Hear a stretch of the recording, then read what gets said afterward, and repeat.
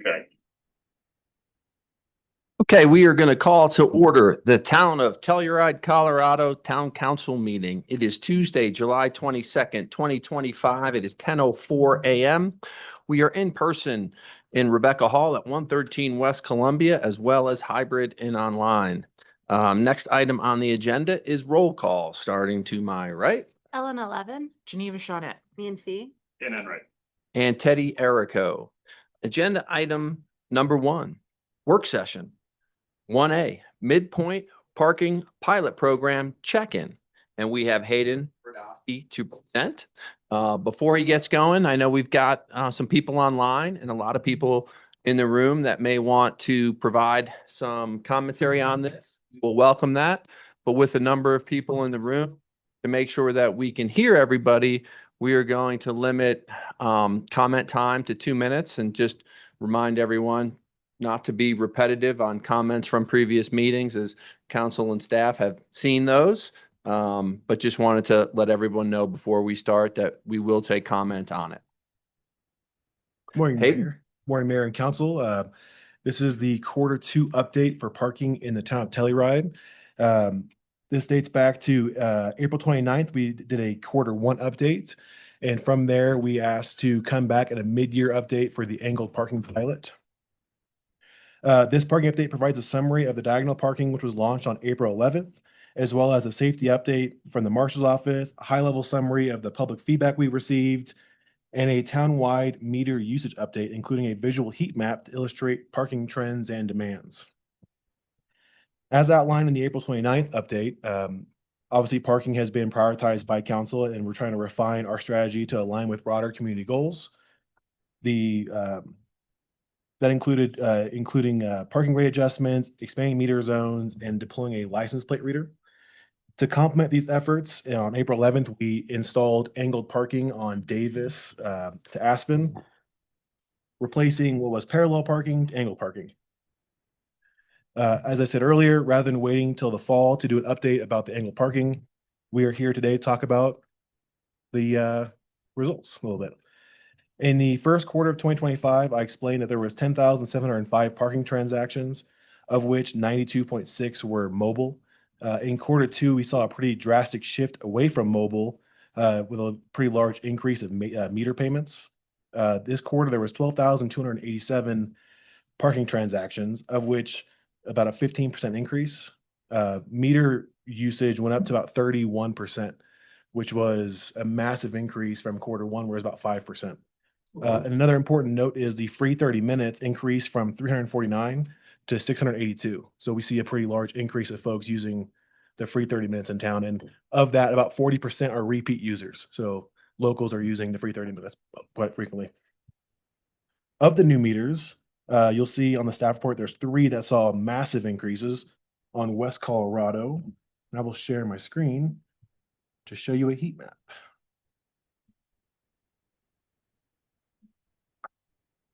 There we go. So you'll notice there are 22 meters located throughout town, and this heat map indicates the number of transactions that took place from April to June. And I have numbers on each one, just kind of correlating which meter ranks where. And as we talked before, some of them are surprising, some are less surprising, but this gives a little outlook of meter usage throughout town. Referring back to the Marshal's office, since the parking pilot was introduced in April, the marshals have not observed any significant safety issues, nor have they had any formal reports filed with them about any complaints about safety along that area of Colorado. During the pilot, we did do a formal public engagement where we asked for responses from the public. We received 54 on that one. There was 2. The original one didn't require names, and so we got a lot of repeat feedback, so we reintroduced it. That way we can keep track of who was saying what. So there's 54 responses, 27 were critical, 20 were supportive, and 7 were neutral or mixed. Supportive feedback highlighted the enjoyment of increased availability of parking on the west side of town, calmer traffic patterns. Several respondents noted that the angled layout made loading and unloading passengers easier since you're not opening your door into traffic. Critical comments raised concerns about cyclist safety, reduced maneuverability for larger vehicles, having to back out around them, A few were upset about the park's involvement. And there was just broader frustration as a whole about parking enforcement and meter expansions in this area. Neutral folks, some people wanted back-in angled parking, which although positive is not actually a positive for the existing system. Across all categories, though, there was a common theme of clear public communication and increased signage regarding parking changes. And in summary, while public feedback reflected a range of opinions and majority expressing concerns about safety, the on-ground data and observations from the marshal's office concluded there has been no formal reports about any safety concerns over there. There might be some close calls that happened throughout the days, but nothing formal has been filed with the marshal's office. And with that, I'll take any questions about the data I presented in your packets or anything else parking related. Great. Hayden, thank you very much for that parking summary. Any questions from council for Hayden? I have a question. So I feel like there's been some numbers being thrown out, but how many parking spots were actually added from this pilot? Because we added some, the number was 14, but it was actually more than 14, and then we had to take some away. So what is the net gain in parking spaces? I'll have to double check because that did change. We had to remove some parking spaces near the crosswalks. But I can reach out to Kyle after this and we can get a formal number. So I think the initial count was 14, and that was before, that was the estimation because we did not stripe the parallel on the other side, which because of larger vehicles and things like that, it was a lower number. When we did stripe and took an account for the spaces, I believe there was 20 spaces. So when we took away the spaces, it ended up being 14. Okay. So 14 has been the number that I think has been communicated. Okay, because I think the public has taken the number 14 and subtracted 7 from that. And for 7 parking spaces, it does feel like a lot of controversy, but 14 does feel more significant to me. So yeah, I just wanted to clarify that. I had a question as well. When we're looking at this heat map, can you just speak a little bit to what that, like the blue pink sort of number usage is? I mean, it's very clear when it's yellow or bright pink or blue, but just what does that usage look like for those middle? Yeah, if you have a number you're seeing, I can give you the actual numbers if you want to get one in mind that you want to know about. I mean, let's just look at, I don't know, 11 for fun. Yeah. So 11 is the Silverjack garage actually. Okay. And so the color ratio, the bluer it is, the less it's used, and the darker it is, the more it's used. And then the pink kind of is like your middle areas. So the pink ones are kind of like your averagely used meters. And then the more blue it is means it's less used. Okay. I mean, I guess I was looking more for like the actual number. Oh, sure. itself. Yeah. So the Silverjack garage had 138 transactions in quarter 2. Okay, great. So this map is just for second quarter numbers. It's not incorporating, That's correct. it's not like the half year Yeah. view. And it's also not the mobile data either. This is strictly people who went to the meter and paid physically at the meter. Which the mobile data isn't as precise because it covers larger sections of Correct. the area. So like you might be Southwest Tell Park, that could be, blocks of the. Now, for Silverjack, there is a corresponding mobile number for it, and that one was 2,191. So substantially more people using the mobile Silverjack payment than the meter. Just for comparison, what was the usage on one? Because we could clearly have like a very strong outlier here. Yeah. It was 883 transactions. Can confirm because there's always somebody there when I'm walking. I have a question about that block. Sure. Where we have the 3 meters. One of those meters on here has my address, but there is not a meter outside my house. So I'm wondering. I think it's a generalized location, I imagine. Okay. Yeah. Cool. I think to put it in the server on the T2 side, you have to pick an address. So we just kind of try to pick ones that were at least semi-close. That way, if we told someone, hey, there's a meter around here, they'd be able to find it based on the address. Okay. At the last meeting, I expressed some skepticism around the need for all 3 meters on that one block on there. I think I still feel that way. I think that this data strongly supports the need for at least some metering on that block. My question is a pretty technical one and might be better for our consultant is, would the removal of one of those meters significantly change the overall mix of usage on that block?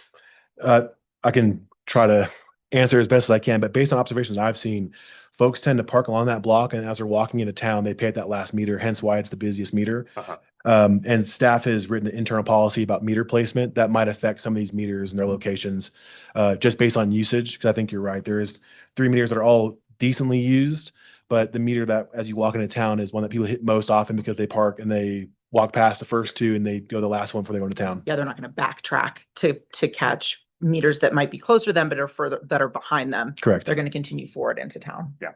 I think it's really interesting. If you kind of squint your eyes, the meters that have the highest usage are kind of, there's 4, it's 1, 2, 3, and 4 are like kind of these central parts. And then the ones that are scattered in the middle are the ones that have the lower usage. It's like these kind of focal points at like the furthest points. And then at the center of town are the ones that have the highest. So it seems like, I think all of us kind of knew this, that, unless there was some specific outlier, that some of these sporadic ones on the middle aren't as, I don't think they're as expected as these further, points. Like we're saying, if people are parking in different places and they're coming to the central location, they're going to hit these furthest outlying spots first as they're entering into the commercial district. I think that I personally still feel like, looking at this heat map, we can definitely lose some of the meters. I don't know how everyone else feels, but it seems like the ones specifically that are on the north side that are, 19, 22, 21, and 20, those ones kind of feel like maybe they could be at least reduced by half, consolidated. And then obviously some of the ones in the middle seem like they're repetitive also, because people are utilizing kind of these more focal point meters more frequently.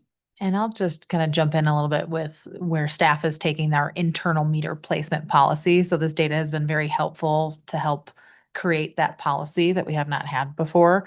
Looking at that as well as other considerations, we definitely will utilize this to come up with a more formalized policy.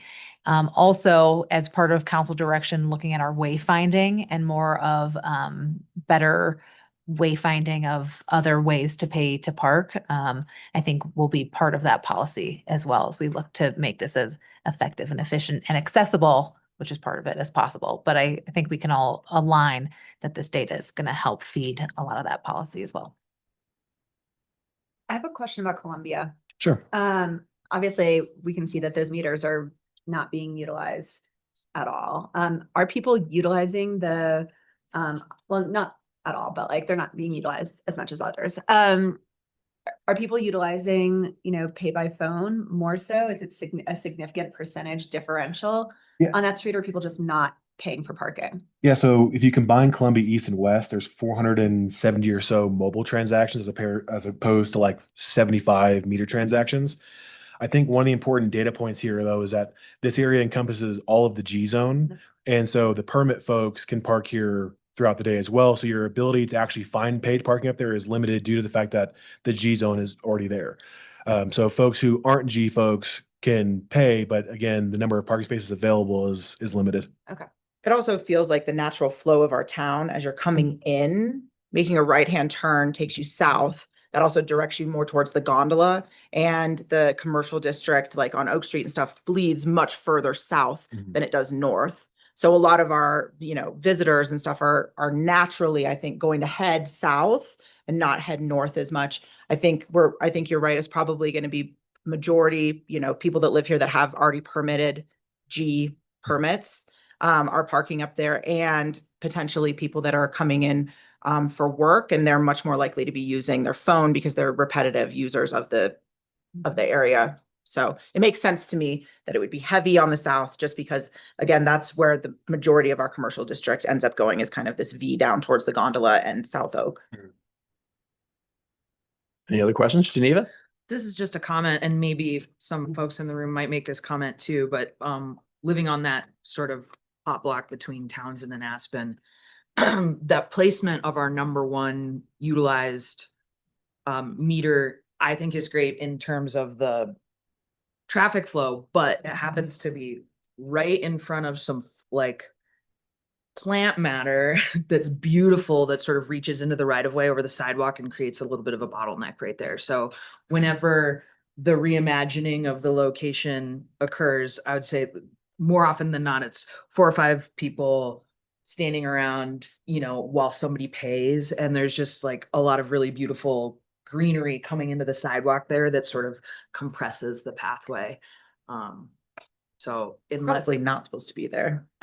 I know, but it really is nice It is- and have some shade on that street when people are walking up the hill. Like I have a big tree in front of my house and people sit and enjoy the shade because it's hard to walk up that hill at times in the summer. But I just wanted to note that if somebody hadn't already. One thought that I had as well, looking at the placement of these, is that, you know, we have our light posts that are already, you know, placed in a very thoughtful way throughout town. And I was wondering if there might be a way for us to align the placement of the meters with the lampposts, again, just to like consolidate, you know, focal points of use so that it's not like a million things along the sidewalk, that it's like there's a light post. And then also that would be, I think, helpful because that's where we're hanging signage. So if you have your signage on the light post and then the parking meter is right there, it seems like it kind of like creates a focal point where maybe we don't need a bunch of stuff spread out across the lot. And then I think that could also be helpful with the light pollution complaints that we've heard, because, you know, adding all of these additional lights versus you already have a lighted object with, you know, that it kind of helps minimize the amount of light that's being ejected into the group. I don't know. Emitted, that's the word. And as a reminder for the light aspect, there was a glitch in the initial installment that had the lights on, but they only turn on when in use and then turn off at nighttime, but there still emits light. Is there, I mean, we don't charge at night, is that correct? Correct, yeah. Is there any After 6. reason why we can't just have them not turn on after 6 PM? We'll have to check on the programming ability of the meters. I'm not sure if I know you can turn them off so you can't pay after 6 o'clock, but I don't know if the meter actually can be electronically disabled during certain hours. But So we'll- I can check on it. Just an idea of like, if it doesn't Great idea. need to Yeah, turn on, worth looking into. have it not turn on. But again, I'm not the engineer. Walking down the street and poking on. Just an option. Based general. on public comment, whether it is happening or not, I think if that is something that can appease some concerns, why not? Well, I thought the comment we got was that it was on all the time, which it was in the beginning, and now it's not. It was just like. The lighting, the light. Yeah, yeah. I still, done with that. another comment to kind of piggyback on what Ashley just said. I still think like a conversation about how to make them cuter would be great. You know, I loved the people we were talking to about the 5G poles and how they had the cool, like historic looking ones. And I don't necessarily feel like that's the direction we need to go in, but I do think like community art project or like some kind of, I don't know, something creative to make them feel more intentional, would be great. I agree with that. I think, you know, we did that with Lisa Eisenberg and the garbage pails years and Mhm. years ago. And I think that people do like those. I think They're think cute. that's a great charge for the Public Arts Commission.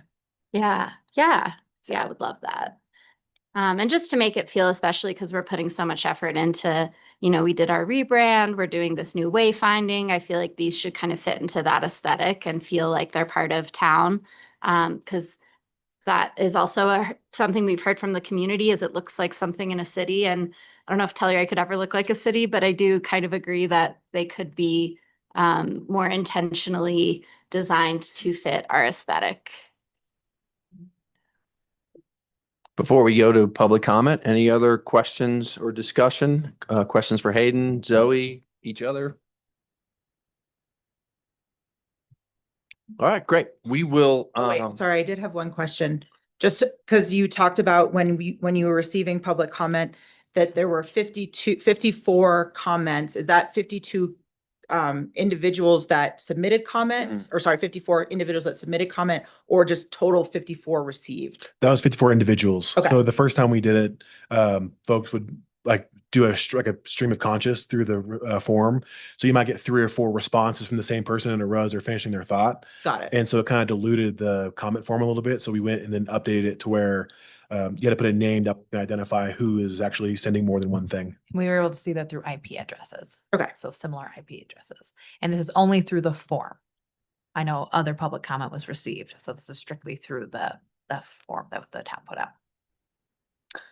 I would also love to just throw in one last thing, as a comment observing and utilizing that parking lot is that we're seeing a lot of, camper vans in there, which is great that the spots are so long that if a camper van's in there, it's not taking up more spaces. It's just still taking up one space. And I think that a lot of folks who are coming into town who are on a road trip that are in their van are purposefully parking there because it's easy to get into and out of those spaces for them. And I think that's a good thing as opposed to taking up a space and a half of a parallel spot somewhere. Yeah, that's it. I had one quick comment. Sorry, and I forgot about this. And it's not necessarily about parking and meters per se, but I have heard a lot of public comment in regards to the bikers and biker safety. And I bike that road. Teddy, you and I have talked about this, like we Every day. bike that road every single day. And I do very much believe that it is the biker's responsibility for a lot of these. If there are any close calls, I've heard a lot about the close calls at the parallel parking on Colorado in particular in front of where I live. But I would love to explore the idea of putting a center bike lane. It does appear as if there is space still within code and still within any of the regulations that need to be put in place as far as parking and traffic. So if we could potentially expand and explore that at some point, I would appreciate it. Oh, I would love to tack onto that.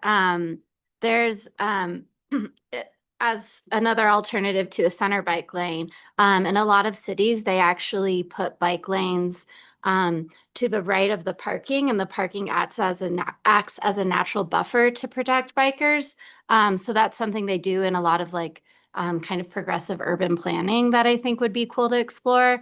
Like if the actual parking Like can on be. curb. Yep. So the actual cars end up being like a safety buffer for bikers. Yes, but I think that it's something that we should explore. I'm a little concerned about people exiting their vehicles, pedestrians exiting their vehicles and walking into a bike lane and having people standing in a bike lane or people not paying. I'm just thinking about a lot of people are here on vacation. They tend to be a little bit less attentive. They tend to be kind of, walking in the middle of the street, kind of hanging out. And I would hate for us to create a situation where we could potentially have a biker and a pedestrian interaction in that space. So I think we should There would explore still be a it. curb, like they're in the road. Just something to explore. I'm not married to this idea. I just learned about it in an urban Yeah. planning class in college. So I thought I would bring it up because this feels like the practical application of that idea. I think exploring, but also just thinking about how There's people drawbacks to actually, Yeah, there's everything has. pros and cons. As we know, there's Yeah. pros and cons to everything. There's pros and cons for parallel parking. There's pros and cons to diagonal parking.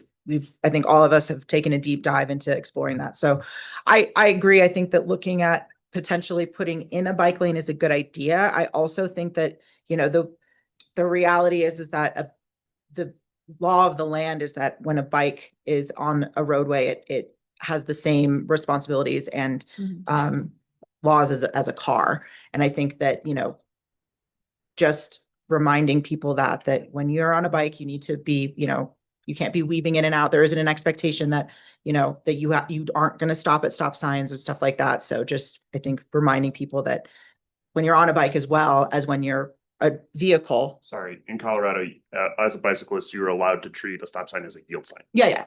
My point is just like, there's never going to be a perfectly safe situation for anybody, whether you're in a car or you're in a bike, and that we all need to be pay attention, recognize that people are backing out, whether they're backing out diagonally or backing out from a parallel spot. Everybody has to pay attention. There's not going to be a situation where we can just make it safe and we'd be like, go ahead, you'll be fine no matter what happens. Anything else before we go to public comment? Okay, great. So how we'll start with public comment. We'll go with the people who were the most ambitious to speak. So what we'll do is I have 4 names on my public comment sign-in sheet. And then I know after we hear from those 4 folks, then there are some hands waved online, then we'll hit them. And then we'll go back in the room for anybody else who would like to chime in.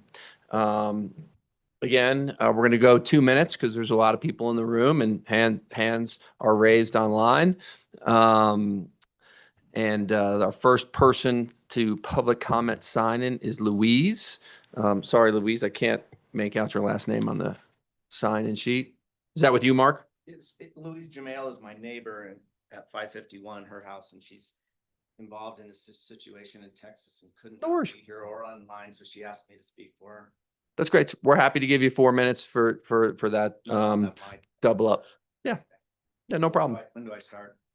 Just make sure you guys speaking in the microphone. When and- does the clock start? Well, you can, if you want, you can kind of see the clock here too. It's on the screen. As If soon as you'd you rather start sit talking, it so you will can start. see the clock. You can sit down at a table if you want to have an eyeball on it too. Maybe I should. I think I can get Louise and me in 4 minutes, but it's gonna be tight. Great. Louise is passionate about it. Okay, I'm ready to go. I'm Mark Frankman. I have lived in Telluride full-time for 48 years. I've owned my house at 553 West Colorado for 38 years. Lived there full-time. I'm gonna just jump into this. You believe you said there was 20 spaces created and then some were eliminated and it left 14. I actually went out and saw 8 eliminated, coned off at the corners and the crosswalk. So I'm thinking that leaves 12. Anyway, the fact that 8 of them had to be removed 3 days after it was done kind of points at a lack of a real positive planning for this. So I'll just throw that out there. The meters weren't working on my block until the middle of May. So I see in the staff report that there's this increase from quarter to quarter of meter use, but that can't be applied to our block because the meters weren't working in quarter 1. So of course there was an increase to quarter 2. It suggested also that there was an increase in parking turnover from quarter 1 to quarter 2, but there's no data about parking turnover prior to meter placements. So I don't know why you have that in there. It seems like a false data point. How can you compare something with the past that wasn't ever measured? No accidents so far. I've seen some very close calls. I don't know. I'll leave that there. It's not pedestrian more friendly. The monsoon flows. I don't know if you've seen these videos from my house. The diagonal parking puts the tire profile sideways. It's pushing way more water up on the sidewalk than has ever been done before, up to where it covers the first step off the sidewalk into the my sidewalk. You can't get on the first step without being in ankle deep water. I had a woman walking across the top of the retaining wall to avoid the water running down the sidewalk. And it put more gravel on the sidewalk than I've ever seen living down there 38 years. So the monsoon flows hit those side tires. What about snow removal? I mean, it's always gone in the center lane. And last year was the first time we had parking all day and snow removal just 1 day a week and parking overnight. And that was problematic. That caused some real issues. Now with no center line, where's the snow going to be plowed? Are you going to close the whole street to plow the snow and truck it off? Or are you going to repaint the lines and go to parallel parking in the winter and diagonal in the summer and have to repaint the lines twice every year, which will probably cost more than the revenue you're bringing in? It hasn't been addressed to my knowledge. So that's an important point. You read my letter, which involved all the safety stuff, so I'm not going to repeat all that. You know, unfortunately, we're getting a sense that there's a bit of a pre-manufactured positive spin and bias towards getting this done. Like it's already a predetermined path, like this is not being listened to objectively. There's a desire that this is going to work, regardless of the amount of public comment or who says what. I think that on this Bitly form, apparently, there was a town council person and a member of the town manager staff who both submitted positive comments into that form. Those should be taken off. So if you have 20 positives and 27 negatives, I say you only have 18 positives and 27 negatives. And I think it's a really bad judgment for a town council person and a town staff person to enter into this public comment forum pro comments for their own project. I mean, at best, it's bad judgment. It suggests a predetermined bias, and it calls into question any other issues you've talked about and unrelated to this when you do that sort of thing. So, I mean, I think it's a bit of abuse of the public trust. At the very least, it's bad form, and I find it shameful. I wondered if it's an ethics violation. Mark, thank you very much, and as well as chiming in for Louise as well. I do want to address, because we have the ability to address certain comments. One is that this is, one, a pilot program, and nothing has been decided, and that's always been the case. And two, part of this pilot program always was back to parallel parking for the winter for snow storage. That's always been there. So I just want to point those two things out. Zoe, do you have anything else to add on that? Nope. Okay. Great. Next, I don't know if you two want to go together, Elaine and Tom, separately. You can go together for 4 minutes, separately for 2. Okay. So we have Elaine Schradel from 517 West Colorado. Correct, yeah. So I'm sure this has been said before, but it's very unsafe, you know, for me backing out, I can't see. And there's a lot of e-bikes that go really quickly down the street to Rainbow Preschool. A lot of those parents and kids don't have helmets on, but that's another issue.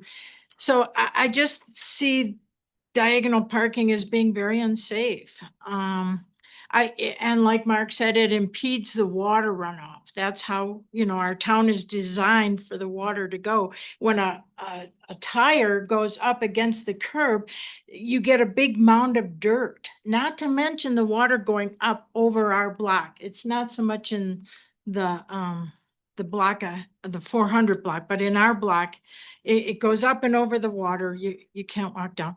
It's a negative experience for our guests. I've seen time and time again, people saying this is a pain in the arse, but they used, you know, different words. Anyway, they say the meters don't work. They've been standing there for 15 minutes. They're on their 3rd credit card. It's just not very welcoming. This is what we do here. We are a tourist economy. I think we should welcome our guests, not burden them. And the bus can't pull to the corner. So I've seen where the bus stops in the middle of the street and then a car will turn right between the bus and the corner, you know, with the kids getting off the bus. So anyway, I just don't think it's a safe situation. Thank you for listening and thanks for all you do. Thank you, Elaine. Appreciate your thoughts. Then we will go next to Tom Schradel. Hi there. So I would like to see the meters put on the property lines so they're not quite as invasive of sitting right in front of someone's house. Also, when Elaine mentioned the bus, that was quite a dangerous situation. So the bus is parked right in, the town bus is parked right in the center of the street. People are getting off and heading towards the sidewalk, and someone is going around the bus on the right-hand side or between the passenger or getting off and the curb. And they're coming out down with momentum because the street's at an angle there. So, and then they turned up the street. So that's a very dangerous situation. Also, there's a lot of more debris in the street now with the rocks not flowing down the street. They're in the street. And I've also seen when the street sweeper tries to clean it, they can't get as close to the curb anymore because they've got to go 2 spots out around a car and then try to turn back in. That's 2 more spots. So they actually miss 5 spots of diagonal parking when the street sweeper is trying to go out and around. And then just the other day, it was in the evening about 6 o'clock. 4 bike riders were riding by. They were going quite quickly. And the woman in the front said, this diagonal parking is really dangerous, you know, yelling that out to the other bike riders. And it would be nice if there's no, you know, if there were no lights on these meters in the evening. And thank you. Tom, thank you very much. We will go in order of the people who requested to speak. So we will go online now. Tiffany, you can choose the order as you see fit. Thank you. I'm muting Scott Pearson.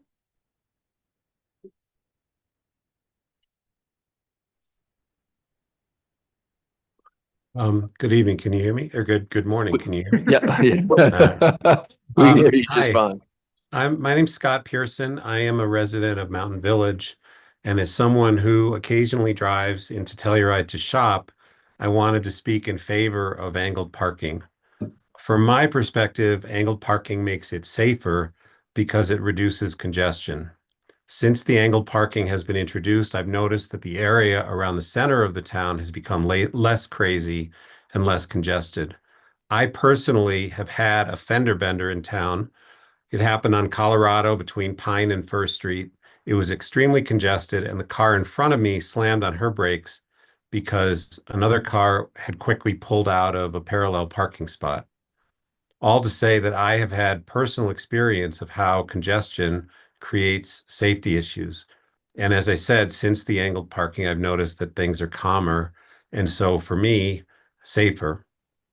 I remember a traffic study where I used to live in Washington, D.C., where it was determined that 40% of the cars on the road in the city center were actually people circling while looking for a parking space.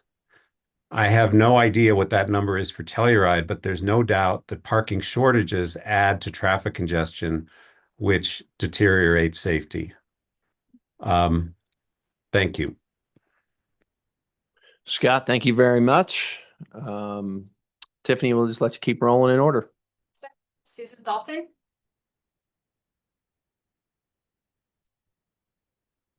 Yes, thank you. I live at 465 West Colorado. The Desmond parking analysis recommended as a first step to maximize existing parking options before creating new parking options. It pointed out that 45 parking places are not being utilized to their greatest maximum usage. And I'd like an update on what is being done to encourage parking in the garage in the commercial core. It sounds from the meter report that it's not being maximized yet.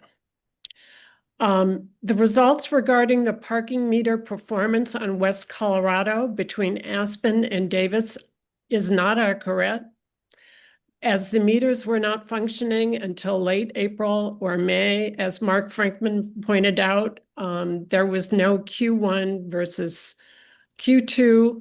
This makes me question the validity of the data presented.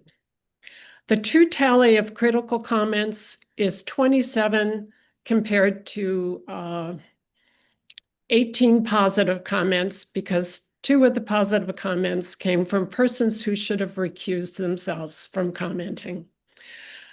This is a clear majority of negative comments versus positive comments. I appreciate all the suggestions of people to make the parking meters more attractive. They simply are not. How about suggesting that they be moved back to the entrance of the alleys on these 2 streets and get them off of our front sidewalks and use the new wayfinding system to post signage on the existing light posts? Susan, thank you very much for your comments. Much appreciated. And Tiffany, you can keep rolling.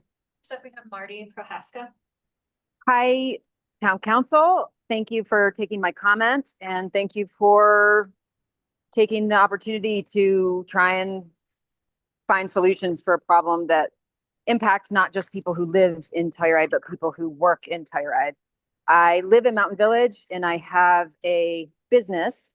We operate a landscaping business where we have trucks that are long beds. And for us, the angled parking has been a real positive in our ability to be efficient. I can't tell you how many hours my crew has spent circling the block, trying to find a place to park just so we can unload our equipment and get to work. And while I recognize that there's concerns about safety, I also think that there is some personal responsibility when it comes to driving down Main Street and putting your phones down and looking out for those red backup lights when people are pulling out of those spaces. But again, thank you for trying to create solutions, and I look forward to seeing what happens next. Thank you, Marty. Lastly, online, we have Andrea Brenner. Hi there, everybody. Thank you so much. And thank you for really making all the public efforts to find balance between the positive input and the negative. So I'm just going to run down with no particular order of some of my thoughts. I feel that the marshals have had no impact because the pilot was done after off-season started, so the traffic is definitely less in the area. I'd love to see how many tickets have been provided to cars, trucks, bikers as to being over the speed limit. I think that that's a really important thing on that couple of block radius. My Bronco has a recall on the backup camera. So while we're all saying backup cameras can be very helpful, mine has a recall, and occasionally it could be a blackout, which did happen. And but for being able to see over my shoulder, I would have gotten into a car accident, not a bike accident. But I'd like to just put that on record that not all backup cameras work. Getting out of the cars on an angle may be great for the driver and the passenger, but if you're unloading the trunk is in the middle of the street now. So there's a pretty tough balance. I have to walk halfway across the street in order to go from the purple house to my house, which is the blue house at 470.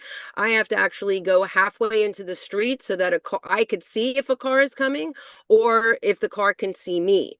The test dates, I know it's this summer and that I heard that the middle snow area is coming back, but how long is the pilot program versus the real program?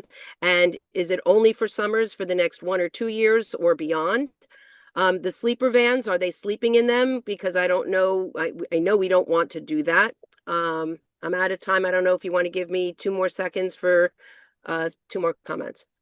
Unfortunately, I have to be consistent and wrap everybody up at 2 No minutes. problem. Thank you. Thank you. I'll do it next time. I appreciate it. Thank you so much. Anybody else online, Tiffany? Okay, for the time allotted on this agenda item and knowing all the people in the room, there's time. If anybody else would like to make any comments of things that we have not heard, you're more than welcome to come up. If you've spoken already, I can't have you speak again, but if somebody else would like to come up, please feel free. Start, if that's all right. Sure. Thanks. Eric Dalton, 425 West Colorado.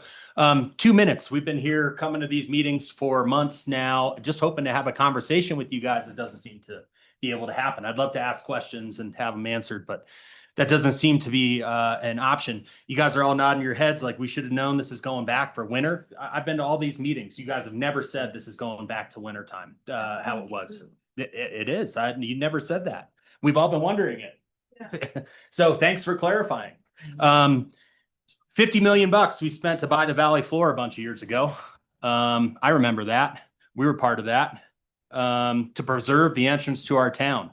I don't know how commercializing the entrance to our town through parking is accomplishing that goal. I walked my dogs through Town Park this morning. I was pitched by a bunch of really nice folks in the town of Telluride on this new comprehensive plan. Heavily focused on community, even in the writing, keeping Telluride funky. How does the 90% of my residential neighborhood, which is 2 blocks, it's small, is against this?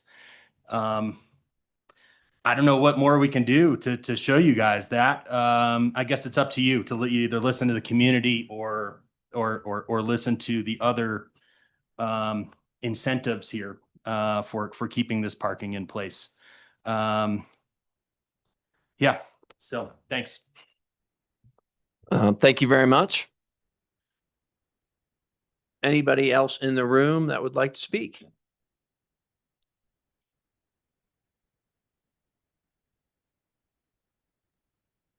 Hello, Sarah Gluckstern, 571 West Colorado. I get emotional talking about this, to be quite honest. The diagonal parking is what I really care about. The meters I have feelings about. I feel like people have addressed them. The diagonal parking though, the safety thing really feels real. Like I get so many people telling me, like giving me feedback, that they almost got hit. They almost hit somebody. They're stressed out crossing the crosswalk. Like it's constant feedback. I also take videos of the tourists trying to work the meter in front of like near my house. This is the general gesture all the time. Like, and they stand there for a very long time. There's clearly frustration around it.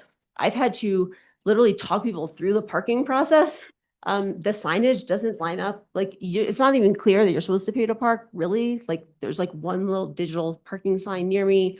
At any rate, that's sort of an issue. But like, I think if I can just speak like human to human, like this is a community thing. And I think those of us that live there, like we don't want to have those signs on our lawns, but we suddenly we feel heard.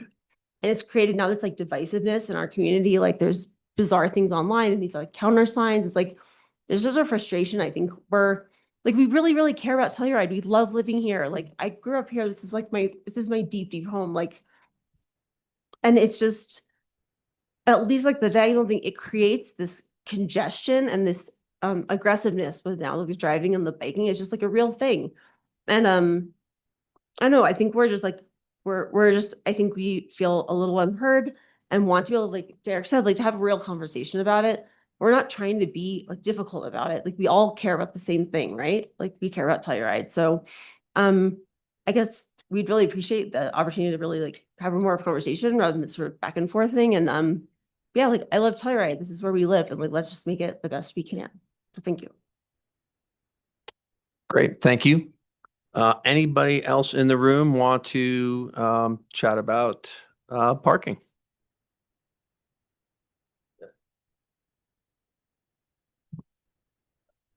If there's anyone online that wants to chime in, since I've given an opportunity for the room to chime in one more time, I would ask you to raise your hand online. We'll give you a couple seconds.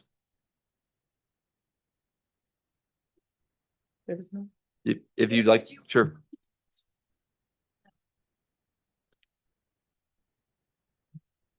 I'd like to remind everyone, if you've spoken to your 2-minute allotment, we can't have you speak again.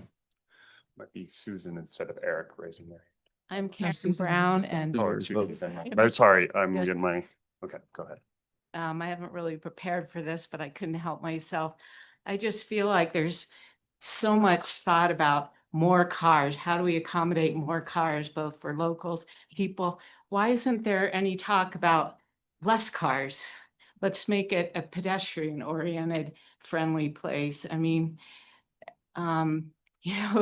big thoughts like parking structures out of town, get a gondola or some kind of transit going across the valley floor. I don't know, big ideas, get the cars out of town, not how we accommodate more. I just would like to hear more of that thought. It just, I mean, that Telluride is such a special place and that would just blow it off the map if we could do something like that. And it would take years, but so what? I mean, that's where I think we should be thinking. And you don't hear about that. It's always, how do we accommodate more cars? Anyway, just thought I'd turn it around and look at it another way. Thank And then you. I'm going to let me in. I think it's important to address that one. I want to thank you for your comment specific to that, because that is a conversation that we've been having now for 4 years, specifically about putting a parking structure outside of town and a gondola line that would potentially connect to the town of Telluride. It obviously is a conversation that has not progressed to the point that the public has been made completely aware of it, because there are a lot of steps that need to be taken in order for us to be able to bring that to fulfillment. But that is a conversation. I think if there's one thing that a lot of members of this this council will talk about ad nauseum is our desire to reduce the number of cars. This is a goal of ours. It is one that takes some time. So please understand that while we are not specifically bringing to the public our not fully baked ideas quite yet, this is a direction that we are walking towards. I think, can I just make a couple other comments Sure. too? Sarah, you mentioned that there's some frustration about having a community conversation. Eric, you said that as well, that you want to be able to have a dialogue. And I think I hear what you're saying, and I do believe that both of you are aware that we are always here for those conversations. They generally don't take place in meetings like this, where we do have a structured format, but you both have my email addresses, you have my cell phone number, and I'm always here to be able to have those conversations, to answer those questions, and perhaps share the information that may have been missed in some of our public meetings, because one of the comments that you did make was specific to information that had been relayed. And there's a lot of information that's relayed in public meetings, and we can all miss some of it. We miss some of it as well. That's why we have recordings. That's why we go back and look at the documents that are provided. But to another comment that I heard, which was about, about the comments that we're getting publicly, and the number and who is allowed to be providing comments. Geneva Shawnette lives next to you guys. She lives right in front of that diagonal parking. So I would think that it would be inappropriate for a neighbor to not be able to make a comment like that. I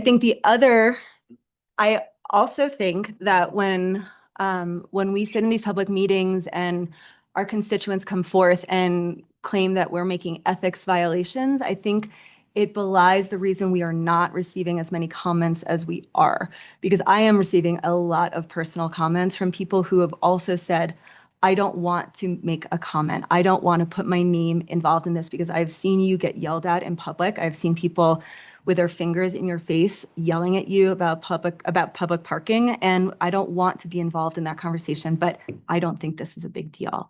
And so I would ask, not just in terms of parking or meters, that we do actually go back to what everyone is asking for right now, which is a community conversation, that we understand that we're all neighbors, that we understand that we're all people, and that each and every one of us, while our perspectives may be different, all love this town and all want what we think is best for it. And so if we could just start those conversations from a place of trust and respect, I think that we could move these conversations forward in a way that's beneficial to all of us. But I didn't claim there was an ethic. Should I ask if it was? You brought it. I think if I made a comment and put concerned citizen instead of my name, that would be maybe an ethics violation, because that's not publicly stating that I'm participating in a public comment. But I'm happy to read the comment that I made so it's clear, which is very short and just speaks to my experience, which is I live on the 400 block of Colorado Avenue on the sunny side. I love the diagonal parking because I've only had to park on a side street once this entire summer. Otherwise, I'm able to park within 5 spaces of my front door. As a G permit holder, I've really felt the increase in space. And I don't think that I have any less right to make that comment than you do. I guess we'll have to agree to disagree on that one. I'm giving feedback. Let her finish, please. I'm giving feedback about my experience as a neighbor on that block. We're also taking comments from people who may not even live in the town of Telluride. Tourists have commented on this, I'm sure, at the encouragement of folks who, take a certain viewpoint, which is totally okay. That's part of local democracy. But if if your view is that I shouldn't be commenting through the public comment pathway, then I shouldn't, the way that our ethics code works, I shouldn't be participating in this at all, which isn't how our ethics code works. So, I identified myself, I made a comment. I don't think that it's less valid. I'm not financially benefiting from this in any way.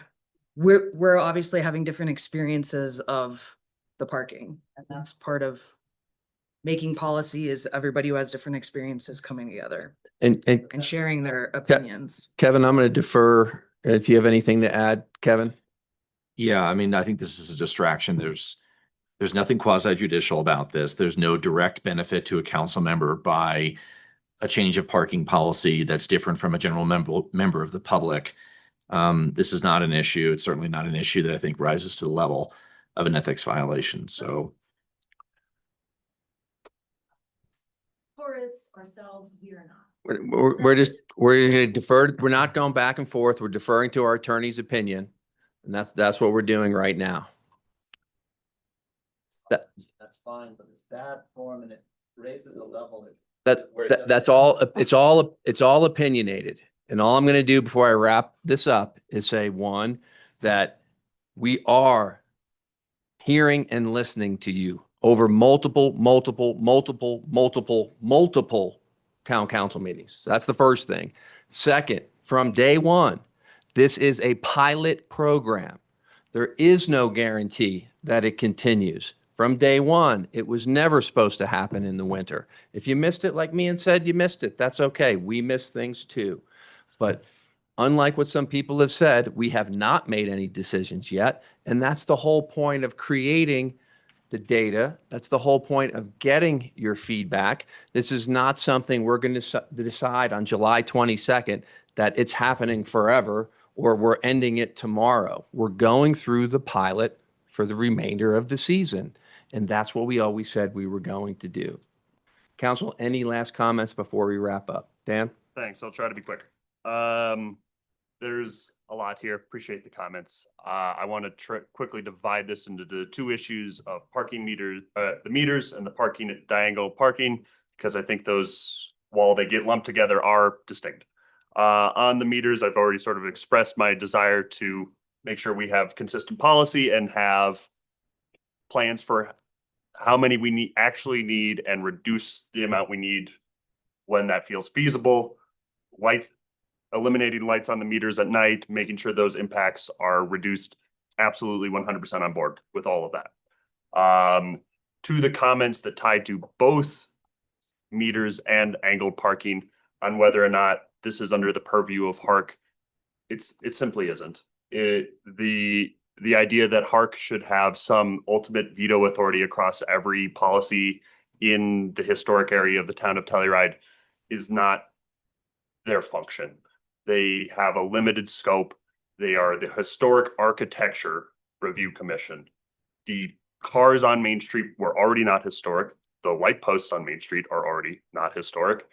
There's so many things you can point to that are not historic, quote unquote, that doesn't jeopardize our rating as a National Historic Landmark District, which I and the rest of council wants to preserve. I particularly wish to preserve that. As we have talked with the Forest Service, that status is not in jeopardy. Period. End of story. On diagonal parking, I'm certainly willing to continue to have the conversation. The videos that have been presented on water flow there does give me pause. I do see that, and I do have concern about that. I think it ties to some potential motivated reasoning, and I think that the points that Mark brings up about it at the very least being a bad look when Geneva, I don't know that it was the best look when you, yes, are one of the voting members to then, it demonstrates the potential for being predisposed in your opinion and not allowing for public input to potentially change your mind and sway your opinion, which I think is our responsibility as council persons with every issue. We should always be willing to listen and change our opinion when new data is presented to us. So I don't think it necessarily rises to an ethics violations. I think what Kevin said is correct, but as a bad look, I think it is. But on the other side of that coin, I think there's motivated reasoning to see close calls more frequently because this change is something that you guys don't want. I think that being the arbitrary decider of what is a close call is very hard to do. And when you're looking for it, you're more likely to see it. So the data, the hard data outside of the town of Telluride shows that angled parking is statistically more safe. So that data is the data that I really want to examine and see. No driver desires to hit a cyclist or get in a car accident. That is not, everyone has a built-in desire for safety. When you're pulling out, you're not doing, no driver in the world pulls out blindly without looking and trying to, like, whatever, doesn't matter, let's see what happens. So there is always a desire by every driver to not get in an accident. Accidents happen. Thankfully, we haven't seen any. And again, the statistical evidence shows us that angled parking has lower rates of accidents over large sample sizes than parallel parking. So again, I have hesitance because of other factors, namely water flow based off of the tires touching the curb. And does that create a problem? Perhaps, but I also want to continue to compare that with the previous orientation. There's always going to be tires in that gutter. I spoke specifically with our public works director about this. His opinion was that it doesn't create a significant amount of water diversion.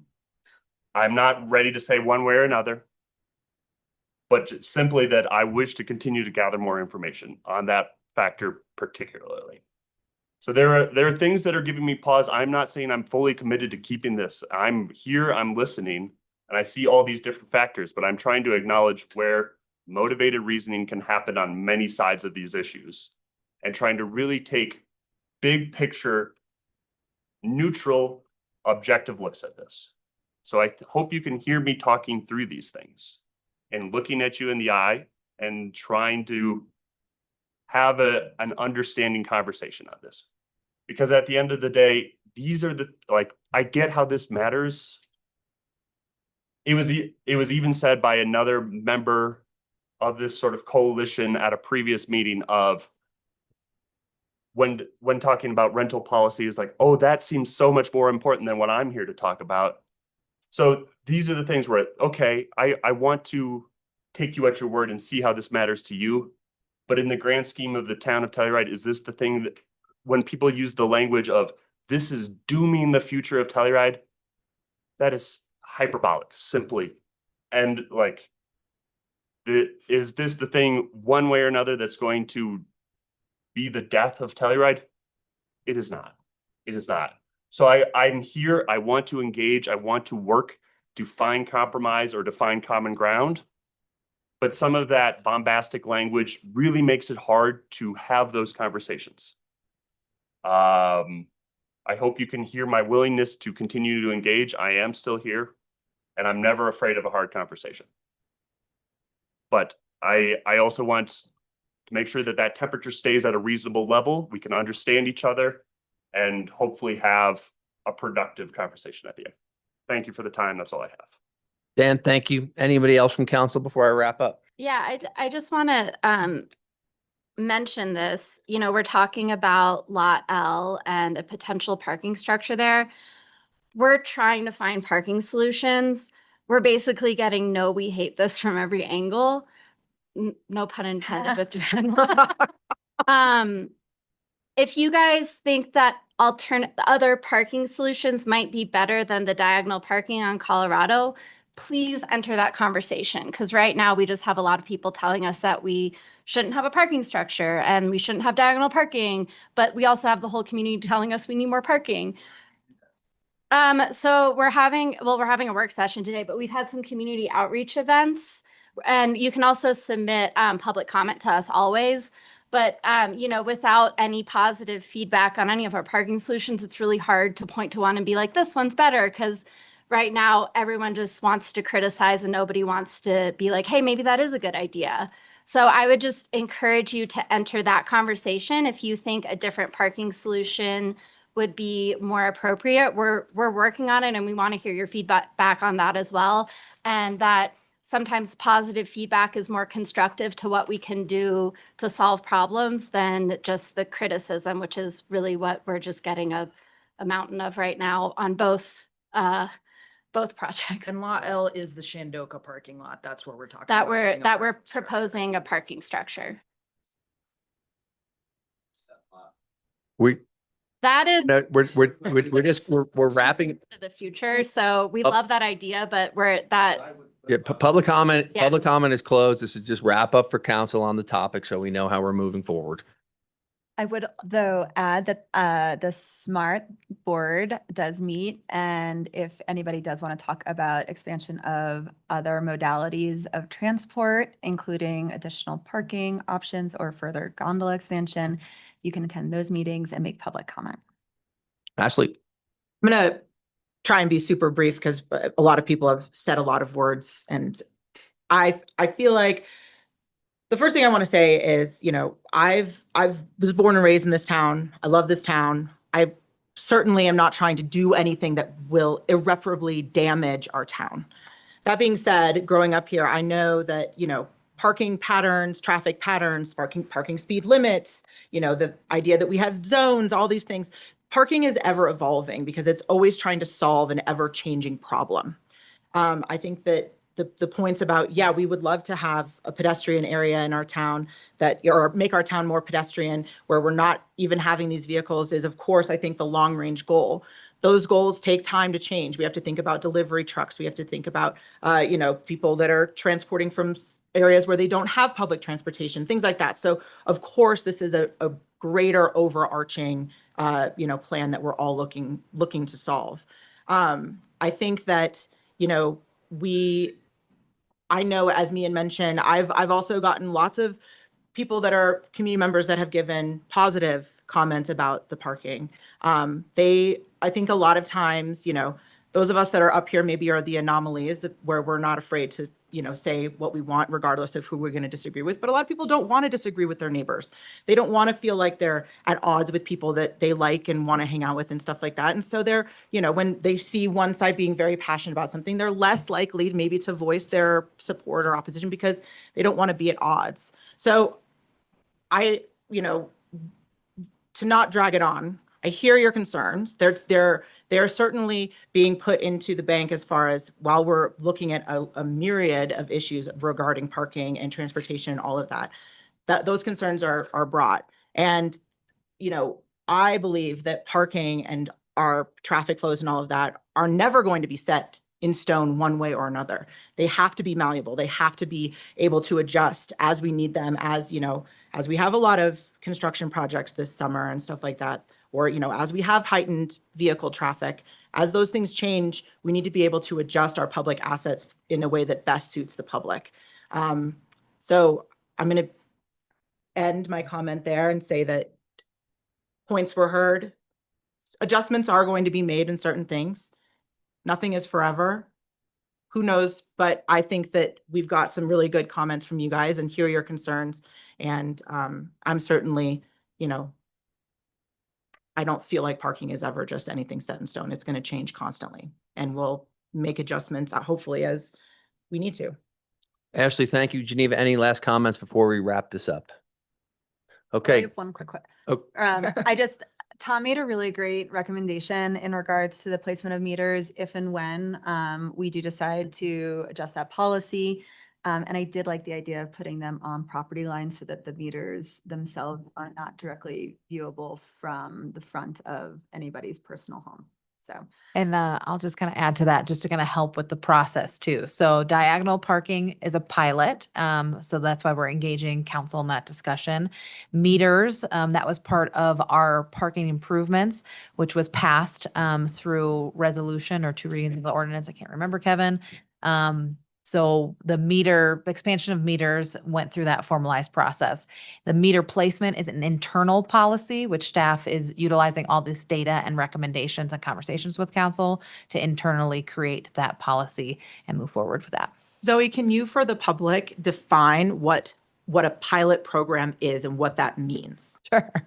Pilot program is a temporary measure to gather data and impact from an operational, community benefit, and other aspects to determine if it's something that we would like to maintain in the future or shift our focus into other aspects.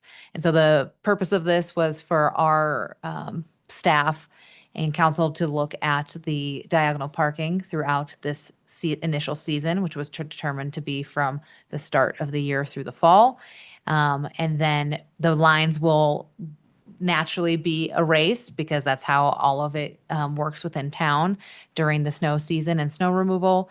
And then when we repaint the lines at that point, we would have already gotten direction from council if they'd like to see it again for the coming year. Great. Thank you for clarifying that. And that wraps up work session 1A. That'll bring us to work session Thanks, everyone. 1B, discussion of the facilities master plan phase 3. And we have James Van Hoosier here to present. Feel free to stay for this discussion.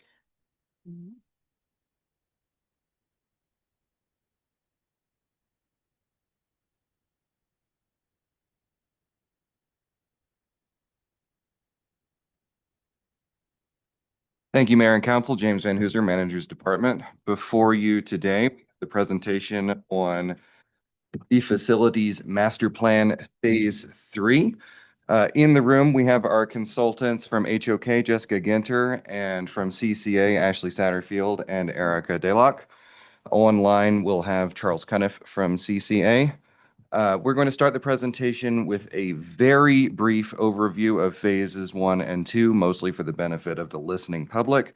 Then we will go into the presentation of the proposed remodels in phase 3, break and give y'all an opportunity to ask questions. We will then move into the proposed new build in phase 3 and finish off with the specific direction that we as staff are looking for from council to head into phase 4. That's all I'd like to say at this time. I will turn it over to Jessica. As James noted, we're going to go through the previous phases 1 and 2 pretty quickly, just as a reminder of what we've done so far, and then we'll introduce the work of preliminary design for phase 3. So overall project goals, as we embarked in all these phases for the municipal facilities master plan, was looking at co-location of departments, getting as many town departments in one place for efficiency and collaboration. The analysis and looking at strategies to accommodate departmental growth for the next 20 years of the town, improve public access to town departments, also looking at existing facility analysis and town department analysis and program, and then preliminary design development. So phase 1, I think you all remember this slide from council. This was the selected scenario C. In that phase 1, we looked at the existing facilities. We did a 20-year capital plan for those facilities, and then looked at how departments could be placed within existing buildings, and looked at the site at Aspen in Colorado. So in the selected scenario, Marshall's was located in Rebecca Hall, Town Council Chambers located at Town Hall, and then managers, finance, building planning and preservation, legal, HR, IT, and clerks, all within a new building at Aspen in Colorado, with also county departments in that new building. That left Marshall's being the current Marshall's location not being used. We did briefly look at the Voodoo Building, that was not utilized for town departments. And then, Parks and Rec would remain in their existing facility, but renovated. So phase 2 was concept design for the Aspen and Colorado site. We looked at zoning and entitlements for that project, identifying space that could be allocated for town and county departments as well as parking. We did further programming investigations for that site, including county departments. And then blocking plans, again, identifying massing, parking, and available uses for that site. And then this is the preliminary massing that was developed during that concept phase for the previous phase 2. And based on the phase 2 council presentation and direction, the team was asked to explore shed relocation. So there's 2 historic sheds on this site, and looking at possible relocation to allow for more program and efficient use of parking, to explore the addition of a roof deck, and then development of the MOU with the county, and proceed with preliminary design for the renovations and the new building. That brings us to phase 3. So where we are. So phase 3 is preliminary design, renovations of 3 buildings, Town Hall, Parks and Rec, and Rebecca Hall, and then the new building at Aspen and Colorado. We're going to start with the renovations. We'll do a summary of those and then pause for questions and then go through the new building. So renovation of Town Hall for council chambers. Program is council chambers. As you can see, for those familiar with the Town Hall building, right now it's very segmented on the interior. The intent with this layout was really to open up the space and provide a larger council chambers. What we're showing here accommodates 55 seats within council chambers. So it more than doubles kind of what we have in the room now, and would provide appropriate AV, multiple screens, microphones, etc. for those uses. Also a large conference room that would be separate from council chambers, as well as, separate restrooms and pre-function space. Town Hall being a historic building, we did not change anything about the exterior. That would be repaired as needed. Being a older historic building, there are needs for structural updates, foundation updates, building systems updates. We heard a lot from the departments that are there, upgraded electrical, just bringing everything up to code would be part of this renovation. A 3D view, just to provide you an idea of the space, and then 2 just kind of white box views, 1 within council chambers, and then 1 within that pre-function space with the meeting room to your left and council chambers straight ahead. We'd also like to note that the program and the layout was developed in collaboration very closely with Parks and IT. So brief summary, like I said, the proposed renovation more than doubles the space for council chambers. There's no change to parking. There is parking at Town Hall that would continue to be utilized for town staff. With the use of Town Hall shifting to council chambers, there would not be full-time occupants, but town staff in other locations could utilize that parking. And then there was an estimate of cost for all the renovations in the new buildings. For Town Hall, $1.26 million. Again, that also includes significant foundation updates and structural upgrades and building systems upgrades. Because of the historic building and how old it is, there's a lot of cost that goes into that. Seems low. Moving on to the Parks and Rec office. So just touching on the master plan. So this master plan from 2020 for Town Park, we're in the F1 location where their offices are. And per that master plan, that was to be continued to be redeveloped as park administration and maintenance facilities, which aligns with the proposed renovation and use for this project. For those of you that are unfamiliar with the current Parks and Rec office, on the left is the existing floor plan. On the right is our proposed floor plan. So on the left, you can see it's about 50-50 office and then workshop space. And our proposed, in order to provide the required growth for Parks and Rec and to get co-location of supervisors, we relocated that workshop. So we're taking over that whole space for their offices, 6 offices, conference rooms, pantry, multi-purpose space, as well as Parks group quarters. And then more of a site plan of that yard, existing garage and building. So again, on the left is the building with the new layout, the new proposed layout shown. On the right side, there's an existing garage and workshop.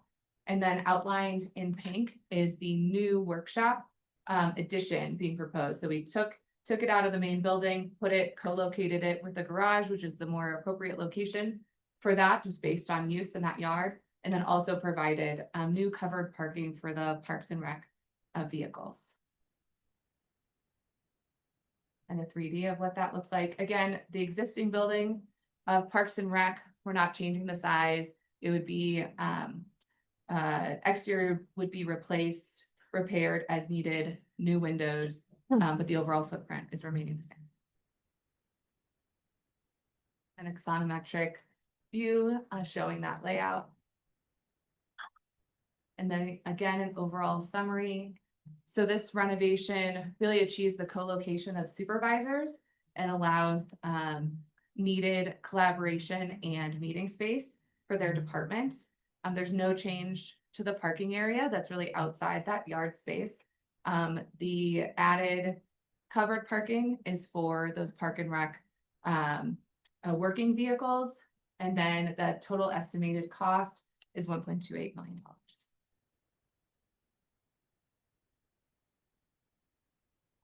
Last renovation, Rebecca Hall. We're all sitting now. So a quick site plan overview of the proposed renovation. We are proposing an adjustment to the exterior wall you'll see along the alley, and that is to provide some off-street parking for marshals. This would require relocation of the Kodo dish that exists in the rear of the lot.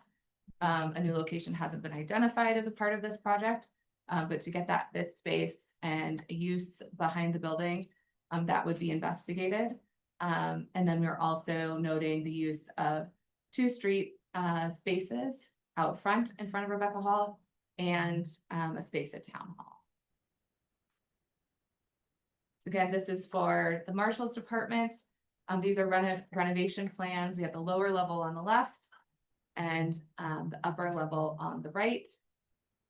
So the left, which is the lower level where we are now, has lots of the individual rooms that are required for marshals, evidence storage, uniforms, etc. And then the upper floor is the offices, the conference rooms, the deputy open office spaces. This renovation meets their interior program and provides some of their nice to haves. They get a fitness center and 2 shower rooms, as well as a sleeping room, and provides their necessary office spaces. An axon of the lower level and the upper level. And then a view of that deputy open workspace. So Rebecca Hall shifting to marshals. As I noted, the interior space provides their 15% growth for the department, and some of the additional spaces they'd like to have as a part of the marshals program. One of the program elements was 8 off-street secure spaces. So for the renovation of Rebecca Hall, we were not able to accommodate that piece of the program. We're really only providing 5 off-street spaces and then 3 on-street, and none of them in a secure location. So in order to provide secure off-street parking for marshals, it would need to be through a new build, which we did a quick study of that, and you could get 7 spaces that would be off-street and secure if you went to a new build. What kind of cost would that be? More. Significantly more. Significant. Significantly Double. more, Double, yeah. at least. So the cost of the renovation for Marshall's, $2.52 million. That includes upgrades to building systems. You know, all of these renovations include upgrades to building systems as needed. And as required when you do a full renovation of a building.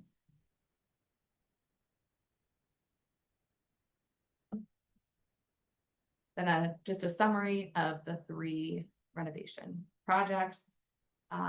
Open for questions or additional. A quick note before we jump to questions. It says this here, but I just want to be very clear.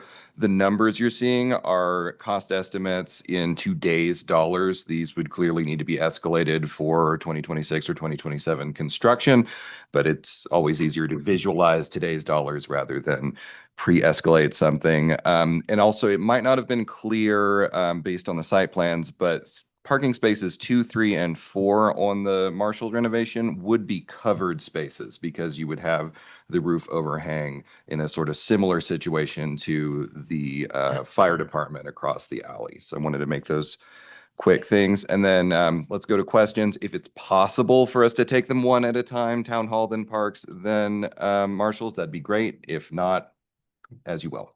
I have a town hall question. All right, we'll start with Town Hall then. Town hall. So I really like the idea of moving council chambers back to the town hall location. I think that obviously that's what it was originally built for.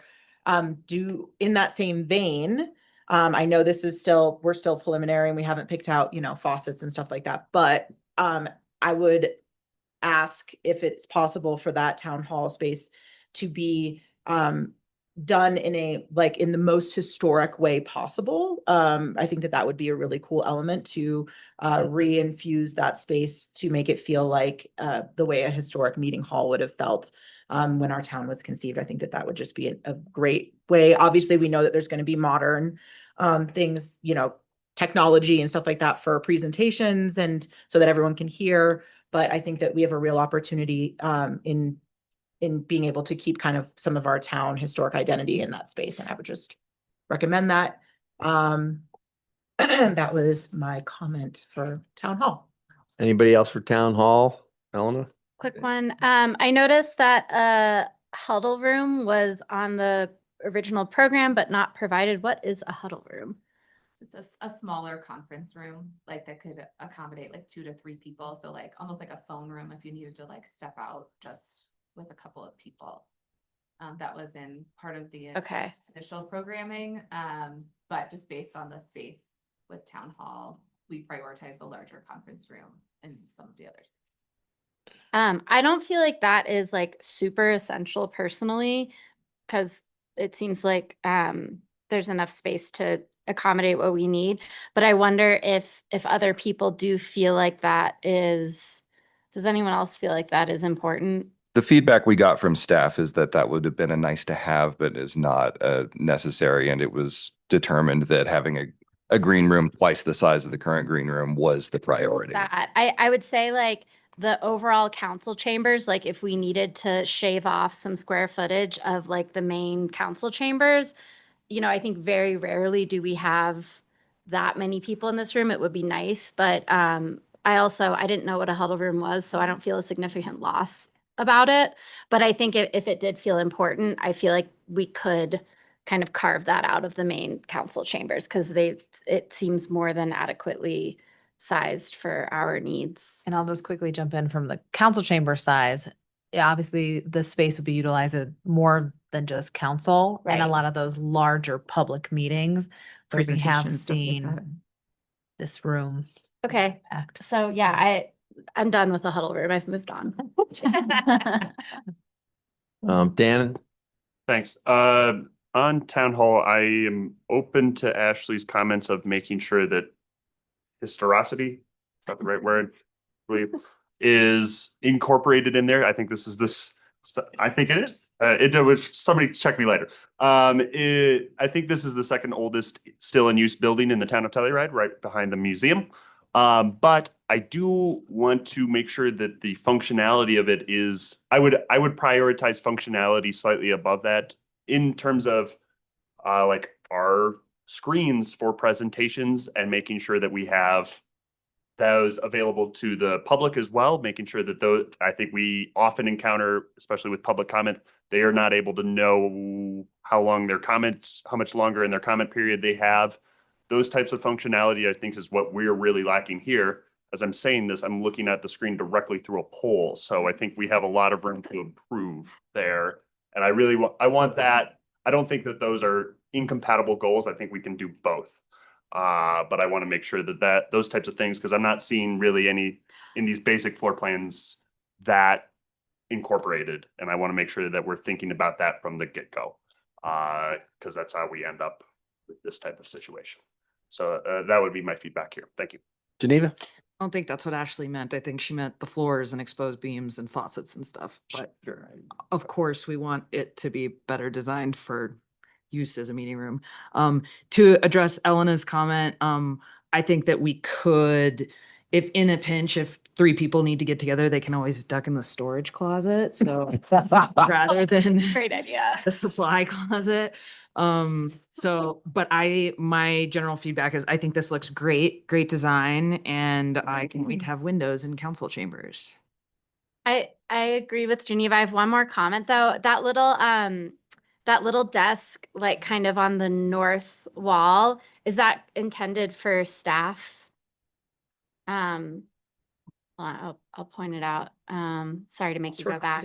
Oh, north, kind of next to the C shape, is that the staff desk? Yes. So my comment would be, we have 3 people with staff sitting back here right now. One of them is on like a pop-up desk, it looks like. I don't know if that one spot is adequate. That's for clerks specific. Oh, that's for clerk. So Tiffany. would Lindsay and Hayden and Lance be sitting in this layout? They could probably, I mean, I don't think this is like necessarily to the like precision of like desks and stuff.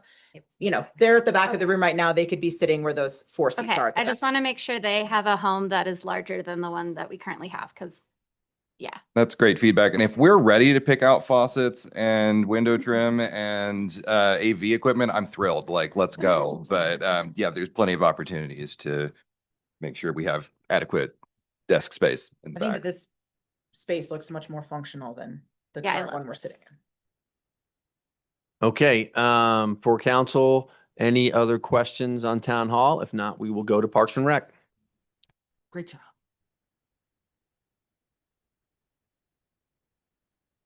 Any questions on the Parks and Rec remodel / expansion? And this was developed hand in glove with Stephanie and Ryan. They were invaluable in this, and it meets their requirements and program.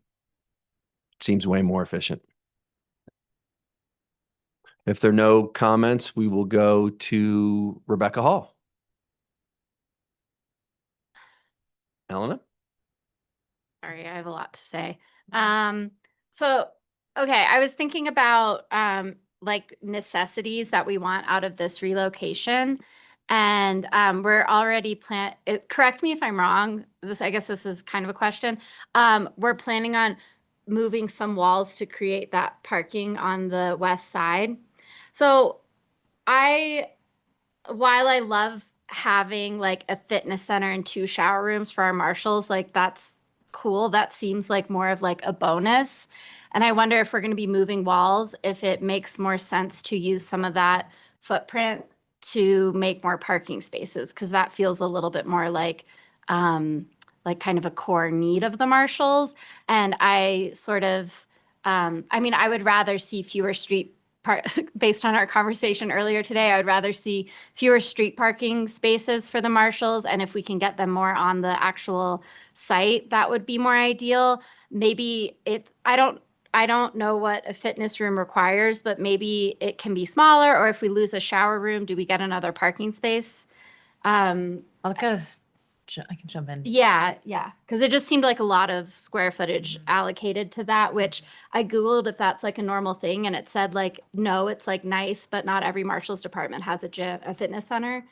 I think from a normal thing perspective, I think it is industry standard to have a fitness component, especially in our town that does not have access to an affordable gym.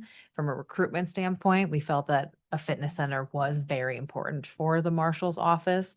They had it in their old building. It was taken away when we did Voodoo. It's definitely had some impacts, I think, on morale, and we want to ensure that we're presenting the best facilities in comparison to our competitors, and that, you know, Mountain Village has a fitness center for their marshals. So I think even regionally, it's something for us to consider.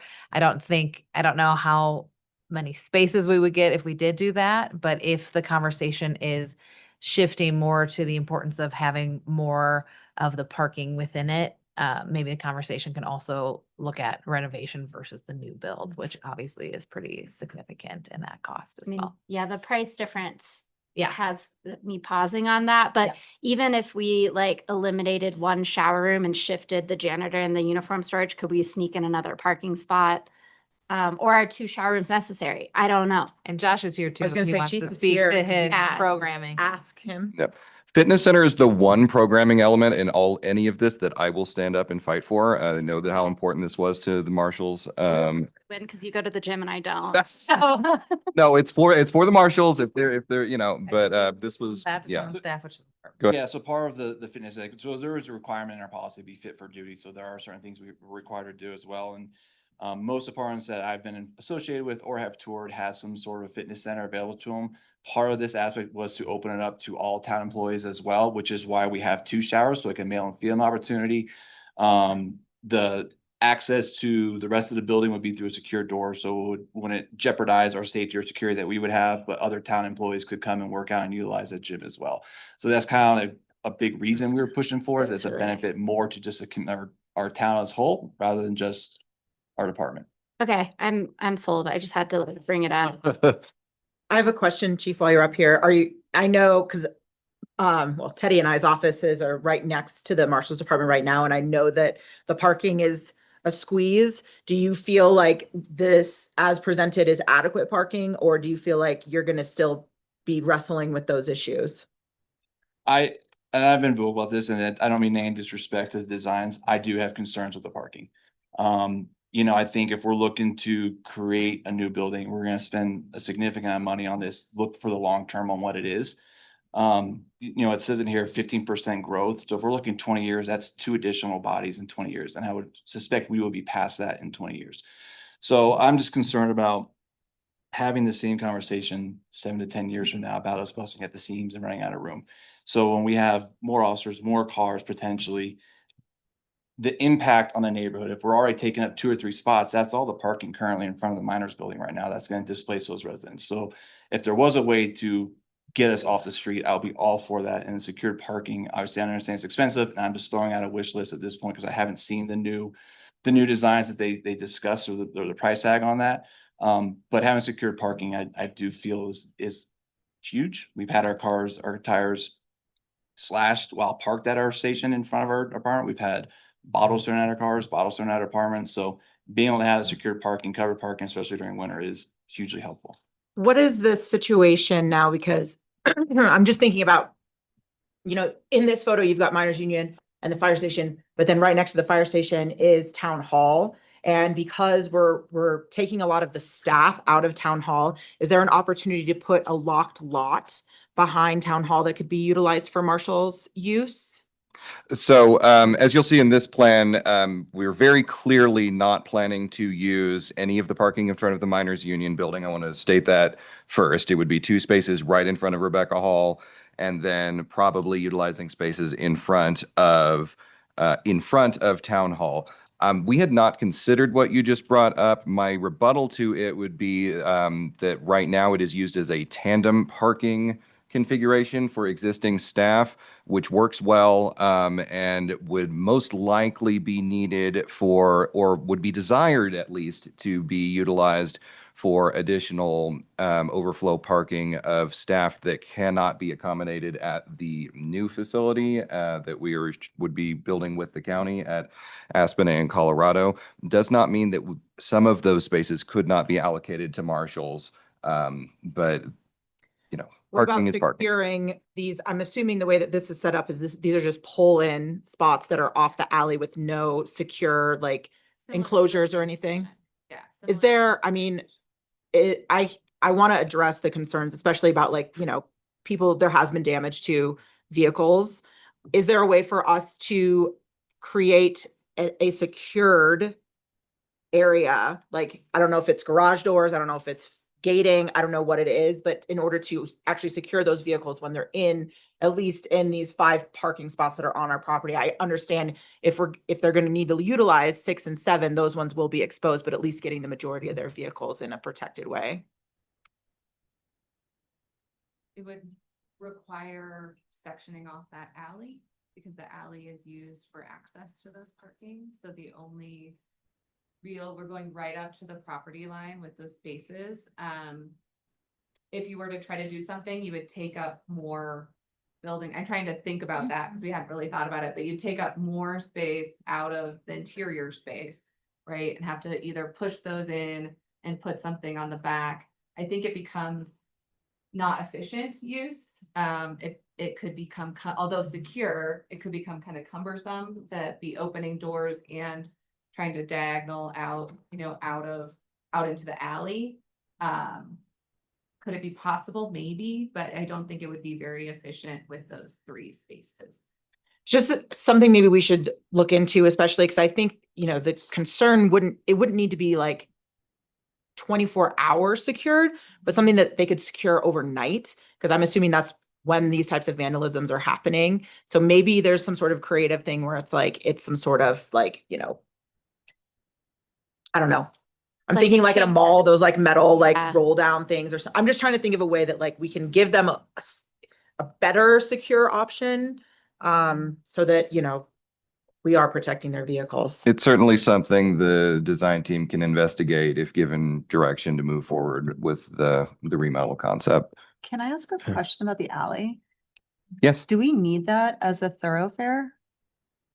I mean, is that additional space that the fire department and the police department could utilize in tandem? And then we could potentially put some sort of a safety gate, on Columbia and have them be able to kind of pull in? And does that even give us additional parking potentially? Vacation of right of ways is the purview of this body. It is not something we were directed to investigate, so we did not. You would certainly not want to get rid of the alley farther north than these properties. Their houses there. with That was not, garages. Yeah. I was certainly not going to propose that absent specific council direction. And I'm not sure how much it would get you since we've got similar parking. The alley is used. You need that space to back in and out of these proposed spaces, as well as the Telluride Fire Station spaces. Yeah, I just was thinking that if it was like backed, whatever, there was a fence at the very back of it, that it could potentially get a few extra parking spaces on the back, which could be the solve. I don't love the idea of spending a lot more money to get a few more parking spaces. So I would be interested in at least exploring more creative solutions utilizing this structure and any land around it. On the topic of spending a lot more money, I don't know that I feel convinced that enclosed parking, the juice is worth the squeeze. I certainly don't like when our Marshall's department vehicles had their tires slashed or bottles thrown at them, but my understanding is that's not a very frequent issue, thankfully. I think that there are other lower hanging fruit options such as security cameras that could be used to address that. And I'm sure the chief has already looked into some of those options as well. So I don't feel convinced pursuing enclosed protected parking for Marshall's department vehicles feels worth it in my mind. On the topic of the Kodo dish, Kevin or James, do either of you know if there is what that agreement currently looks like to allow them the use of our property for that transmission dish? Off the top of my head, I don't have a clear recollection of it. I know we did a license about 5 years ago for a fiber line that came in the back. I can't remember if it included the dish or not, but in any event, I'm certain it's a license, fully revocable. There's certainly not an easement, is my recollection. I want to continue to support Kodo to the best of our ability, so I would want further understanding of if we move that dish, what their options are to make sure in this difficult climate for public radio that we are not leaving them out in the cold. So I just want to have a little more understanding of what those options and outcomes look like. I think that's what I have for, oh, I guess I'll say I was a little hesitant coming into the meeting of, I don't feel like our community is clamoring or demanding for more policing or a larger police force. So I had a little bit of skepticism on this one coming into the meeting, but I think Josh has reframed it a little in my mind when he's talking about, oh, okay, a 15% growth is really only 2 employees over 20 years. That seems much more palatable and seems more in line, because I think our Marshals Department does a great job and I'm supportive of them, but I don't want to just needlessly grow them when that doesn't seem to be a community demand. But that framing, I think, gives me a lot more comfort on this plan, generally speaking. So I think I'll finish with that. Thank you. Heard a lot of community feedback wanting more traffic enforcement. Yeah. So And They actually. they're complaining about Speeding. the speeding and stuff, and that's all enforced by our marshals. So I hear 1 million people complain about parking tickets all the time. So I think it cuts both ways a little bit. Any other comments for Rebecca Hall from council? All right, I'd like to get these 3 items wrapped up. And since this is a work session, is there anybody in the audience that would like to comment on Rebecca Hall, Town Hall, or Parks and Rec? Were you asking publicly, or I have one more comment? Yeah, well, Or maybe this is a request. I just, I'm excited for the possibilities of what will be freed up for use by moving the marshals. I wonder if we could address that in the next report, just so that people can see, like, if there's a slide in the next presentation that's like, we're not sure what would go here, but by moving the marshals to Rebecca Hall, we would be freeing up this many parking spaces downtown, this amount of square footage. Reminder that Yeah. space remains unprogrammed and is available. Right, Great, just like absolutely. something that can sort of, these big changes are often intimidating to digest, and having, highlighting the positives, I think, is a good idea too, of like, part of the reasoning of how we got here was that we can move the marshals to a better place and have more space downtown to utilize that cool historic building for something else. Great. and this location for the marshals is much superior to its current location, which is kind of like in the middle of a residential area with the Voodoo development there, and this being next to the fire department. And this space for the Marshals Department on a lot of different levels makes way more sense than where they're currently located. Maybe just treating that location with the same format, which like a design Great. plan is not, formulated yet, but here's what is there existing, and the next column is like question mark, decision for future. We will absolutely incorporate that. That's great feedback. Thank you. Geneva, thank you. Again, I'll double check with the room if there's anyone for public comment on these 3 opportunities: Town Hall, Rebecca Hall, or Parks and Rec. Seeing none, there are a couple hands raised. Tiffany, you can unmute Mr. Tooley, please. Hello, folks. Doug Tooley. I just have a quick question regarding this facilities plan as it relates to Society Turn, which is opening up considerable space for public use. And I'm wondering if that has been considered at all and what those phasing limitations would be. My just first take on it would be that you're looking at maybe an extra year or 2 if Society Turn does proceed as promised. Thank you. Thank you, Doug. I think it's probably just important to note that that is area that's not part of the town of Telluride. Yeah, that's fair. We will go to Adrian, if you can unmute her. Hey, everyone, can you hear me? Yep. Hi, this is Adrienne Christie. I just wanted to quickly acknowledge that I haven't been closely following the municipality's master plan project. But I just wanted to offer some comments specifically on the town park component. And for years, community members have consistently been voicing a desire for a rec center in Telluride, and this was evident even in your discussion regarding the Marshals Department. And several people emphasized how essential fitness and physical well-being are. It's not just a nice to have amenity, it's a basic piece of infrastructure. And I know that like most things in Telluride, there are many opinions about where a rec center should go. But what continues to be missing is kind of a legitimate discussion and a focused conversation about making it a reality.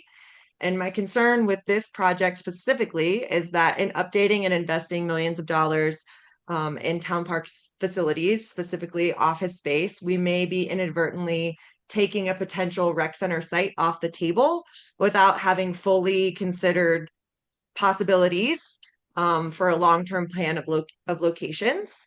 I think that with a rec center, we keep thinking we have to have this huge facility, but I also think smaller sort of pocket rec centers are a possible way of filling that need. And one, in my opinion, could definitely live in the park.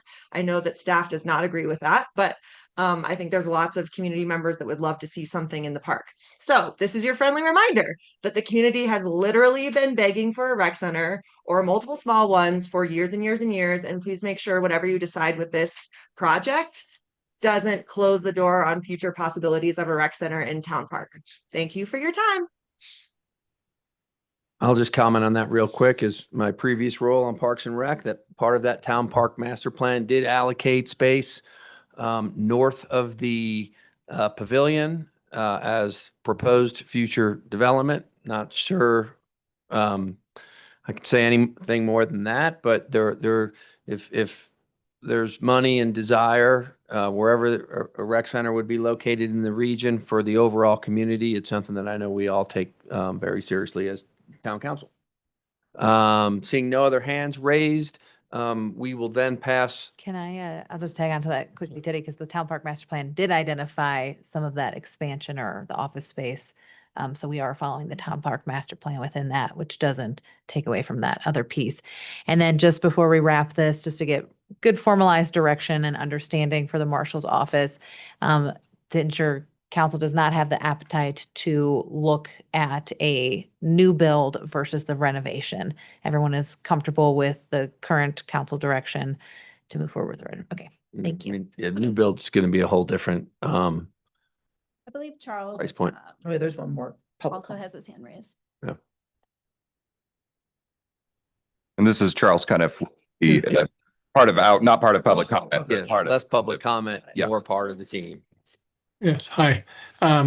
Sorry I couldn't be there. I started down there this morning, had to turn around. We did spend some time looking at a new build, and I know it wasn't high priority to show it, but I think it's worthwhile for council to see what a new build looks like in terms of what it can accommodate for the marshal's needs, and it frees up other spaces for the rest of the town. I'm troubled by the angled parking on the alley in terms of safety and exposure. It looks like it fits, but I think it'd be a real squeeze. The marshal's vehicles need to be able to move and operate immediately in case of emergency. And that includes like on a winter night. The vehicles contain computers, weapons, things like that should not be available for public tampering. And the site can hold a lot more square footage than it would the way we're looking at it now. And I dare say that looking at the extent of the remodel, I believe from years of experience that the remodel is going to be a lot more expensive than people might think and disruptive. The building is being basically rebuilt in its current form and cut away to create those angled parking spaces. So I don't think we should be hasty in dismissing the option of a new build. I believe it requires more exploration so you all have a full comprehension of the pluses and minuses. I have a Why question didn't you about the put that budget. into Yeah, I mean, Into our presentation. I'm concerned that we're saying that the rebuild is going to be far more expensive than the numbers were being shown when the numbers were being shown are coming from you all, correct? No, I'm saying, in my experience, that's the projected cost, but in my experience, remodels become a lot more messy than hoped for.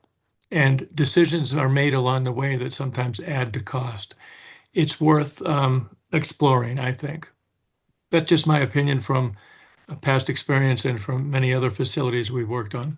Could we get them, can we make some council recommendations or direction that we would like slightly more accurate numbers to be provided to us then and to the make other- these decisions? And the other option Yeah. presented, I agree with what you're saying, Charles, and I appreciate you speaking up, but it seems like this was the opportunity to present both of those to us as well. So I wish that we had that. So we can share the quick study that CCA has done. I will remind this board that this was not a part of the scope.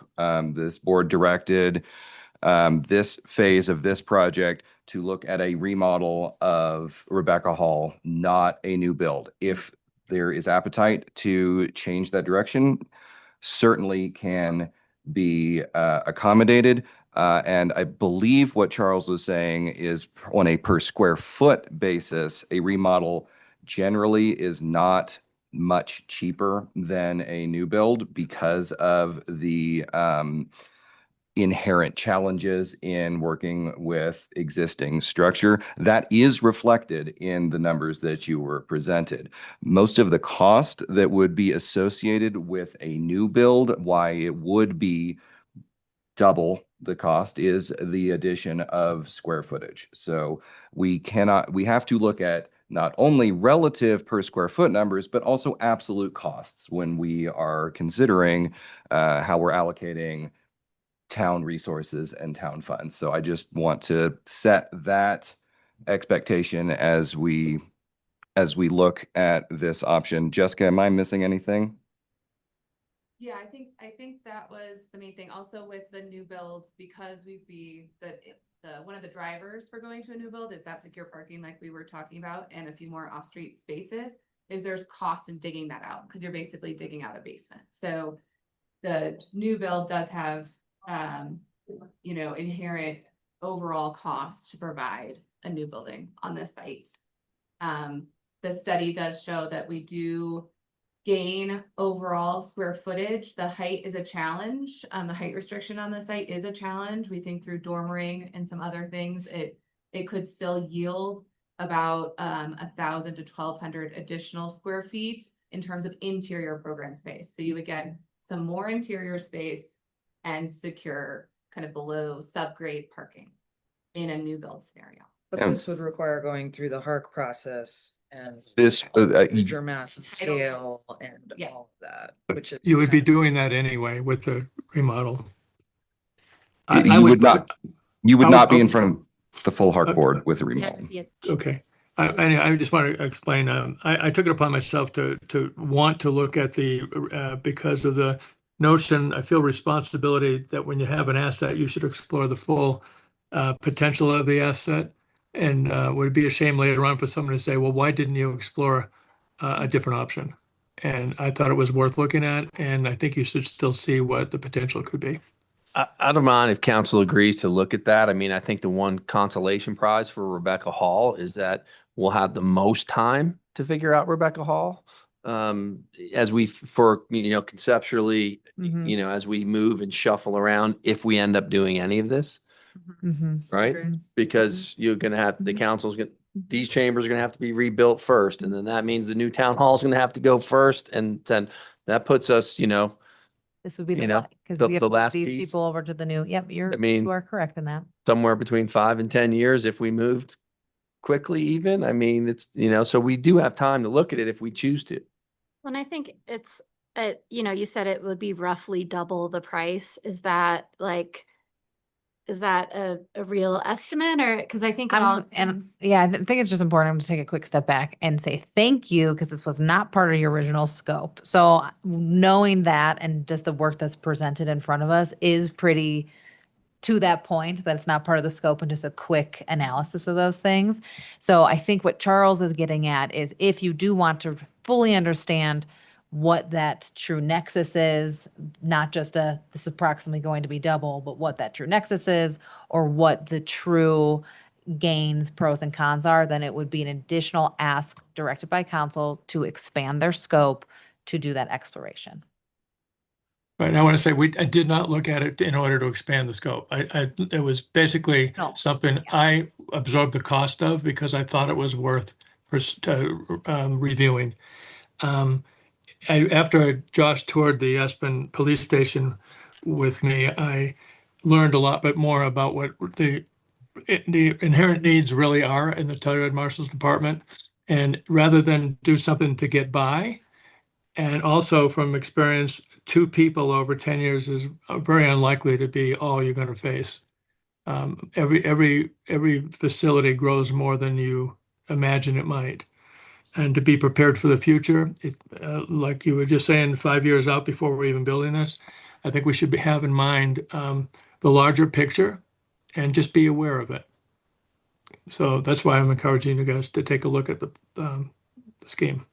I'm I mean, I think everybody knows, like, I would always rather go slower and do things correctly. And so I would be in favor of expanding the scope. I do, and sorry for my sharp tone earlier. I just was a little surprised to hear that the pricing that we were reviewing for the originally requested study was perhaps inaccurate. But from my perspective, I'd rather look and make sure that we're making the right decisions for the future of this community versus trying to save a few dollars now when the reality is we're going to be talking about $20, $32 anyway. Right. So.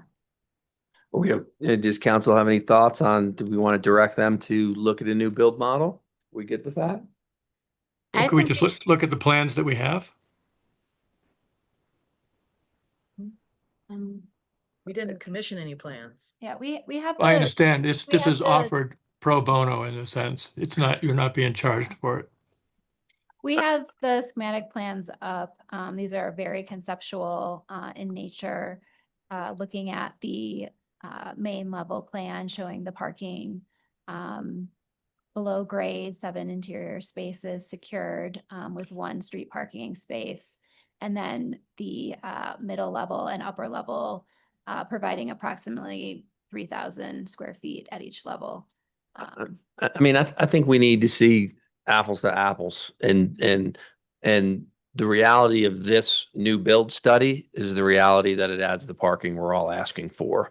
And so if we're going to look at it, I don't want to be giving, if we have the time, why are we trying to figure out what the new build is? Let's just decide if we want to commission a full look at a new build to compare side by side with the refurbishing of the current Rebecca Hall and go from there. Is that fair? Yeah, I think we should explore all our options. Okay. At this point. Because the square footage on Rebecca Hall for the remodel is 5,200 square feet, and it looks like this would be 62. Yeah. So you're gaining 1,000 square feet by doing this, and I think Additional couple parking spots as the well. parking spots and the security, which I agree with, everything that Charles said about you have weapons and computers and things like that, that we need to take it serious. All right, so let's give that direction. If that's the direction, that's the direction. And I would agree, if your timeline is 5-7 years down the road, this team was moving quickly, understanding our current deficiencies, specifically at Marshall's, and Just in the reality of going in the order that Understood. it would have to happen. I mean, that would be 5 to 7 years would be the perfect world. To move, that's quick. Yeah, because their space is the one that's going to be vacant, so they'll be the last move. Yeah, I think we can look at other options, whether it's, temporary office, if we need to do this one first and move others. I wouldn't necessarily say that it has to be exactly how the order goes. I think we can get creative if we need to get creative and prioritize this build as well. But if we are going to be as clean and simple as possible, that's what it looks like. But we all have the reason we have this conversation is because this conversation has happened for 30 years and we are all very deficient and there's time associated to that. as And if well. we're gonna talk about reallocating the priorities for temporary workspace, that's still gonna take a long time because that means we know we've got our ducks in a row for the other spaces. I don't want to start getting into temporary space without us knowing for sure what we're doing. Oh, 100%. Because then you get stuck. Yep, And that's 100%. the last thing we want. Yep. I also just want to throw out an idea. If we want to look at a rehab of the building that accommodates more parking or maybe secure parking, is there a possibility that, because the fitness center is not the Marshall's Fitness Center, it's the Town of Telluride's Fitness Center. Could that be a good use of the current Marshall's building? If we turned that into the community fitness center or the town fitness center, and we're able to utilize more of this first floor for parking, maybe a parking garage, maybe there is an entrance from the front without having to do the full, do a total rebuild. I think that would be an interesting concept to look at. Not wholly opposed. It's going to be tricky because there are historic elements on that property as well that would be tricky to program around, I think, But it's- potentially, but It's existing square footage, if the Marshal's department is removed from there, would be Yeah. wholly sufficient without changing anything on the exterior for a community Put fitness in center type. some weights and, Plumbing and square footage, so there Yeah. can be a gym in there. I mean, I mean, we're getting into the weeds, but I just think of a community bring it up. center is more than just free weights. maybe it's just the staff, but just as if, because I'm nervous about the price tag of this second option. And if there's a way to get more of what we want with a refurbish of this building, and then maybe, because that is a good chunk of the square footage, maybe if that is intended to be used by all town staff, maybe it doesn't make sense for it to be in the Marshall building. Just throwing that out there. I think we've got enough direction to explore both of these options, looking at all of these different concerns and see what efficiencies we can kind of come up with and bring back to council. Understood. Great. And then I know we're a little late, but respecting your time as traveling here, I think we should hammer through the Aspen and Colorado new build site, if everyone's cool with that. Sounds good. And we've got our partner from the county, the landowner, Mike Bordonia, in the room as well. If you have end up having any specific site questions for the county. Right, we'll now move into the review of the proposed new build at the Aspen and Colorado site. During phase 2 review of the project, town council asked the design team to study the addition of a roof deck to this building and also study the potential relocation of the historic sheds on site. We presented the findings to town council earlier this year. So just to recap, after review of the studies presented in March, council preferred the roof deck option accommodating up to 99 occupants, which would require 2 means of egress and came in with a cost estimate of around $500,000. Town council also provided direction to pursue the relocation of shed 81, which was not original to the site. Sure.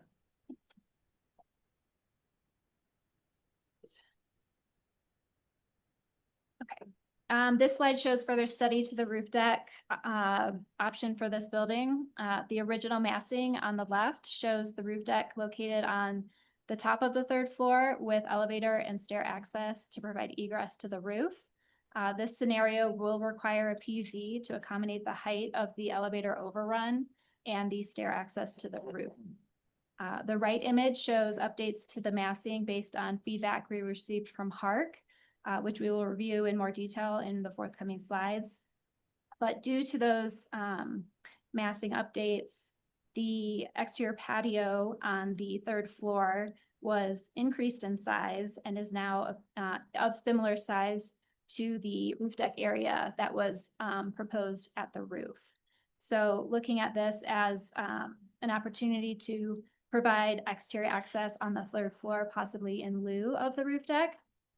And in this case, the scenario does not require a PUD.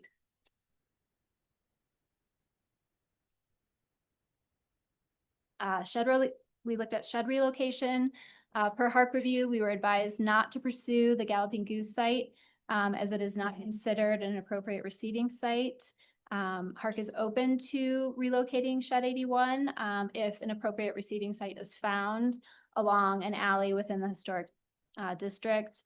We like to emphasize that an appropriate receiving site has not yet been identified, and that Shed 80 is to remain at the current location. This slide shows the breakdown of town and county departments relocated to the new building proposed at Aspen in Colorado. The majority of town departments are now co-located in this building, and ample shared space is provided to include meeting rooms and collaboration spaces that currently are lacking in town facilities. These collaboration spaces are also shared by town and county, reducing the need for duplicate space across these across town and county. These diagrams illustrate how the building program and massing developed after receiving feedback from Hark. On the left, we show the original massing with retail on the ground floor, county office space on the second floor, and town offices on the third floor.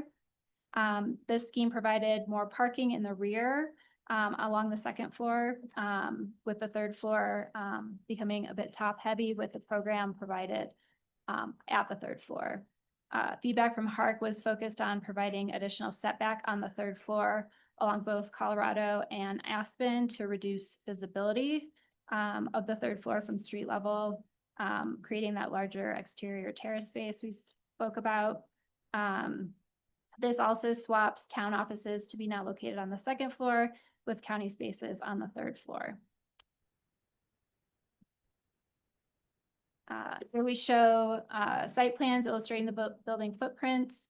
The left is the current site condition, and on the right, we show the proposed building footprint with the question mark showing the shed relocation and with the receiving site TBD. We'll run quickly through the plans of the proposed buildings. On the first floor, this contains the retail program and storage areas to the rear, which is below grade as you move up Aspen.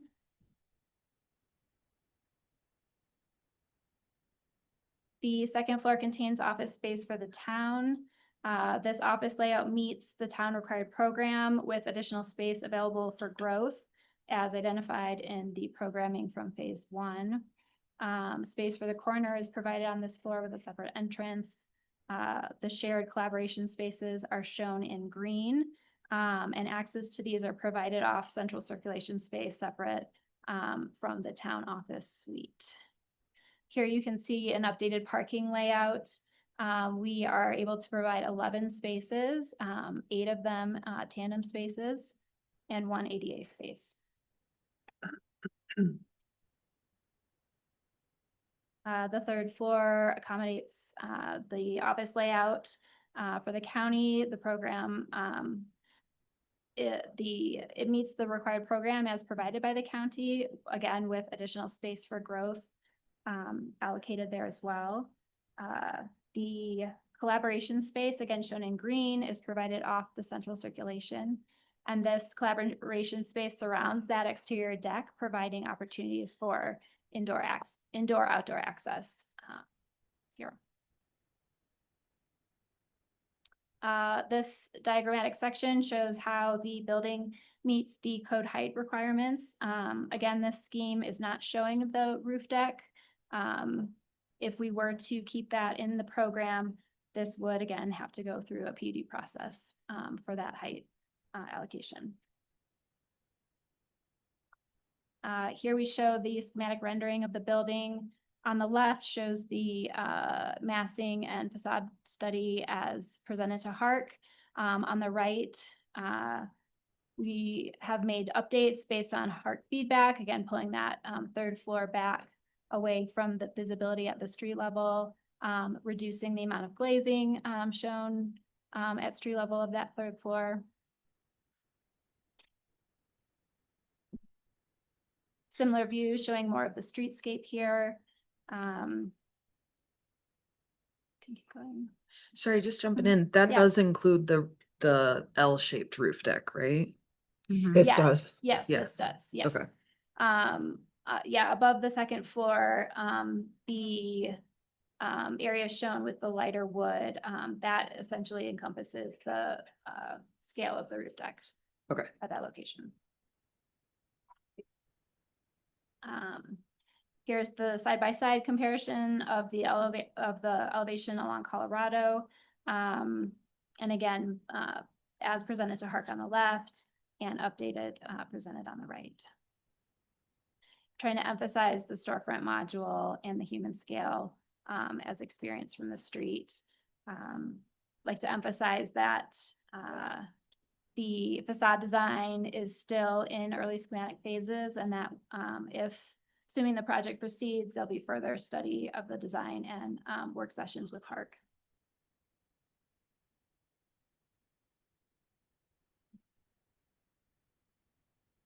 So just to summarize, the new build proposed here is just over 19,000 gross square feet. The FAR ratio allowed on this site is 1.5, which is shown in that 16,324 number. So the difference between those numbers is the additional retail space that is shown on the ground floor, which brings us up to the allowed FAR of 1.74. Like to note that if future growth is needed beyond what is currently in the plans, that we could convert some of that ground floor retail space to office program, but that would require going through a PEAK process. Just to note, the estimated cost is just over $10 million, noting that this does not include the cost for the shed relocation or the roof deck above the third floor. Or a contribution from the county. Correct. Correct, that is correct. And that 11 parking spaces are provided on site, 13 spaces are required, but noting that there are the spaces at town hall that would be used by town staff.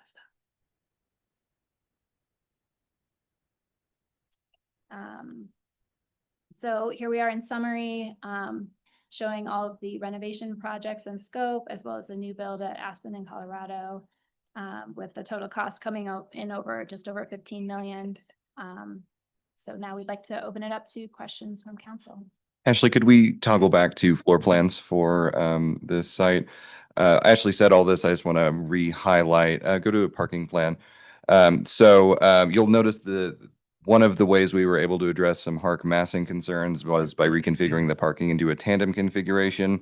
We would not propose this on just any building, but we have found through actual use that tandem configuration works well for government employees. This is how this current site is parked by the county. It's how the town parks town hall. So we feel comfortable that it is an appropriate parking plan for this build.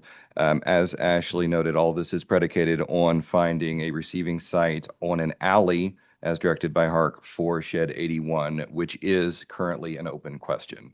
We do not have that solved at this time. And then could you go to the deck? Before you move on. Yes. Just so we're clear, 10 and Yep. 11 are inside that. Inside the, yep, Inside the historic. correct. So those are covered and yep. And then let's look at the deck. So again, through discussions with Hark and massing, we have lost the rooftop deck, but greatly enlarged the deck above the second level. And something else I wanted to point out about this plan is that the light green of the deck interfaces very nicely with the darker green of as that could function as more indoor-outdoor space. That's not programmed as offices, it's programmed as conference rooms and pantry areas. So could be a nice space. And then go to the retail slide. So a specific question we'd like direction on right now. So the floor area of this building is, we have programmed it out to the maximum allowed pursuant to underlying zoning without going to a PUD. If we would like to convert that existing storage space into additional offices in the future, or change any of the bottom floor retail to offices, again, in the future to accommodate future growth, that would require a PUD. Now, it would only be a PUD for use. We're not, the building would still be built as proposed, but you would need a change of use PUD to allow you to do something different with that storage or to expand offices into the retail. So one of the questions that we'd like direction on is, should we do that now as a part of the initial entitlement process, or is that something that you would like to see deferred and converted to PUD in the future if needed? Same question on if you're still interested in a rooftop deck, that absolutely would require a PUD for height, and that would be direction we would want now. Is this the only thing that is driving us to a PUD, or we still have to do for the floor area ratio? At this time, if you don't want to do a full rooftop deck, then this is the only item driving us towards PUD at this time. The building was specifically designed to where it could Say leave be. it for later. I agree when it's needed. Yeah. Let's take the easy road on this one. I think that the changes that were made, I'm sure we lost things that we wish we could have gotten by reducing the scale, but this seems like a really sensitive response to Hark's feedback, and we had a lot of public feedback after the first renderings were shown, and I don't think we've had any for this or am I mistaken? I'm unaware of any public comment that's been submitted for these Same. renderings. This is the first time that these renderings are being presented. If directed to go forward, my recommendation would be to go to another work session with Hark prior to submitting a full application. Well, my feedback then is, or my opinion is, to not go for a PUD, leave these as retail. If it becomes an issue in the future, we can talk about it as a community, but I think that commercial on the main floor is important to folks in town, and I'm sure there's plenty of things that the town and county can think of to put in that storage room. Dan? Yeah, I think I aligned pretty similarly to Geneva. My question was, we do have a limit on service commercial uses on Main Street. I don't recall what percentage we're at and how close we are to our limit off the top of my head. We did an audit, I think it was last year. So I could probably pull that report up.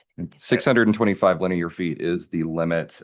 We have not been over 500 feet in the last decade, but it is something that the planning department audits annually and would be a requirement of this building that we would adhere to.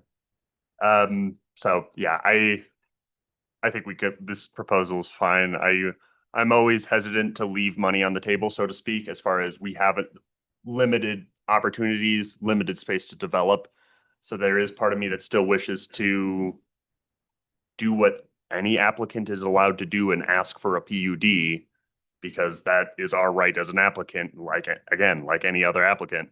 But if we feel like we're not leaving too much on the table, if there's not feedback from staff saying that we are giving up something substantial by not going for a PUD, I'm comfortable letting it go for the time being. Can I is the food pantry still gonna be in this building on this site, or? Mike's is it- nodding, yes. It is. I'm- I can't see I'm him. nodding because James and I have had extensive discussions about this, as well as with the board and director of the food bank. Sorry, Mike, can you go to a microphone? Thank you. Good afternoon, council. So I was actually just going to let James answer this because we've had extensive conversations with representatives of the food bank. Our commissioners have been very firm and clear that they want to ensure that there is a space. I've told them I don't think it's likely that it'll be in this building, but James and I have been discussing where else the food bank, with its criteria of being on a bus route, not on Main Street, having the ability to load and unload, and if food could go within the town. I refuse to be personally responsible for displacing the food bank. It's just not going to happen. We don't have a selected location, but we will find one, whether it's in this building or somewhere else in other parts of the town. And my understanding is that the food bank is or has already kind of outgrown the space and the square footage that they're currently using. I've been approached by a number of people, so maybe I'm incorrect, We but. do have the executive director of the food bank. So I do want to just make sure that whatever we do, like that we are being very mindful of that need for the community. Could not agree more. I feel like we have a lot of projects we're talking about, and this could potentially be something that gets incorporated in Lot L or the Carhenge lot. Like we have, those are all on, I mean, the transit center makes a lot of sense for the bus route, but I feel like we have a lot of options to find a good home for the food bank, and I think we all want to prioritize that, but I don't know if it makes sense for it to be this building. I Mike, know. did you say that it can't be on Main Street? You said something about Main Street. You said bus One of the routes requests from the food bank was that it not be. not be on Main Street, Yeah, you don't. Right. which makes sense. Yeah. And then I had another question. The deck area that we have that's on level 3. Yes. Is that now only accessible through the meeting spaces or through the office spaces? Or is there an exterior way for the public to get up to it? So the way it's laid out, you can see the elevator is kind of biased to the right and the stair, so it comes up to a little bit of an elevator lobby. Mhm. And then there's a door into the pantry and lounge space. And then the conferencing and the actual county offices have separate doors. So you could secure off and let people only have access to kind of the large table, pantry, lounge space for then the offices to be secure. And even the conference rooms, you could have secure off of there if you didn't want them to be accessed. But that would be kind of a functional programming. Okay. We've already looked at a couple doors that would move so that you could make sure that all the offices are completely secured off. So the public could use the space. Right. I mean, it feels just in the current diagram, it feels as though the public generally or probably would not utilize this because it would sort of be like an enter into private area to get to public space situation. And so, as much as I would love for county and town staff to have a deck, my intention when I wanted the space was for the public to really be able to utilize it and to have that space for public meetings, et cetera. And so I'd love to maybe see this worked on a little bit. That's our intention as well. So that's something that we can continue to refine in the program. Could be as easy as adding another door, right? Mhm. Yeah. Or hallway. Yeah, because I feel like right now, like the large pantry and that lounge area still kind of feels like that's for staff. And it does seem a little awkward to kind of like, I'm looking at the stairs on the kind of south east side to have to walk through what isn't labeled a conference room, but looks like a conference room. Like that room seems a little awkward and could be maybe like worked better to serve the needs of the space. And we have so many conference rooms now that I think the idea would be that the dark green area could potentially be a secured space, which if you're going to do public meetings or things like that where the public is being invited in, and the intention maybe is to have them on the deck. If you have a weather situation, the way I was perceiving it is then you would have these other indoor spaces that would be secured from other offices that then could be utilized. totally. I just don't know if it makes sense to have to. I almost feel like you access those dark green areas from the deck, like from the stairs, and then through the deck you can enter the indoor spaces, but like the deck should be the first receiving zone, maybe. And maybe there's another door, but I kind of agree with me in that it does feel like you're walking into office space, even though it's not technically the offices, but maybe that could be zhuzhed a little to have kind of those spaces feel a little more semi-private and then with still having access. Maybe it's a matter of that conference room that's a 6-person that's right off the stairs. I guess it's hard off of those back stairs. It's Yeah, kind I of, feel like it should be the elevator shaft, not the back stairs. Right. I think we hear the direction and, Yeah. and will accommodate this. Yeah. Something, Yeah, yeah, that's right. as much as I love designing by committee right now, Right. but one thing we had lost, that if the rooftop deck scenario did not accommodate and could not accommodate indoor, outdoor space for weather. So this is an improvement on that, and we will work to refine it to make it work. Yeah, and a little bit more multi-purpose, I think. Yeah, the other thing I would say is like, I'm not the one expressing needs, but like in this county space, which again, we're the town, so I don't know if I should even weigh in on this, but like, I know people really like having private offices, and I see a lot of like cubicles, and would it be a better use of the space to make more private offices than cubicles? Because the amount of space they take up is relatively similar. I don't know. This is the program as provided to us by the county, and also the county may do whatever they care to with their space. These are placeholder, possible. We needed to be able to prove out that the program could fit. If the county wants to go all private offices, they absolutely can. Yeah, I just want to make sure we're getting what we want, because I'm also a member of the county, so I guess this isn't the right format for that. But yeah, just making sure that we're getting what we want out of this build. And just a note on, we kind of touched on growth for the county and the town. Both the town space on the second floor, county on the third floor, all of the layouts shown, just again as placeholders, already include 1 additional office and 4 workstations for each. So 1 additional office for town kind of beyond some of their growth, and same with the county. So we're trying to populate as much as we can. Obviously that can get pulled back if there's different needs. Great. Any other comments from council before I open up to anybody in the public? I have one more comment, and this is like probably a Hark thing, but I'm gonna go ahead and say it because this is my platform. The vertical panel siding that's that's like kind of new on this design feels a little boxy. And I think a more traditional material would be a better fit for this kind of cornerstone of our town. I saw that and I was a little, like, personal taste, I like it, but for the like entrance of our historic commercial core, that like looked a little modern to me. And I think I'll just jump in there. And again, I'm not on Hark, and this is not my purview whatsoever, but I actually prefer the previous iteration of the building perspective. And I would just like to see maybe a little bit more, whether it's like articulation or material change. This just feels very 80s brick to me. Like, so for what it's worth. And I'm sure Hark will drill very deeply into every single one of those details, but I just wanted to say that as well. like you prefer like the more wood look of this one. Is that what you're saying? I would agree with that. Any other questions from council? Is there anybody in the room for public comment on this?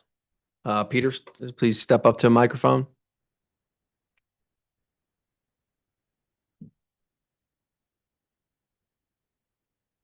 Hello, everyone. I'm Peter Kenworthy.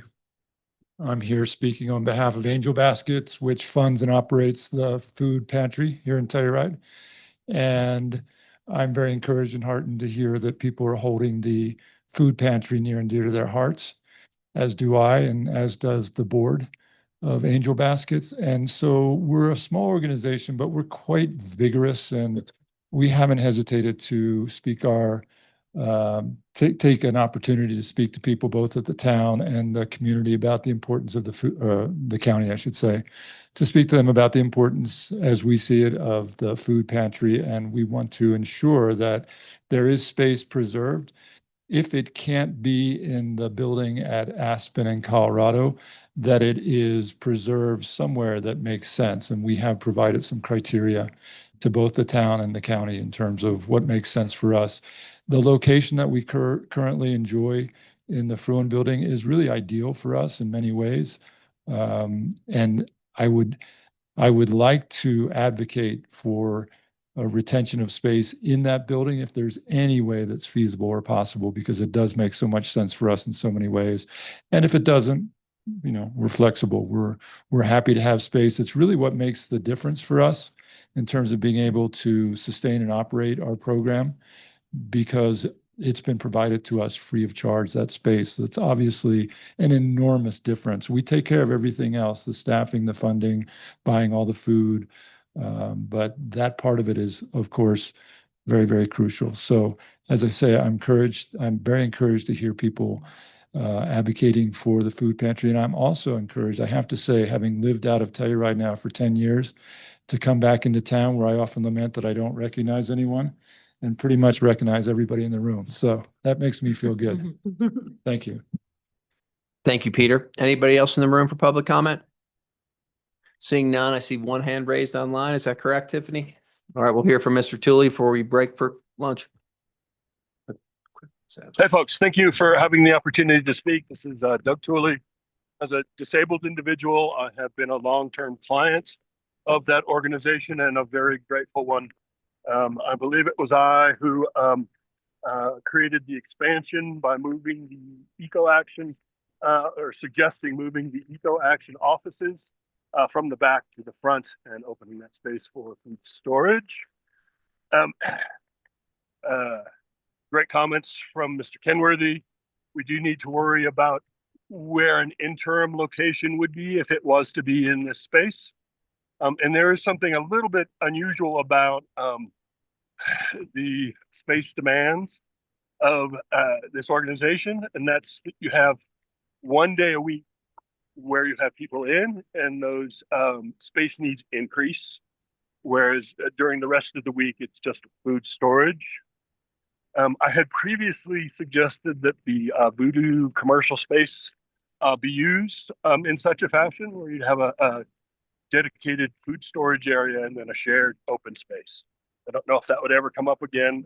That was a possibility, and those constraints would apply anyway. Thank you. Thank you so much. Anyone else online, Tiffany? All right, unless there's any further discussion from council, I'd like to wrap it up. Do you need any further direction from us? Yes, I'd So- like to codify the direction that I believe I've heard, make sure that we are on the same page and circle back to the marshals as well. So staff's looking for specific direction on whether or not to go PUD for the Aspen and Colorado building. That has been satisfied. We will not do that. We are also looking for direction to reconfirm the partnership with the county on that building and develop a new, more robust MOU on how that facility will operate and be determined. And then the big one, we were planning to proceed to design development drawings, GMP and financing package, and secure all necessary entitlements for this project using the capital fund or budgeting out of the capital fund to achieve those entitlements. It sounds like, and that was conceptualized as phase 4 of this project that we would like direction to proceed in, if that is your direction. It also sounds like perhaps based on your direction, we might need a phase 3.5 for the Marshall's facility to further investigate whether or not a new build or remodel is the correct path forward. Like your feedback on No, if this is the direction. it is probably not easier, but I do feel like, is it possible to pull out the Rebecca Hall element, make that its own standalone process as we decide whether or not a remodel or a new build there, while the other elements continue to move forward? Because it seems like that's the one sticking point. And I know that there's programming considerations and ties together, but it doesn't seem like so substantial that we can't sort of do both simultaneously. I agree. I do not mean to, that piece will obviously lag, but it's my intention to continue to bring all things forward at the same time, including figuring out the phasing plan for the entirety of the project. And then we're also going to be looking for lots of grant funding for all of these projects. I think that we have, especially with a collaboration with the county, I think there are good opportunities for multi-jurisdictional grants. I don't think I really need to ask if you guys are okay if we look for grants, but that would be certainly a big part of trying to get this funded and built. I support everything you said. I would like that whenever the next step is with the county to sort of clarify funding for the new building, because as it is presented right now, it looks like we're paying for the whole thing. And while they're donating land, I don't think the land is necessarily worth the same as the construction. So figuring that out would be good. Understood. The county has been very clear in their desires to be a partner in this project through the donation of land. An appraisal is under works. We will understand what that component is, but the BOCC has been very firm that they will not be making financial contributions to the build. So that is information that we have and should work with. Great. Anything else? Have we given direction? I mean, that- I don't think we've given. I would love directive to- plans. Sorry to James. Nicest thing anyone's ever said to me. I think you've got the direction. I feel like that. Great. Yeah, phasing. yeah, if- Yeah, that's right. That's right. If the direction is check mark, that's great. I just wanted to. Good job. I think it's. Yeah, that's Perfect. awesome. Thank you all. Thanks, y'all. Yeah, they've put a lot of work into this. You have 15 minutes for lunch. All right. Great. Hurry up and eat.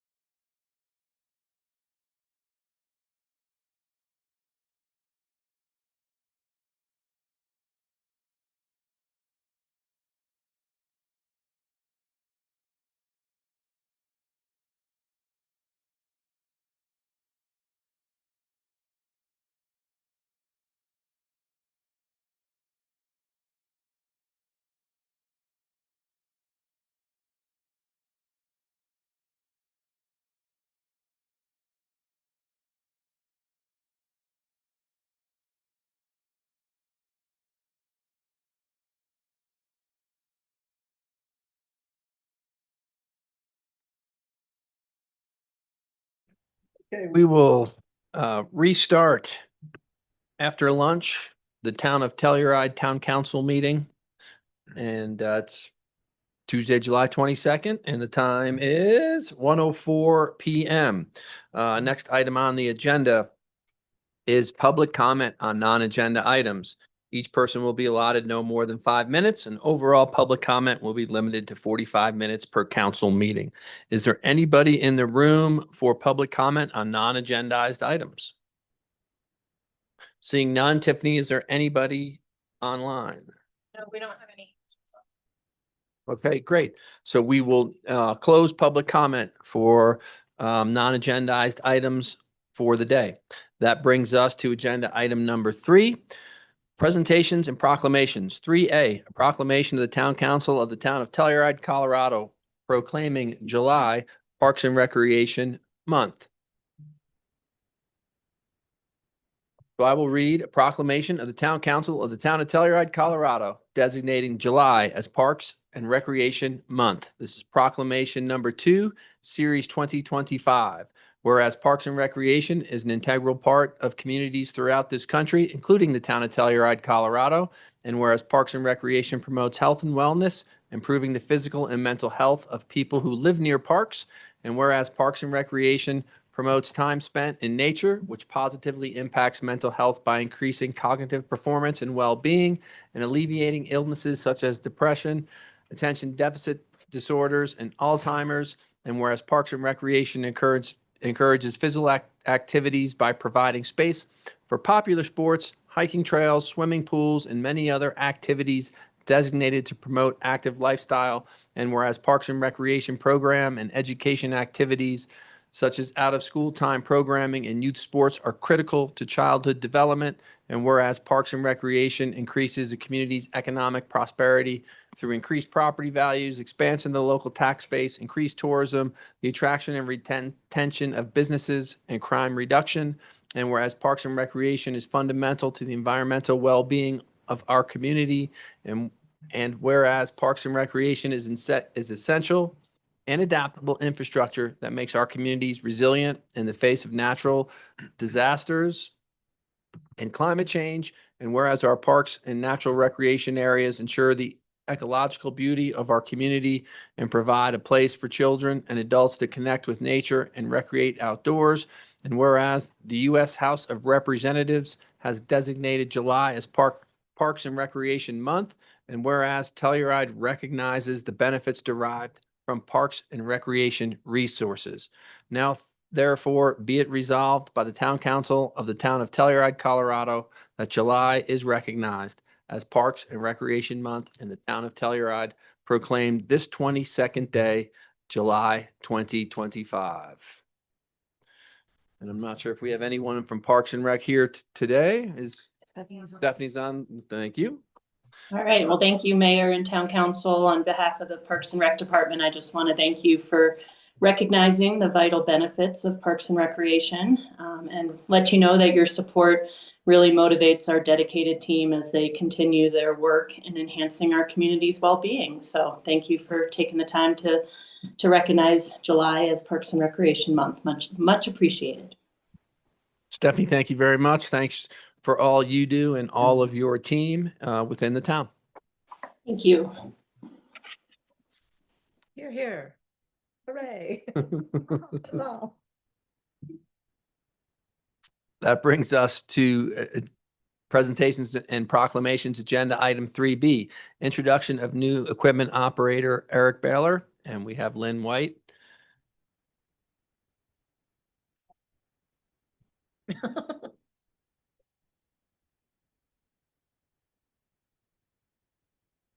My pleasure to introduce Eric Baylor to our new team, or our team, new to our team. He's equipment operator, moved all the way back from New York, upper state New York.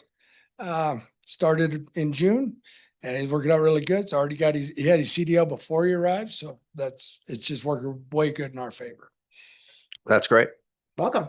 Thank you so much. Welcome to the team, and we appreciate your service to the community. Lynn, we're going to keep you in the hot seat because you're introduced the new street maintenance tech, Drew Leatherman. almost forgot. I have to apologize. Drew does not work Tuesdays. We work 7 days a week, so it's one of his days off. So he is not here and wasn't currently available, but I'll try to set it up for next meeting if you'd like. Drew's new street maintenance tech is working out awesome so far. It's his day off. No problem. We'd love to see him in person if it works within your schedules, but please pass along from all of us. Thank you and welcome to the team. I will, and I apologize. I had asked him to come in today, but it didn't work out. No, we don't need him doing that. Yeah, he needs his day off. We don't need that. 3D, introduction of a new wastewater lab tech operator, Matt Reagan, and we have Amy Martell here. Good afternoon, Town Council. I'd like to take a moment to introduce Matt Reagan. He's our new lab tech operator on the wastewater side. Since joining the team, Matt has not only excelled in the lab, but he's brought a strong work ethic and sharp attention to detail. He's also shown a growing interest in the operations side, stepping up wherever needed with enthusiasm and curiosity. He's an absolute joy to work with. He's a go-getter through and through. He's always the first to lend a hand and tackle a new challenge.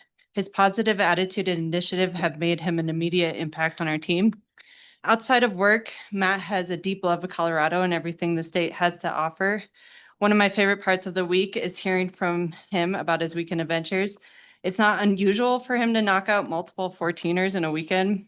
He's climbed more peaks in one summer than I have in the last 15 years. We're very excited to have Matt on board, and we look forward to seeing how he continues to grow in his role and contribute to the success of our team.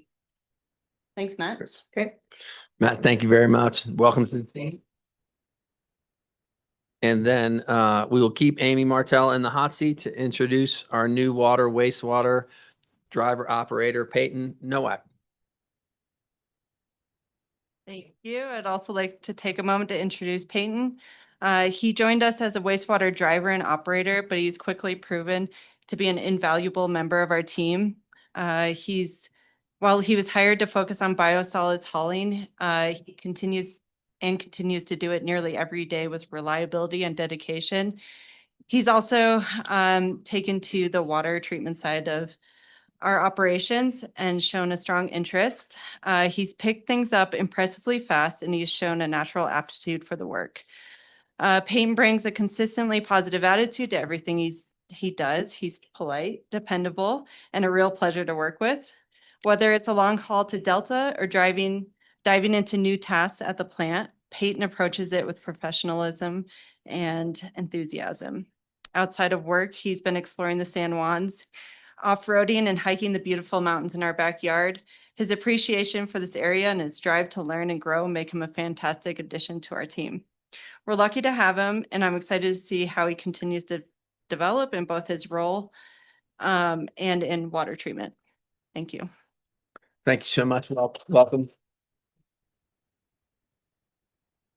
That gets us to agenda item number 4, appointments to boards and commissions, current board openings. The Telluride Town Council is accepting applications for current and upcoming vacancies from residents interested in volunteering their service on one of the following town's boards, committees, or commissions. Applications must be received by noon on Monday, August 4th, 2025, for possible consideration at the next town council meeting, August 12th, 2025.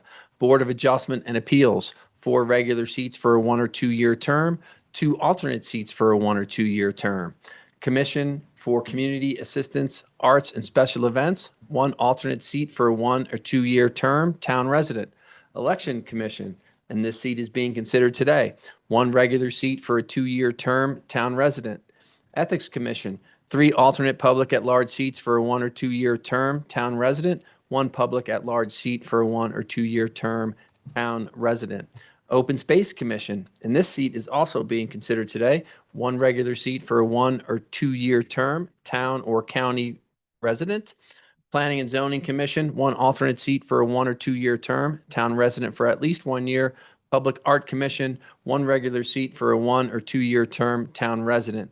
Please note the town council may choose to appoint a sitting alternate to a regular seat vacancy. Should that occur, council reserves the right to appoint any applicant to an alternate position.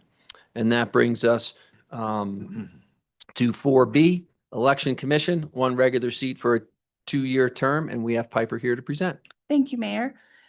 This vacancy is occurring because Molly Herrick's term is expiring and she is reapplying for a new term. She's served on the Election Commission since July of 2021. And there have only been 2 meetings of this commission since, and she was in attendance for both. And I believe that she is here with us today to speak on her behalf. If you choose to reappoint Ms. Herrick, staff recommends it would be a term of 2 years and it would be effective immediately. Okay, great. Molly, if you'd like to say something, you can come on up. We appreciate what you've done in the past and appreciate that you're here today. It's an honor to serve, and I'm looking forward to November, and I hope I get reappointed. Thank you. Great, thank you.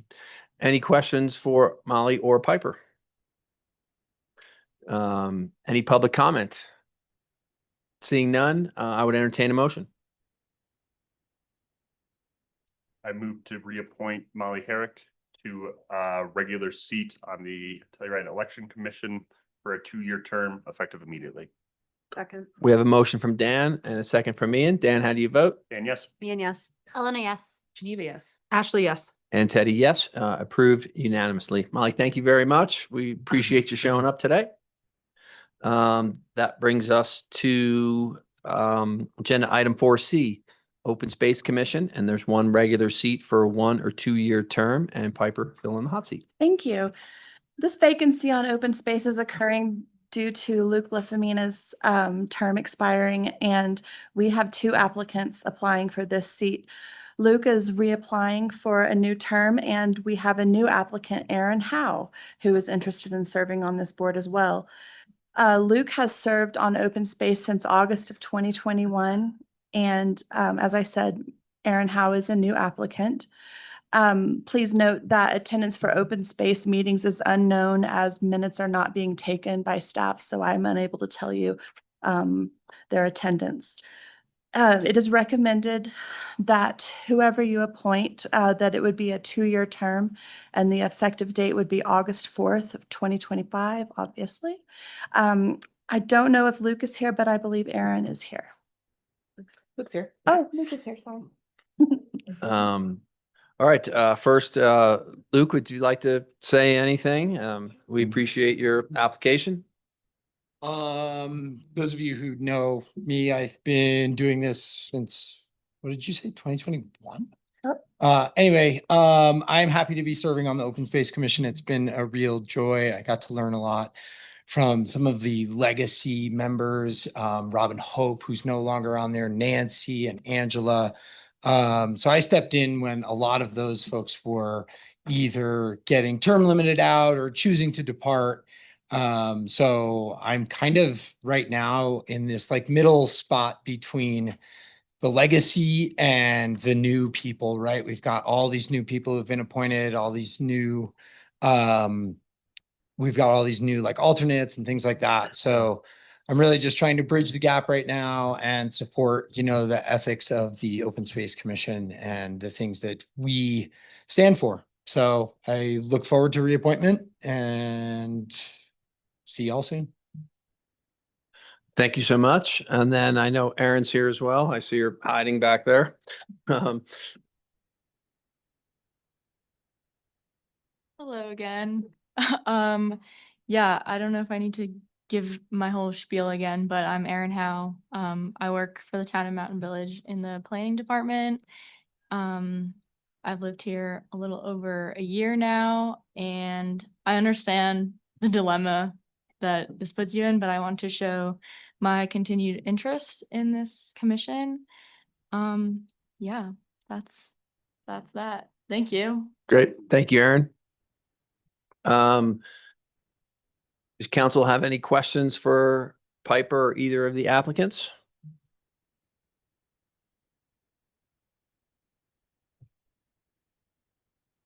Seeing none, any further discussion? I mean, I think it makes sense to have some continuity on this board and think Luke's been doing a great job and I can't wait to appoint Aaron.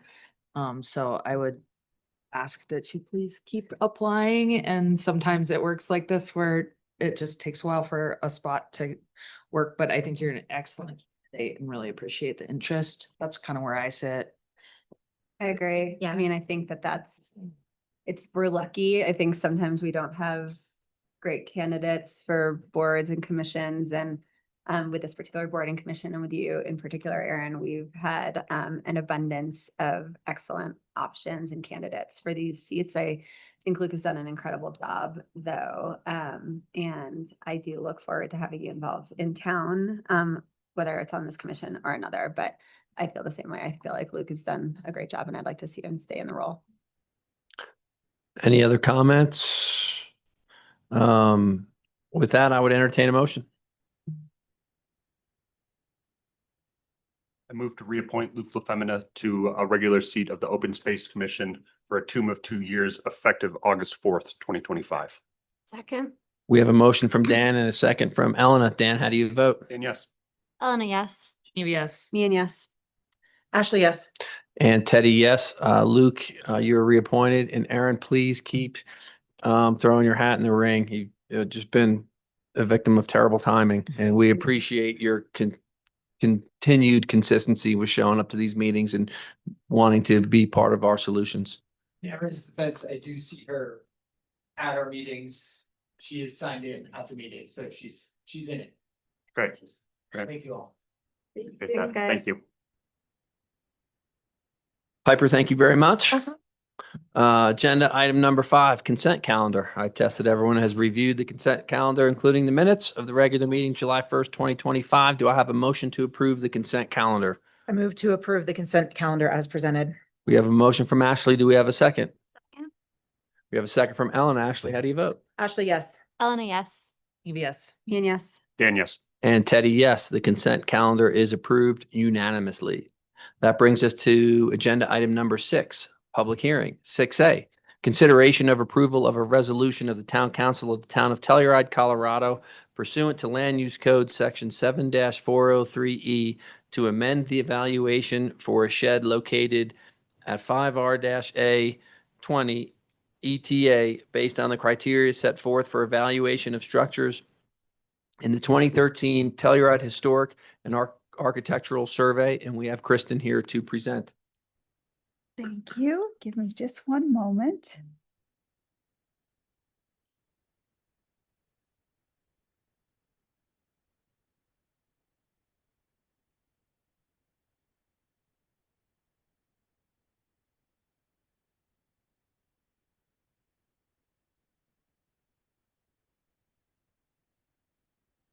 Okay, so thank you for having me. I'm just going to go over very quickly the procedure for a challenge of evaluation to the THAS. I don't think it happens often, so I just want everyone to know kind of the steps we need to take. So very quickly, let me move this out of the way. The procedure is outlined in section 7403 of the Telluride Land Use Code. On April 16th, a challenge of evaluation letter was initiated by Pancho and Jennifer Winter for their shed on Lot 5RA, Block 20 ETA per Land Use Code 7403A. Following a request to challenge an evaluation, HARC must hold a public hearing and schedule a site visit prior to their meeting per Land Use Code Section 7403C. The requisite HARC site visit took place and a HARC public hearing were held on 6/18/25. Per Land Use Code Section 7403D, the person challenging a designation shall have the burden of presenting evidence substantiating the challenge. The staff or any interested citizen may also present evidence as to why the evaluation of the structure should or should not be changed. So at that hearing, the applicant did present as well as staff. And then within 15 days after the date of that public hearing, HARC shall make a recommendation to Town Council on whether or not to amend the evaluation based on their criteria set forth for the evaluation of structures in the 2013 THAS. So in this case, I'm just going to quickly walk you through this particular shed. So this is a public hearing on their request. You will see that it's in the residential zone district in the East and West Telluride treatment area, and it's not located within the THLD. Here, their primary residential structure is also in the THAS, and so it's 5SM 1812, and that is correctly designated as a non-contributing with qualifications primary structure. But you also see the shed here is listed in the THAS as non-contributing with qualifications.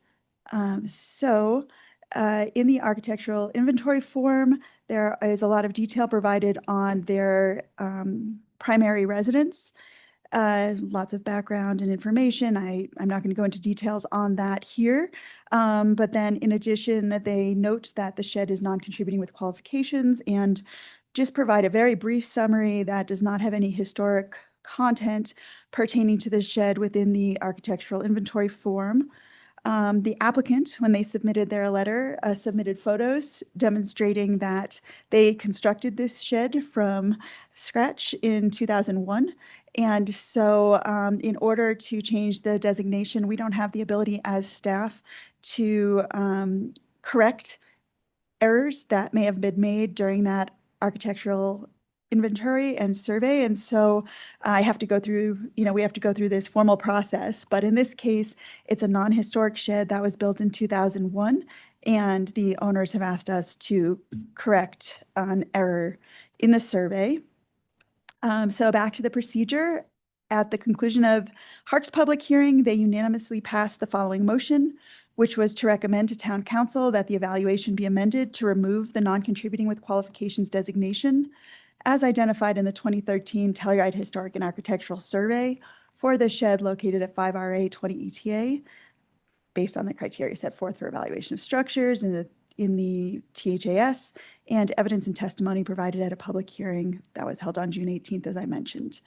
And so now, following that recommendation, per 7403E of the Land Use Code, Town Council is required to hold a meeting, as you are today, to discuss the proposed evaluation modification.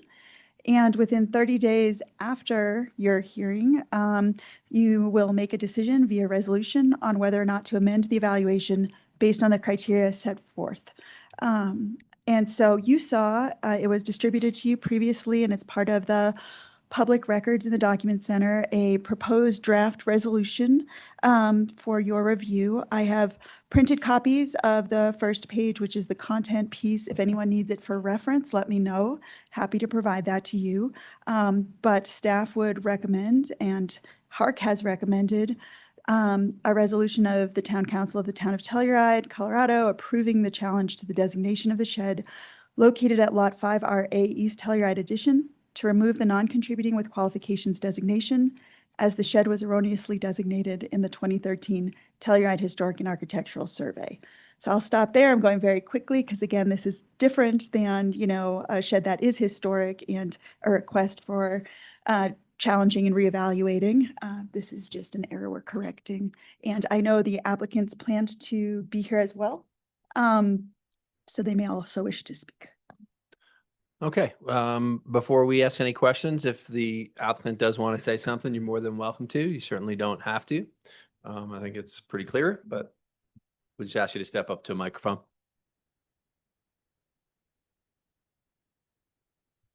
I'm Pancho Winter, and Jennifer and I are the owners of our house at 801 East Columbia and Lot 5RA.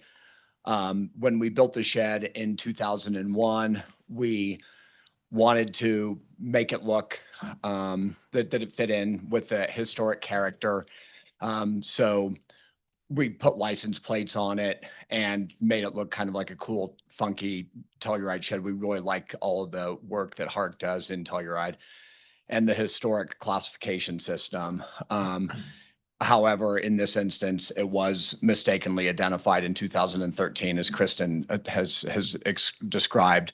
And I want to take this moment to really thank Kristen. When this misclassification came to our attention at the beginning of this year, it was something that I was obviously a little concerned about because it's a big responsibility to have a historic structure, and if it's misclassified, then it's also from our perspective, it is a liability. And so Kristen was super helpful in getting us to go through these steps. And I really want to just give her a shout out and say some appreciation, because as a citizen, it is a little bit daunting sometimes thinking about changing something as important as a historic classification. And I just really appreciate how much effort she's put into walking us through this process. Thanks so much. Thank you. Nice job on the shed. Yeah, way to go. Any questions for Kristen or the applicant? Is there any member of the public here to speak on this item? Tiffany, anybody online? No. Any further discussion from council on this? Seeing none, I'd entertain a motion. I move to approve a resolution of the Town Council of the Town of Telluride, Colorado, approving the challenge to the designation of the shed located at Lot 5RA East Telluride Addition to remove the non-contributing with qualifications designations, as the shed was erroneously designated in the 2013 Telluride Historic and Architectural Survey. Second. We have a motion from Dan and a second from Ashley. Dan, how do you vote? Dan, yes. Ashley, yes. Elena, yes. CBS. Me and yes. Teddy, yes. It is approved unanimously. Kristen, thank you very much. Thank you guys for coming today. We appreciate it. That brings us to public hearing item 6B, second reading and approval of an ordinance of the Town Council of the Town of Telluride, Colorado, submitting proposed home rule charter amendments to a vote of the registered electors at the November 4th, 2025 regular municipal election concerning a town council and mayoral attendance standard, and directing the Telluride Town Clerk to publish the ordinance in accordance with the Colorado state statutes and the Colorado Constitution requirements for home rule charter amendments. And Kevin Geiger will present. Thank you, Mayor. Kevin Geiger on agenda item 6B. So this should be familiar to you. You've had discussions on this issue April 1st, June 3rd, July 1st, and now today, July 22nd. This is before you on second reading of an ordinance. This is a public hearing for your consideration of whether you are prepared and ready to submit for voter electorate approval proposed amendments to the Telluride Home Rule Charter, or THRC. Just to briefly go over some of the provisions that we've been discussing on this issue. What you're looking to do is to set a town council and mayoral attendance standard in the Home Rule Charter. And consistent with your direction on this issue, the standard that you have directed for the draft of this, the first reading, which was approved at your last meeting, is a failure to attend 3 consecutive regular meetings of the town council, or over a 12-month period of time, failure to attend at least 75% of the council meetings, again, defined as a regular meeting. There was one change since your first reading on this. This was directed at your first reading, so it's consistent with your motion of approval.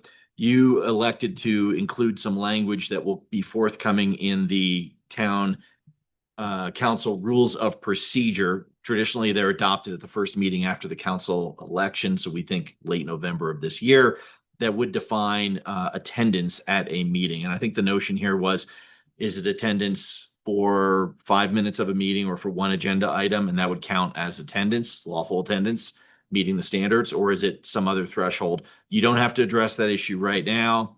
It will be addressed during your organizational meeting that we anticipate coming up in late November. But that is added to the Home Rule Charter amendments that you'll see and that are before you today.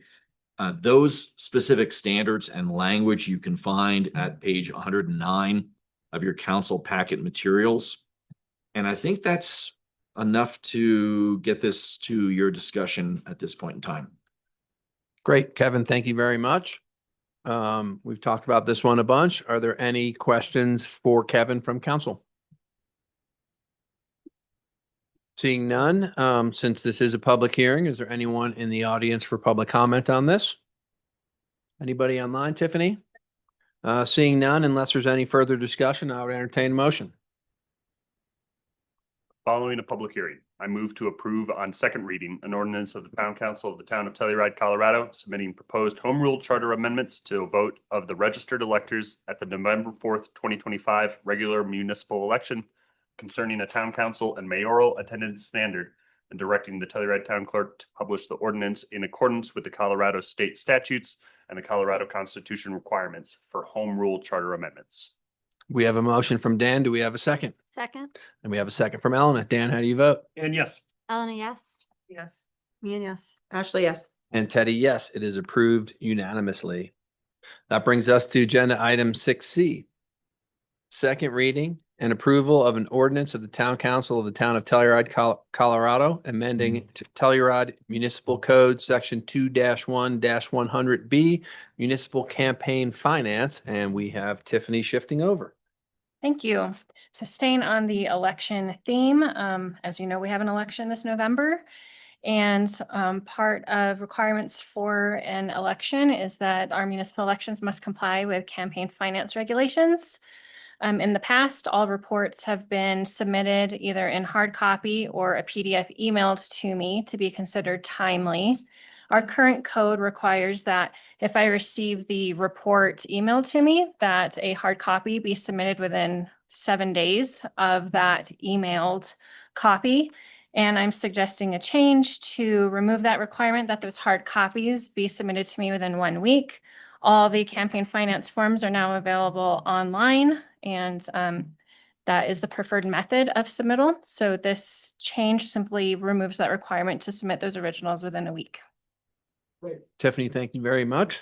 Any questions for Tiffany on this agenda item? Seeing none, is there anybody in the room? Seeing none, don't There's think. nobody online. Nobody online, perfect. Unless there's any further discussion from council, I would entertain a motion. I move to approve an ordinance of the town of the Town Council of the Town of Telluride, Colorado, amending Telluride Municipal Code, Section 2-1-100B, Municipal Campaign Finance. We have a motion from Elena and a second from Geneva. Elena, how do you vote? Elena, yes. Maybe yes. Me and yes. Ashley, yes. And yes. And Teddy, yes, that is approved unanimously. That gets us to 6D. Consideration of approval of an emergency ordinance of the Town Council of the Town of Telluride, Colorado, imposing a ban on open fires and fireworks and restricting smoking within the Town of Telluride. And Zoe is here to present. Thank you. So obviously, just given our processes, the discussion of a stage 1 fire ban was done by regional partners closer to July, but that was after, I think it was actually July 3rd, the day of our council meeting. But in order for the town currently to move into those similar restrictions, it requires an act of council, so that's why it's brought to you now. I have had discussions with the county and their representative, Shannon Armstrong, on this matter. For just a little bit more information, when they are making these determinations, the San Miguel County is split into 2 fire danger rating areas, that being the west end, and then we are the high elevation. Still, they're meeting today, but right now, while ERCs, which is the energy release components, how they help determine these restrictions, are trending downward thanks to these recent storms, bigger picture isn't quite there yet. The extended outlook is still showing above normal temperatures and just average precipitation in the 8 to 14 and 3 to 4 week forecasts. On top of that, most of the federal resources with the U.S. Forest Service and BLM are currently deployed on large fires, showing the extreme behavior as they continue to work on those, which they are all trending in a positive direction. But that reduced local capacity is still a part of the conversation. So she doesn't see them lifting stage 1 anytime soon, and gives us the recommendation to continue to follow in their lead for this time. Similar also to the town of Mountain Village, who made that shift at that July 3rd time. Great. Zoe, thank you very much. Any questions from council for Zoe on this? Pretty- I have a question. Does this mean no gas fire pits? Yes, and Kevin could probably help answer some of those, but does it mean no gas fire pits, Kevin? Because there's no fire pits, but you can use outdoor cooking that's gas that's designed for cooking, but I think charcoal and gas is okay, but I think it does. Elena, in section 1C, it says in the town of Telluride, there should be no outdoor cooking except on outdoor grill, UL listed. But or like, if gas you're not, propane. you just have a gas fire pit. Oh, I you'll do misunderstood your question. Gas cooking, but what about like just an open gas fire pit? I think we had this issue come up in a prior ban and I think it was our interpretation that though that would not be permitted. That's not one of the exceptions. I don't have like a preference. I just wanted to clarify for anyone listening. But grills, gas and propane grills would be Mhm. acceptable within this provision still. Yeah, there's some standards in there. So it's in, as I think Dan pointed out, section 1 sub C. You'll find it on page 117 of your packet materials. It has to have the UL listed designation. And it's designed for, designated for gas or propane, or cooking on manufactured wood or charcoal in a permanently constructed freestanding fire grill at a recreational site.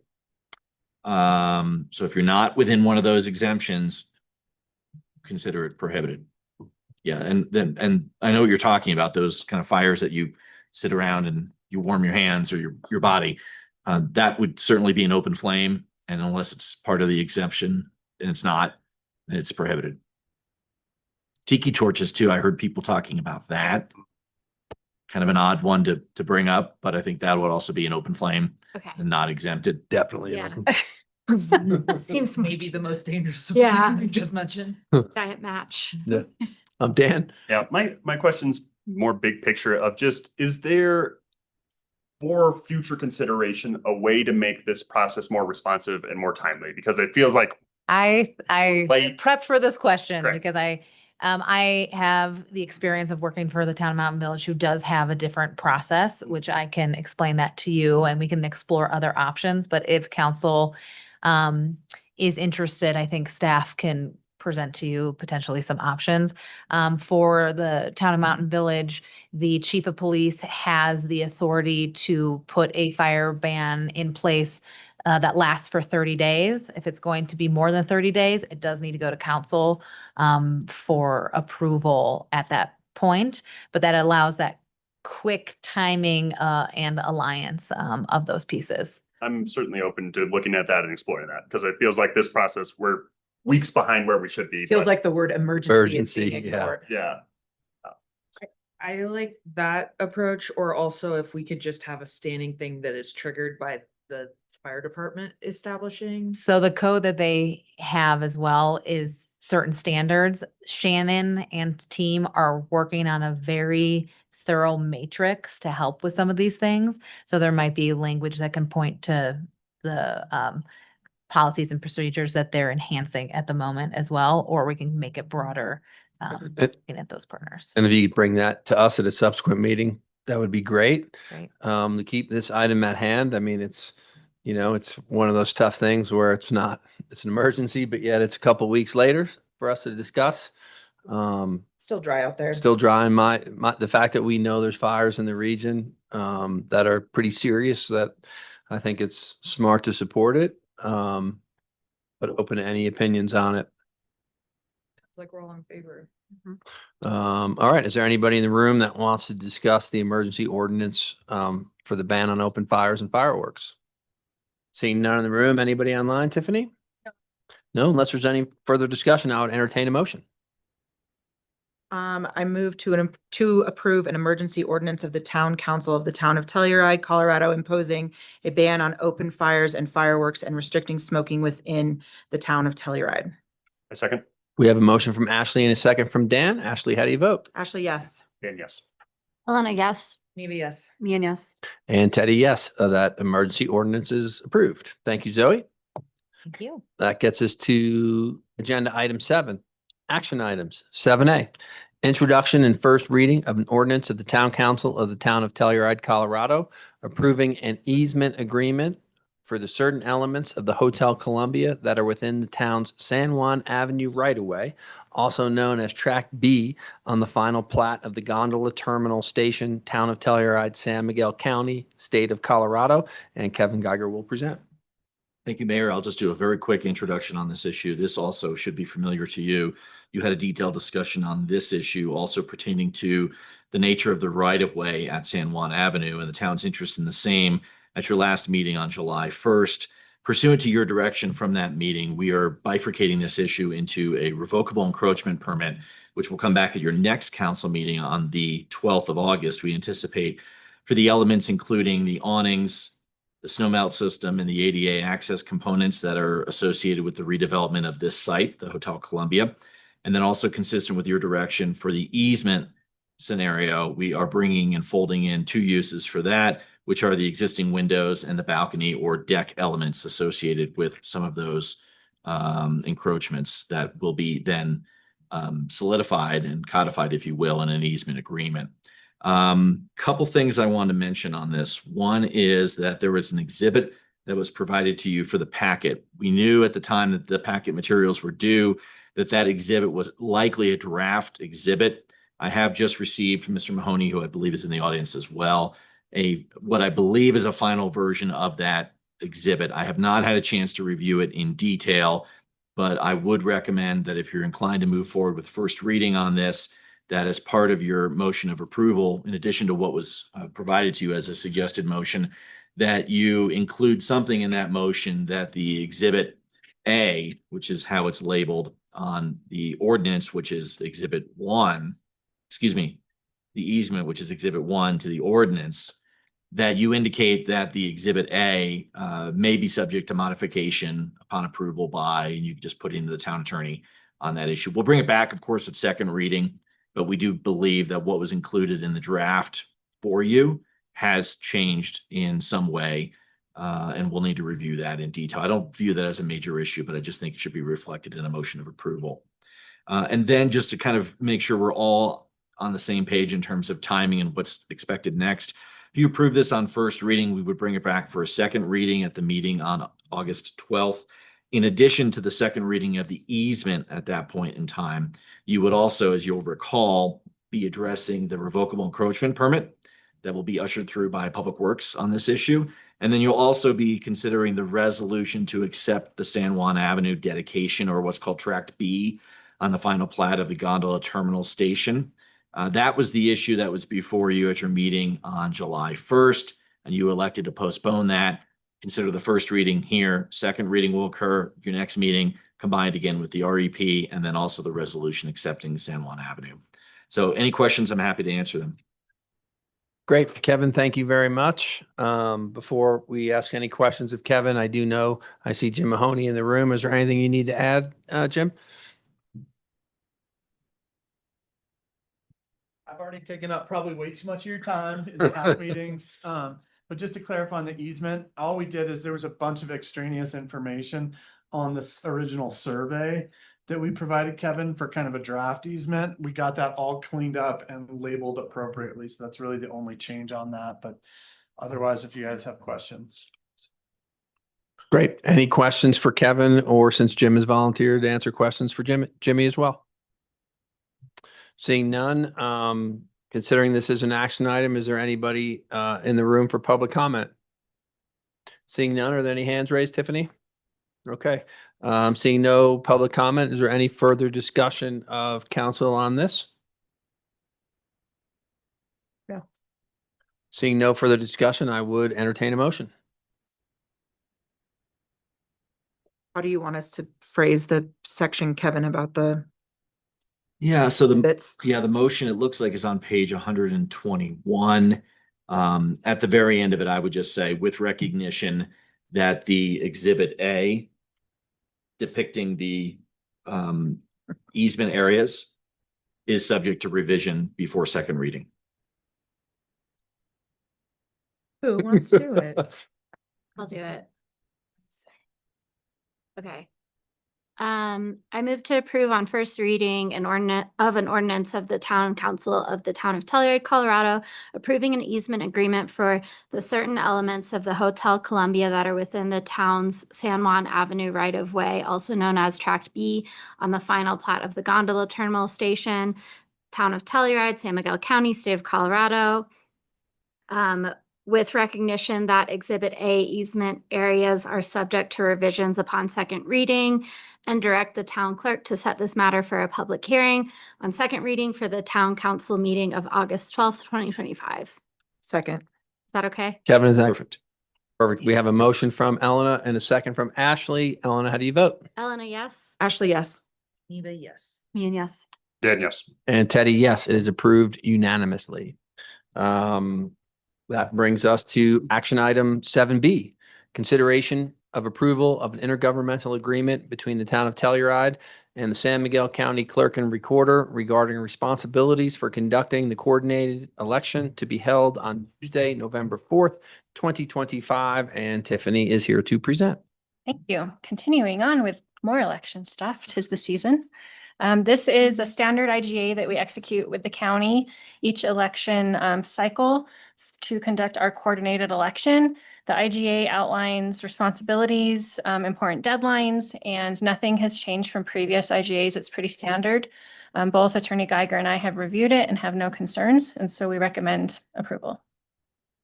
Great. Any questions for Tiffany?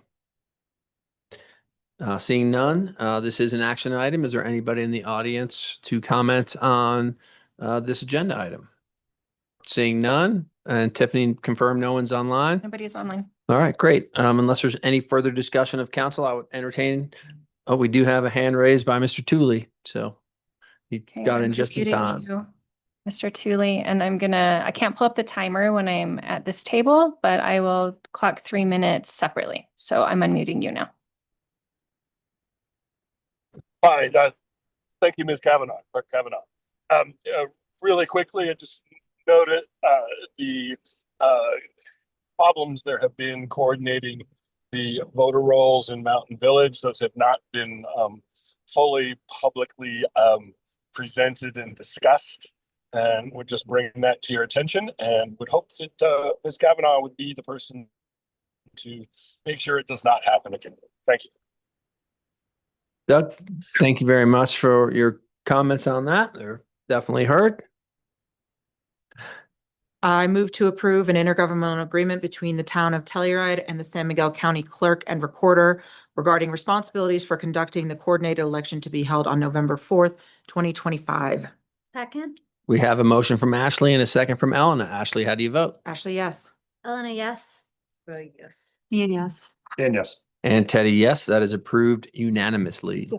That brings us to action item 7C, consideration of adoption of a resolution of the Town Council of the Town of Telluride, Colorado, authorizing the acquisition of certain deed restricted real property known as 230 South Pine Street, the Ballard House, Unit 101, Telluride, Colorado, 81435, located within the Town of Telluride, San Miguel County, State of Colorado, and Zoe will present this one. Thank you. I feel like we have a standing one of these at all of our meetings. This property, as you mentioned, is at the Ballard House. The only piece other than the attention to the continually updated property, town property acquisitions through First Right, is that the Ballard House is uniquely positioned the Ballard House contains 6 deed restricted units, all designated as mitigation units created through the development agreements to satisfy housing mitigation. Currently, all town employee housing units are within town constructed projects, so TCU. So if the town did elect to purchase this unit and make it a town employee unit, it would mark the first conversion of a mitigation unit to a town employee unit. However, it is important to note the sellers have interested teachers as potential buyers. So they do not have a preference of the town taking advantage of the first right. And no lottery is required on this property. Great. Zoe, thank you very much. Someone interested, doesn't that mean that they want to sell it to them? That's what I'm saying. Oh, Yeah, I thought you they said they have no opinion on us. no, they do not have interest in the town exercising. They their would first right. prefer to sell. Yeah. Okay. Any questions for Zoe? Any further discussion on this topic? I know this unit's gone from teacher to teacher and would like to let this one go, especially since it's a mitigation unit. Yeah, I don't know why, but I feel like the town employee units should be in the town constructed projects. And I know that's kind of arbitrary, but it feels like this should stay in the general public. I'm fine with that too. Okay, looks like we got a consensus. This is an action item. So is there anybody in the public that wants to chime in? Seeing nobody in the room. Tiffany, anybody online? Nobody online. Unless there's any further discussion amongst council, I would entertain a motion. Do we have? Or to there do- is no Or we just motion do because- nothing? Motion, you don't have to, you just, We just say we don't want to move on it, move on. and that's it. Kevin, you're good with that? Yeah, you don't have to actually take an action against, Okay. if you don't want to exercise it. That's fine. As long as you guys are comfortable. I didn't know if we had to do a motion for a thumbs down on it. I think our rough straw poll showed that. That Yep. was, it's definitely a thumbs down. We'll I move think it. staff understands the direction, so no formal motion is required. Right. Okay, and we'll want to make that very clear to the listening public that we will not be buying We will. Ballard House 101 as the town of Telluride. And we will continue to update the inventory of our first rights as well. Great. Could we maybe switch the manager's report to next so that we, since we have a kind of hot topic work session that we're very early for? I agree. I'm good with that. Zoe, are you Yep. prepared for that? So what we will do now is we will time our work session, agenda item 8, closer to its timing. So Lance, you guys are Lance off the and hook for John, a little we're while? We're gonna We're keep. switching it around. 'cause Okay, We're so great. early. Our guys are here, but we Okay. can totally wait. Yeah. Right, so we're gonna try to stick to that, mean- be at least closer Okay. to that 2:45 time, although just let everyone know, those are just estimated times. But. I doubt I will take, I mean, we'll see how much we want to fill. We can But go into, you- we can go into other reports If, too. as long as we're in the ballpark timing, we're Yep. good. And if people are paying attention and listening on Kodo or online, they'll understand that if they have interest in 8A or 8B, they'll figure that out versus us just starting it. So I think it's a good idea. So with that, we will move to agenda item number 10, administrative reports. Great. So for the manager's report, we'll start with communications update, wayfinding, placemaking, and signage project. The steering committee met with Guide, who is our consultants on this project, to review the 60% design of Priority 1 signage, which includes parking, street, campground, facility IDs, and directional signage. Due to the impending bid process, fabrication time, and ground freezing, installation is now expected in the spring of 2026 rather than the fall of 2025. That said, this will allow more robust phase 1 installation and give proper time to review materials, ensure consistency with branding and designs, and allow time to produce the best quality implementation possible.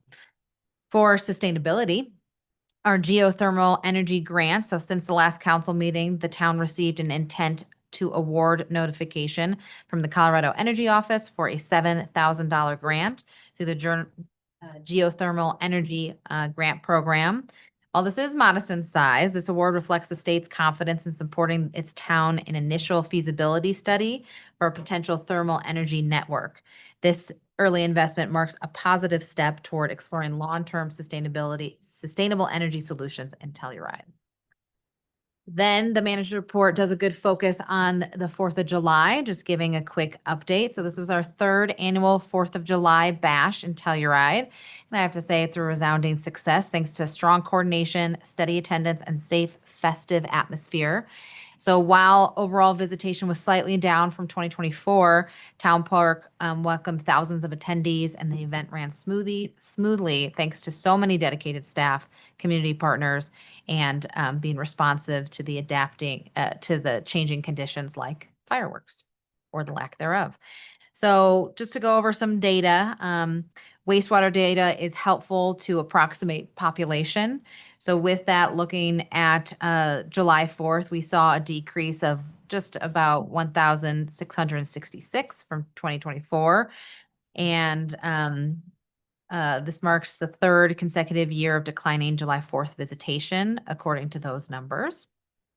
Can you clarify the actually, decrease in the 1,000, that's cars coming into town? so I'm talking wastewater data right now. Thank you. Yep, but we do have lots of other data to talk about population and attendance. Gondola So the gondola saw just over 24,000 riders. That's down from last year's 28,000 riders.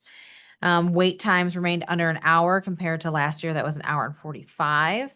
And the peak ridership hit 748 passengers, which is in line with last year. So peak ridership was the same regardless.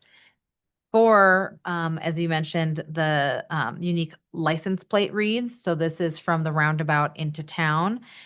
For July 3rd, we saw an increase in that drive traffic of 18%. July 4th, an increase from 2024 of 29%, but a decrease on July 5th of 26%. So it could mean people did stay maybe an extra day or didn't drive out.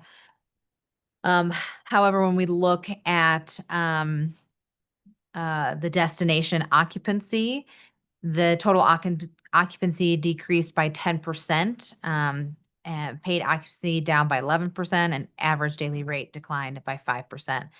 This was very similar to the trends experienced in Mountain Village over the holiday period as well. However, just again, a huge thanks to all the event coordination and the partners. So we coordinated the event obviously with the parade. So thank you so much for the 4th of July Parade Committee, Symbiotic Events, who helped put on our lovely bash, and the Volunteer Fire Department for the beer booth, and Nova Sky Stories for the laser show. So thank you to all of those people. And for park attendance, while these are approximations, we estimated about 3,500 people entering Town Park immediately following the parade, with total attendance reaching approximately 6,500, which is again a slight decrease from 2024. Kids games, Mechanical Bull were popular attractions. The 11 local food vendors participating grossed about closer to $37,000. And all of the entertainment was local musicians that performed on the main stage. There was no medical transports or security incidents during the event. And then lastly, a huge thank you to our sustainability division. So Darren, helping manage recycling and waste during the town park festivities. And we saw 19 96-gallon polycarts filled with clean sorted recyclables between late morning and 6 p.m. And a shout out to town staff and community members who volunteered their time in these efforts, which is Calvin Levy, Herbert Valdez, Tommy. Oh my gosh, how do we say Tommy's last name? Steinecke? Steinke. Steinke. Thanks, guys. Sorry, Tommy. And Ann and Alex. Not even gonna do their last name. Reza. And I have Danelle, so I should really have a lot of sympathy for these people. Yeah, that's true. For housing development, any questions on 4th of July before I move forward? Great job, everyone. It was awesome. Great. For housing development, nothing new from our previous report as we continue to move forward on so many of our projects. Canyonlands Tower House, public-private partnership, still under construction for Canyonlands and Tower House moving forward. Shandoka Building F Phase 2, under construction, going well. Virginia Placer Phases 2A and 2B. So for 2B, which is the estimated 10 to 12 rental units, we're still working through our potential financing approaches, but 2A is moving forward in the process.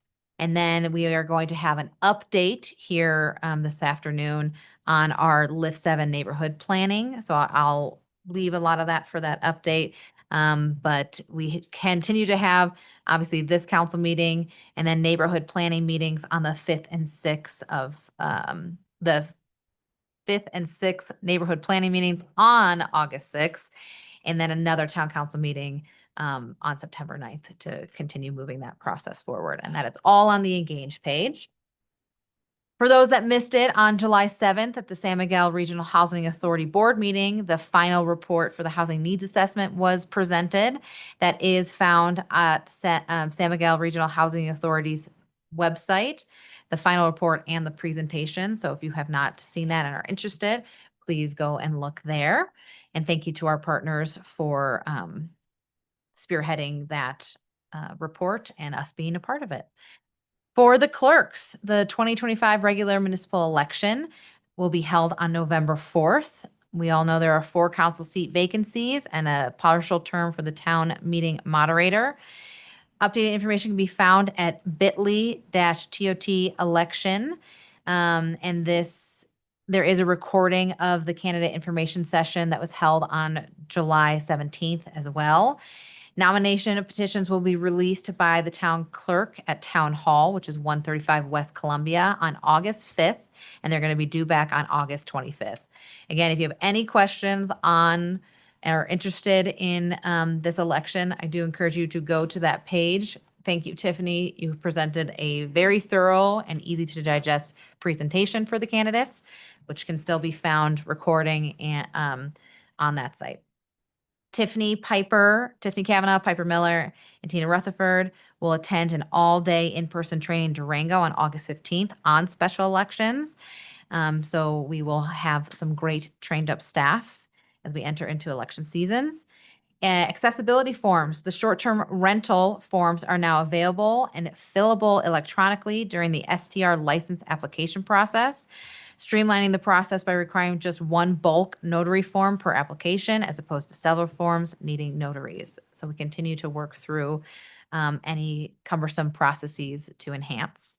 And then finally, this is a big week for Tiffany and staff as they have their first jury trial for municipal court scheduled this Friday, July 25th at the San Miguel County Courthouse.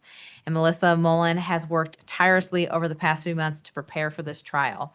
So jury summons were sent to 100 registered voters and a jury of 6 will be chosen. This trial is expected to last 1 day, but this has been a big lift for our clerks, so thank you to all of them. You have a question, Elena? Jury duty that day. You were called for jury that day, that's that day? So much. Yep. So even your council members are not immune. It was totally random. Community services, continue to discuss Elaine's Place program openings. With the recent transition of children to preschool programs, there's still some daily availability for families seeking childcare. Elaine's Place is our toddler program. So this is for 1 and walking through the age of 3. To learn more about enrollment, please visit bit.ly-tot childcare or email childcare@telluride.gov. Rental housing, the Community Services Department is finalizing the launch of its new digital application process for those applying for or renewing eligibility for employee rental housing in town. The online portal will allow applicants to securely submit their documentation in one place, streamlining the process and eliminating the need for paper form. So we are in the process of that as well. Quick finance update for our real estate transfer tax. Revenues through June are at 45% of budget, which is lower than anticipated as we are 50% through the year. But again, this revenue source can be difficult to compare year over year for each month due to historic variability. But we still feel like we are on track to meet the 2025 budget revenue. For sales tax, May sales tax revenue collected in June have increased by 18% overall. Retail in town is down 4% compared to 2024, while retail food and beverage sales are flat compared to 2024. Revenues from lodging, property management, and short-term rentals have grown by 27%.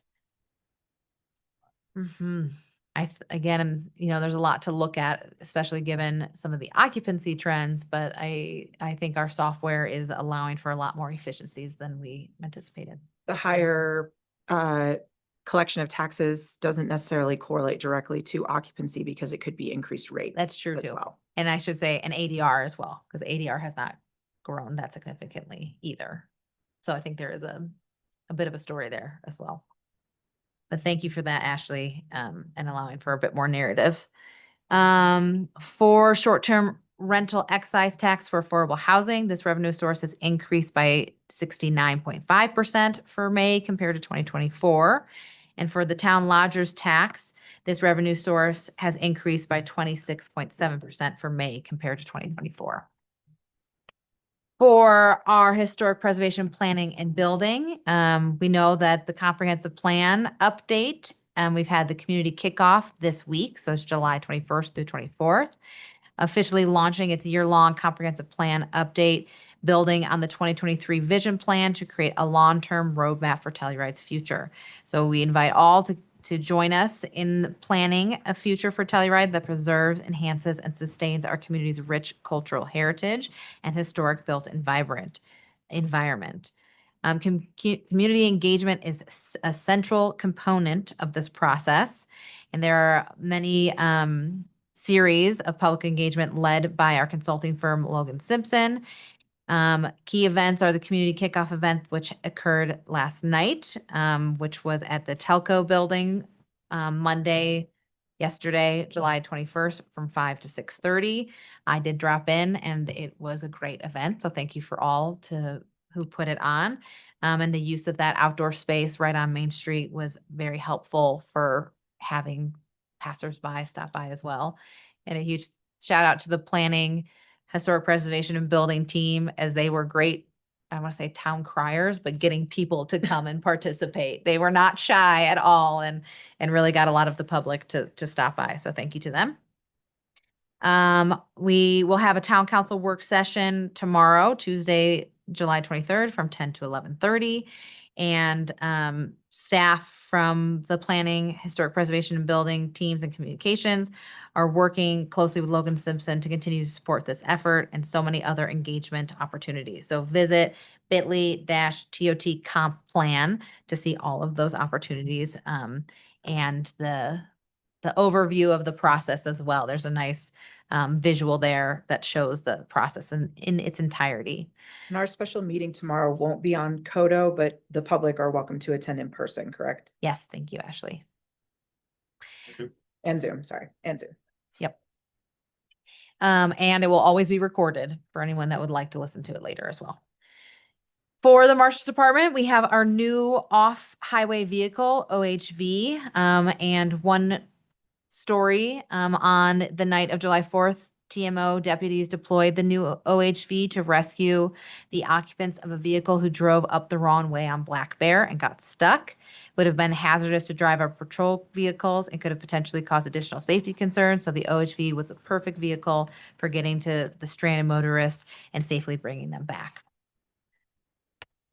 For Parks and Rec, Town Park Campground is open and online reservation booking windows are posted on the town website at bit.ly/TOT campground. The fourth booking window for online reservations from September 15th through October 5th opens on Tuesday, August 12th.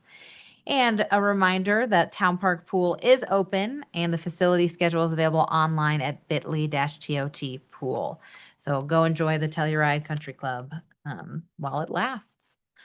For recreational programming, fall programming registration is currently open for adult co-ed soccer and special events that have recently occurred on town property of the plein air, July 4th celebration, Telluride Table, Hard Rock 100 Endurance Run, Shakespeare in the Park, and one-on-one family day.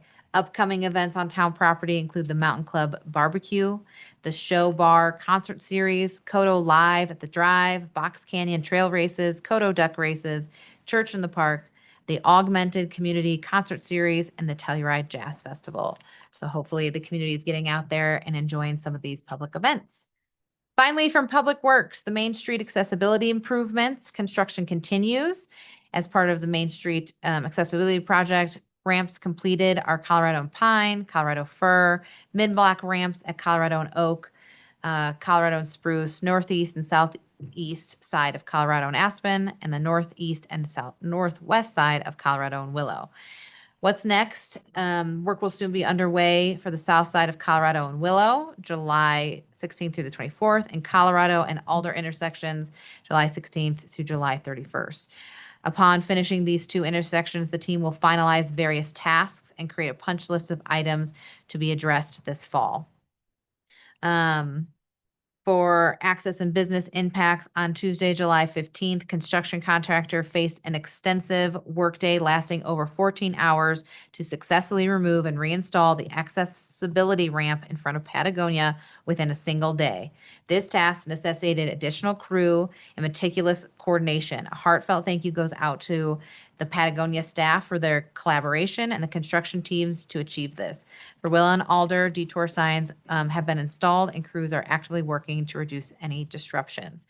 We encourage everyone to stay informed at bit.ly/TOT Main Street or text MAIN to 38276.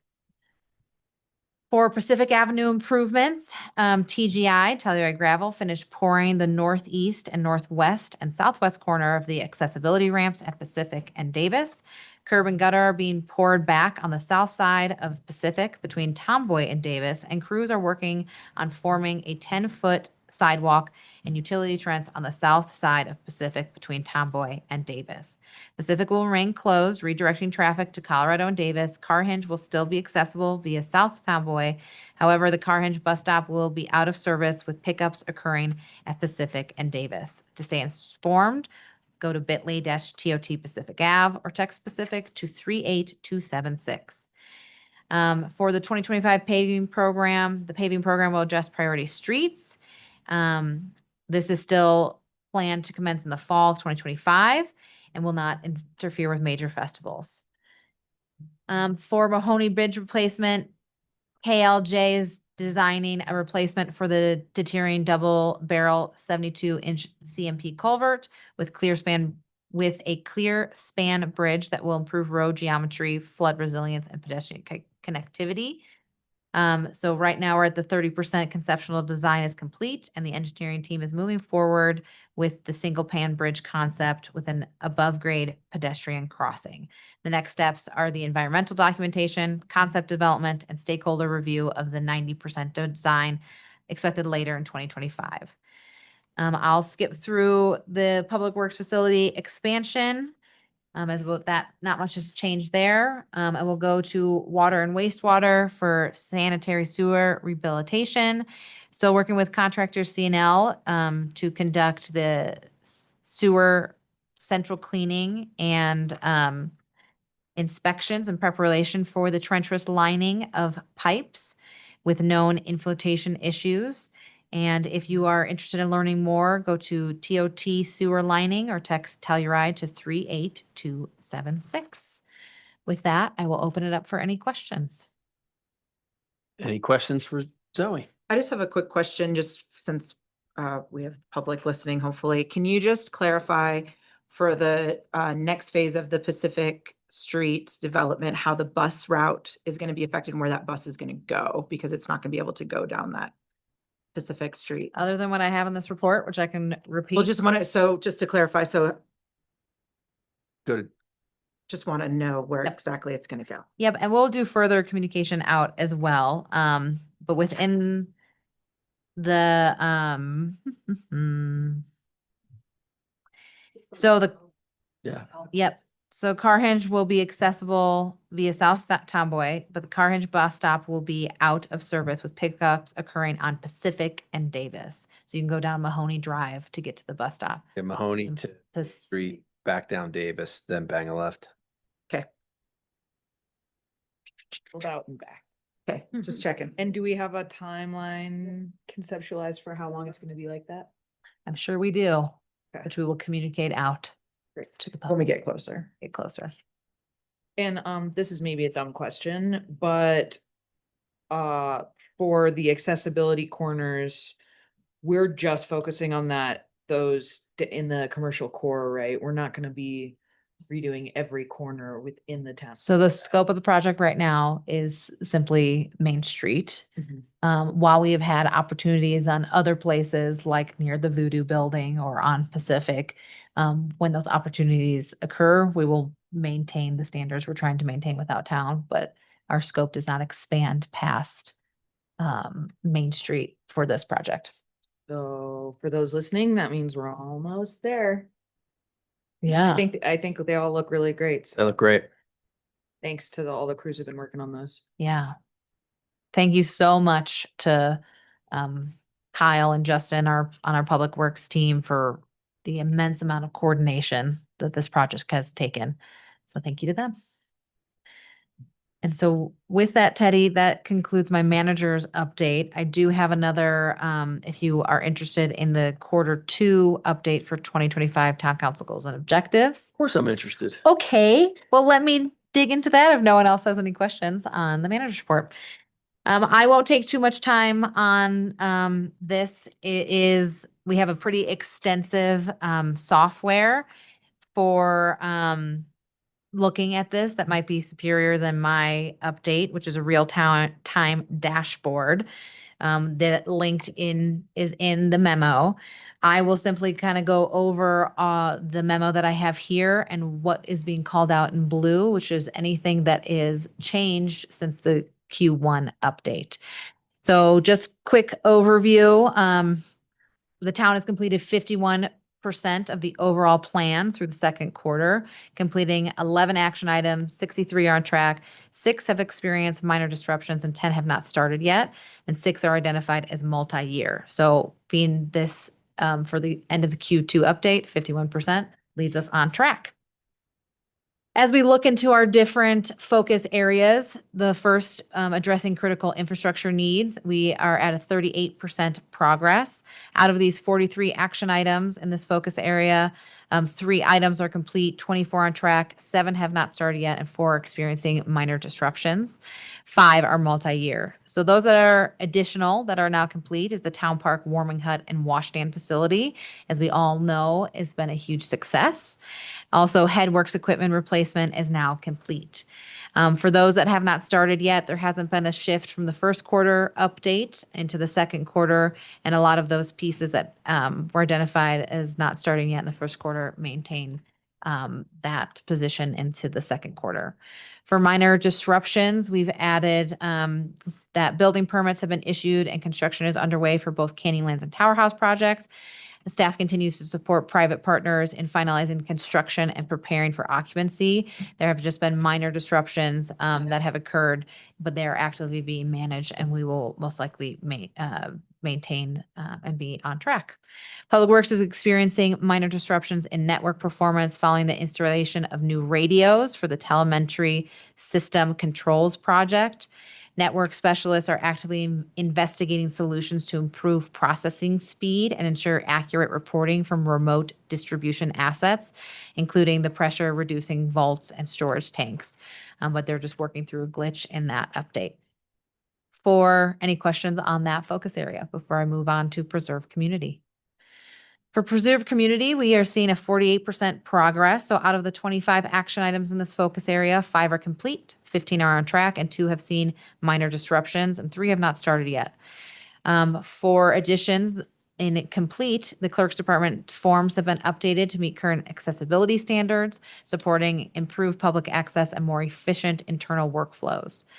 The parent handbook at Elaine's Place is now available in both English and Spanish, and monthly newsletters are consistently translated, and a translator is on site 3 days a week to support improved communication with all families. For the items that have not started yet, nothing updated from Q1 or positions changed there. But for minor disruptions, we have added that staff are working with engineers to develop a mounting system for permanently installed basketball hoops in the Town Park Pavilion to support youth open gym programming during the summer months. New programming, including active offerings and staffing, is anticipated to begin the summer of 2026 following installation. Staff bandwidth constraints delayed initial content development for the 2024 year in review, pushing back the design phase. Department sections are still in progress and under review, with a design draft and final publication now targeted for late August. To ensure timelier delivery moving forward, planning for 2025 year in review is already underway, with a goal of pushing by the end of Q1 2026. For any questions on that focus area? For the next focus area, protect health and quality of life, I do have a typo. We are seeing 48% progress, not 26, in this focus area. Out of the 14 action items, 12 are on track, 1 is multi-year and 1 is complete. For complete, EV infrastructure implementation continues to advance. We have the EV Goose Bus currently in service, along with wastewater, water division's electric UTV, and the transit division's shared GEM electric vehicle. These additions support the town's transition to more sustainable municipal fleet and EV transit opportunities. For our next 2 focus areas, cultivate economic sustainability, where we're seeing 55% progress out of the 7 action items. 1 is complete and 6 are on track. No updates from Q1. And ensuring Telluride is an employer of choice, we're seeing 65% progress with no updates since Q1. So with that, I'll take any questions. Any questions for Zoe?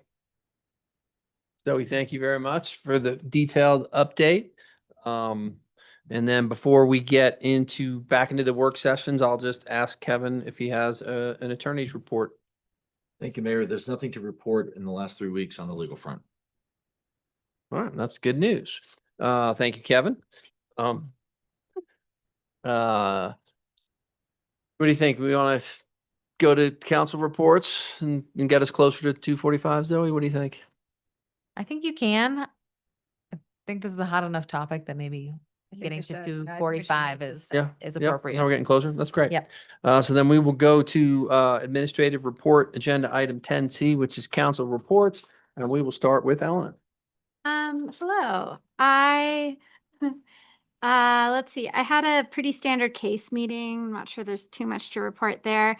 At a HARC meeting, we kind of saw some of the usual kind of residential applications, but I did want to mention that we saw San Juan Village Lot 7 and 8 again. So that's the lot next to Hotel Telluride across from Clark's. Bringing that up because it's a very visible lot. And there were some big improvements from the last time that we saw it. The developers, the applicants are definitely trying to meet HARC and everything that they're being asked. So generally, like the west building was flipped so that it has nicer like stepping up to the height, and they reduced the glazing. So in general, they really met a lot of the conditions from the previous meeting. But the board asked for the entire southwest corner to move back an additional 5 feet, which was not a requirement of the zone, the design guidelines in that zone. That was something asked in addition to what is required by that zoning district. So I thought that was just an interesting request. They feel like it's really important to have like a gentle entry into town. Yeah, so I thought that was worth mentioning. So that was continued to the next meeting. And everything else was pretty, I don't actually have that much to report this meeting. That was something else just worth mentioning, which is interesting. We saw another application for a residential restoration and addition where the architect was proposing a build with like an underground connector to the accessory unit in the back, which then like triggers it being part of the primary structure, which is something that we've kind of like seen little bits of, but it sort of feels like a loophole to having accessory buildings not be part of the primary building. So that was just an interesting thing. And the board had some pushback on that. So we're going to see that again. I guess like if something is wider than 6 feet, it triggers that it's part of the same building. So I just found that interesting and something to note, that it's kind of a little bit of a loophole to get more square footage in a primary building that we're trying to avoid. But yeah, otherwise I think that that lots 7 and 8 of San Juan Village were kind of the most interesting or most pertinent thing from that meeting. That's all I have. Awesome. Elena, thank you. Geneva? Yes, so I actually missed our last Telluride Housing Authority subcommittee meeting, so I won't go over was discussed at that, but I would like to draw attention to folks who are owners of deed restricted property within the town, that we have been going through the guidelines, and let's see, I'm looking at the dates. So our next meeting is going to be sort of our last meeting at the THA subcommittee level, August 6th at 9 a.m. And then we're going to start seeing in September these meetings occur at town council, and you'll be able to listen on the radio. So issues like non-traditional sources of income, trying to amend the guidelines so that permitted capital improvements work better for owners, things like that. Really important stuff. So if you are an owner or if you take interest, please tune in for those. And just on a professional, personal note, I guess, just want to recognize everybody who's been working really hard, because June and into July is really intense. And I know everybody who works in the tourism industry in some way, or even just as living life in Telluride, it's a lot. So thanks for working so hard. And yeah, that's it. Awesome. Geneva, thank you. Mian? Sure. I'm gonna let Dan speak to the THA subcommittee, but I attended both the SMART board meeting as well as the Gondola G-Sub meeting, and the topics were fairly similar. I gave a presentation in regards to gondola systems and some peer community possibilities that I saw on a trip. I'm going to be giving that same presentation at the Gondola Leadership Committee meeting, which is going to occur on Monday, July 28th from 3 to 4:30. That will be in the Mountain Village Town Hall meeting space, and also on Zoom if anybody would like to attend. At the G-Sub committee, though, as well, we did discuss, we went further into the discussion of the Angle Station, which is where Allreds is located. Really specifically looking at two options for gondola storage and a maintenance facility up there, specifically the pros and cons of the two different options, the physical structure itself. We looked at some preliminary cost estimates for both options. One is a 2-story above ground building, and then the other is a partial below ground facility. I think the committee overarchingly aesthetically prefers the partial below ground facility due to the ability to not impede experiences, whether it's skiing or biking outside of the gondola station for the general public. But we will obviously be looking at everything in a cost analysis perspective as we get further into that process. I think the only other thing is that there has been discussion points in regards to potential opportunities at that space as well, whether it's mixed use or food and beverage, questions about terminal extension design. And then we talked a little bit more for specificity about the project delivery timelines and funding dependencies. And my anticipation, Ashley, correct me if I'm wrong, is that we'll have a little bit clearer direction for the public to be able to take a look at the leadership meeting. But as with everything, this is a process, and this is not something where there is a timeline that is firmly set in stone that we're driving towards. We were just trying to reach the best accommodation and best project for the destination. Did I miss anything? No. Okay. Do you have other things to talk about? No, that's it. I'm done. Okay.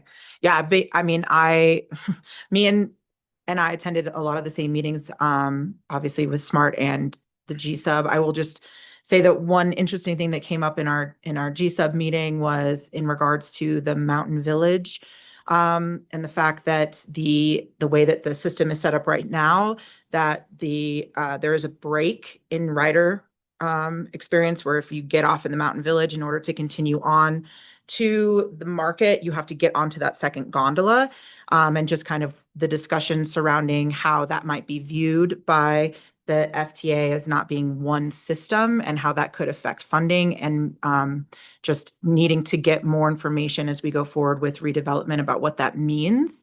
And I just thought that was an interesting point, and I'm sure it'll be brought up in our leadership meeting as well. And then beyond that, like I said, Mian gave, presentations at both SMART and at GSUB. So she was definitely the star of both of those. And I look forward to hearing it a third time next week. You can probably give it actually. So And I would encourage anybody who is interested in the gondola projects to listen to that, because she got a lot of really great information, going to some of our European neighbors and seeing their systems, and also visiting with Lightner Palma. So I think there's a lot of great information. We didn't have a Parks and Rec meeting, and our next museum meeting is actually scheduled for tomorrow while we have our special council meeting. So I'll have to get with them to give you guys an update on the museum at our next meeting. And that's all I got. Ashley, thank you. Dan? Righty, a few things for sure. THA subs, as G mentioned, the Affordable Housing Guideline Review is nearing its conclusion. I don't really need to go into the details specifically of what we discussed there, but I do echo the call for continued public input, especially at this stage. Now is definitely the time where it is easier to incorporate your views and feedback. So please, the earlier the better. Please, our next meeting, August 6th, 9 a.m. Right here at Rebecca Hall. We did have a request from Hotel Columbia about some employee dwelling units and some exceptions to the affordable housing guidelines in there. That was just a bit of a tricky situation because it was pretty unique circumstance on that one, where they were asking for a requirement that those people be employees of the hotels, which is not normally allowed by our guidelines, because we as the town of Telluride feel that we want to empower employees first and foremost, and tying their housing to their work is not favorable. It then means that if you have a bad work environment or you need to change jobs, you jeopardize your housing. We did allow that exception for this one because of their unique layout, where those employee dwelling units it's inseparable from the hotel.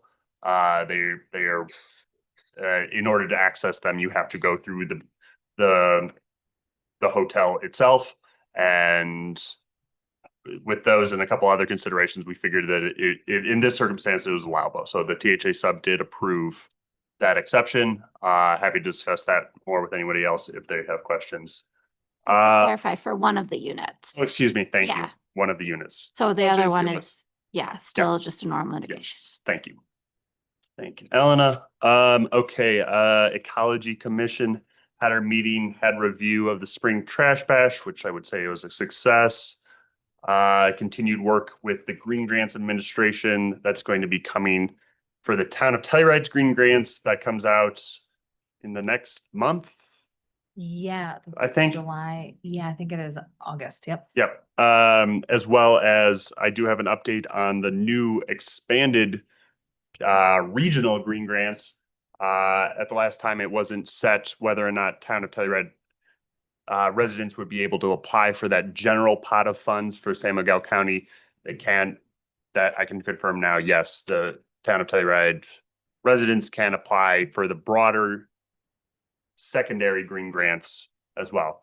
The original green grants application is still open and available only for town of Telluride residents, but for those in the wider region, so San Miguel County, Mountain Village, Ridgeway and Uray as well, there is the expanded green grants program that's going to be launching later this fall for that as well. So do keep an eye out for those funds. Again, those funds, if you're not familiar with them, are for environmental retrofits or upgrades, anything that you can do that demonstrates a reduction in greenhouse gas emissions. So sometimes it's things like more energy efficient windows or a more energy efficient heating system, but it can be things like composting or potentially even EVs, things like that. So lots of opportunities. Think creatively. I know you can access some of that information on our Engage page. And then I didn't attend open space, but since their liaison isn't here, I'll just relay the goats we discussed at our last town council meeting are now in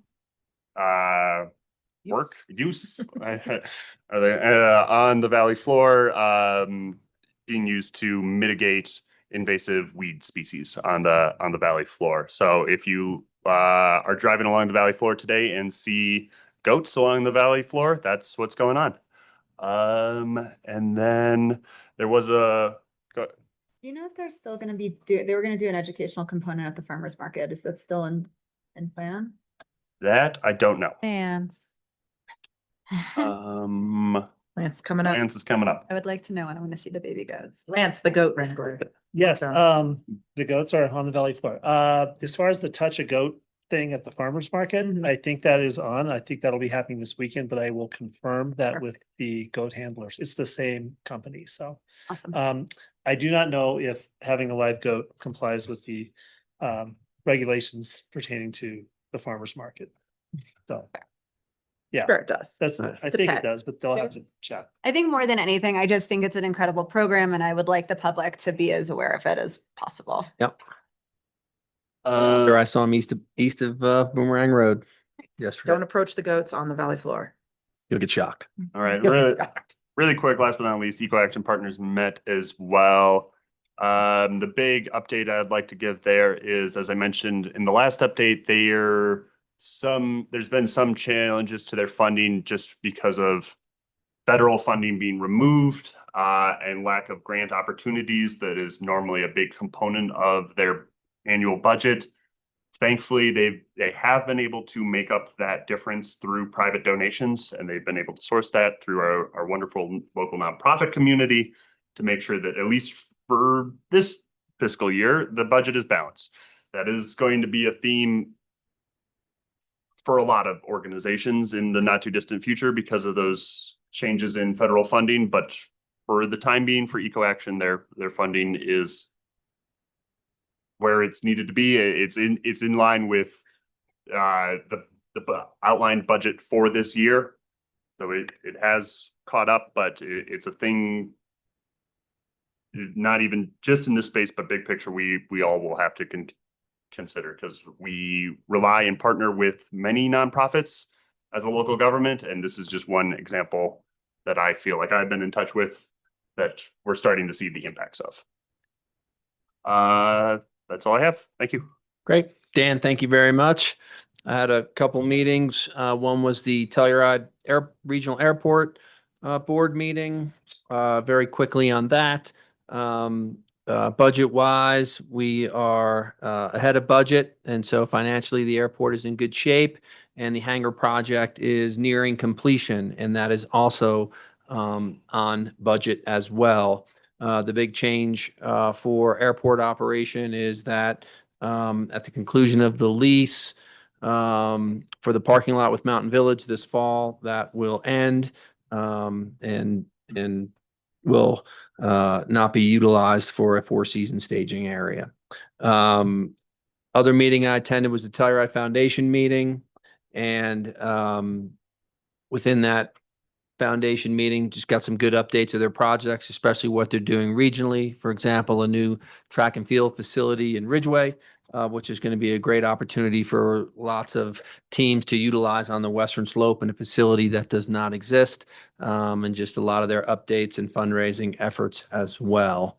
And I will keep it brief, and that's all I have. Quick question, and it might not be the time, but a bit of news that broke since our last meeting was the ski resort's decision to pull away from the airline guarantee fund. Was that discussed at the most recent airport board meeting, or is that premature to? There's a Air Org Colorado Flight Alliance meeting this week, and that will be discussed. Okay. Great. Yeah. Thank you. Seeing that, we are closing in on 2:45. Zoe, do you want to give an update on the preschool, or do you want to wait? I'm happy to wait. I did invite Stephanie to come and be part of that update, which Okay. was then scheduled for later. So why don't we wait on that one? We will, Case. okay, we will hold off on 10D, which is the Telluride Preschool Annual Update. 10E is comment on the pavements. And as usual, please provide those comments by email. Agenda item 11, Telluride Housing Authority. There are no items for the Telluride Housing Authority today. That brings us to agenda item number 9, Telluride Liquor Licensing Authority. And there are no agenda items for the Telluride Liquor Licensing Authority today.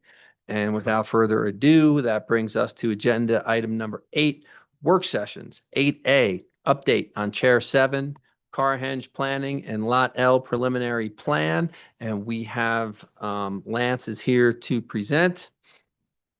Before we get started, I just want to mention that I live within proximity of these projects.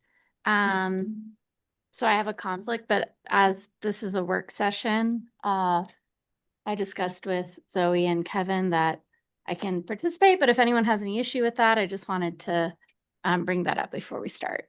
I have the same proximity conflict, but my understanding was that because it's a work session that no action is taken and that we could be involved in the discussion at this level.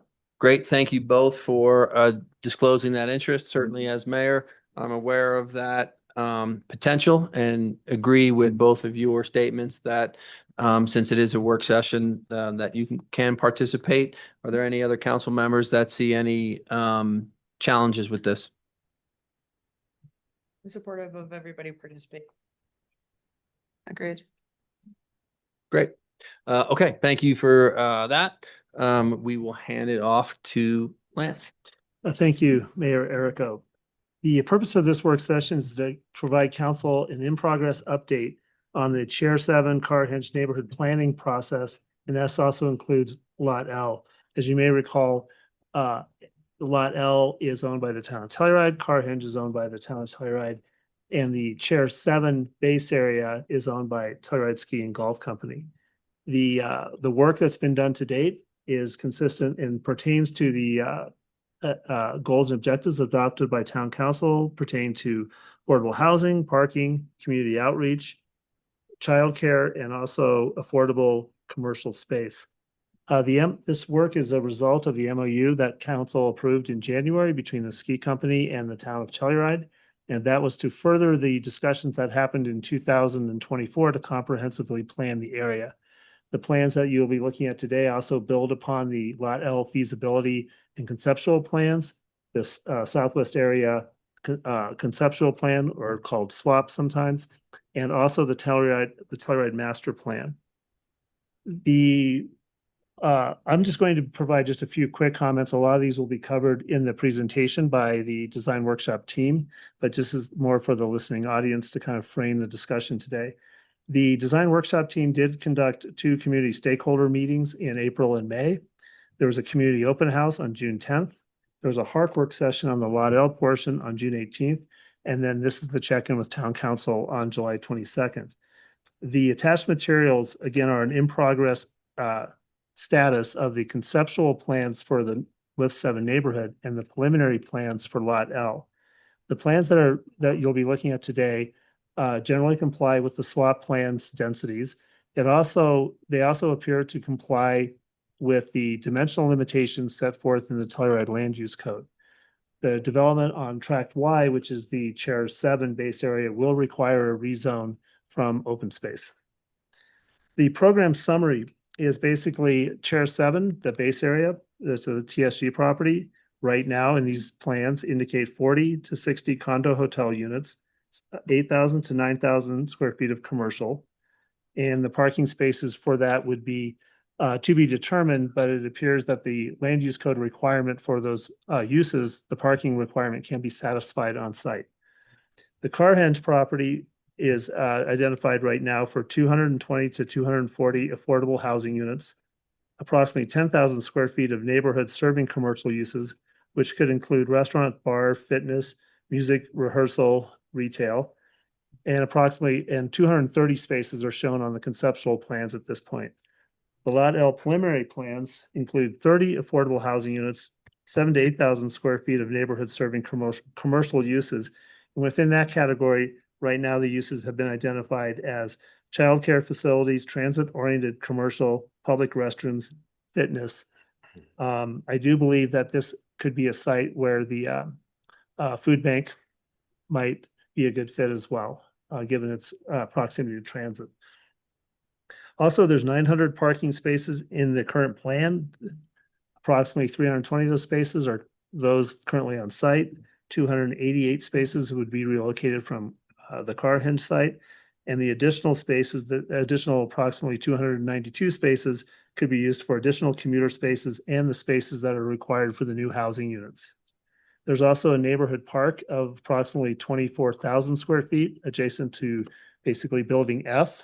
24,000 square feet, to put that in general perspective, is about a half of a city block in the, say, the commercial core, in the core part of town. And there's also a new streetscape for Mahoney Drive and for Black Bear Road as it's crossing in front of Shandoka. The idea is to bring that into more of a traditional street pattern, a street that would look like a neighborhood street, as opposed to, as you're all familiar, what's out there right now, which is basically a fire lane with some landscaping on the one side. This is somewhat redundant of what Zoe just went over in the manager's report.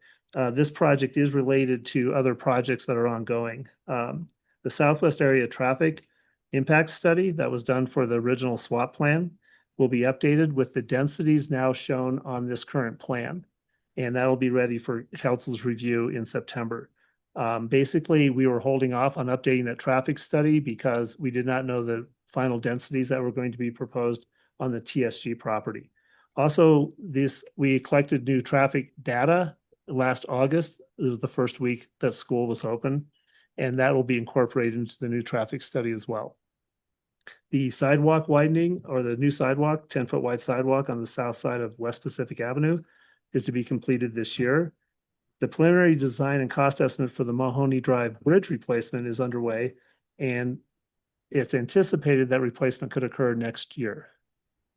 Then the final project that's related, as far as infrastructure goes, is the improvements to Mahoney Drive. And that process is starting now as to what improvements should be recommended for council's consideration as to improving that road surface, the road width, parking, so forth. There are recommendations in the SWAP plan for this.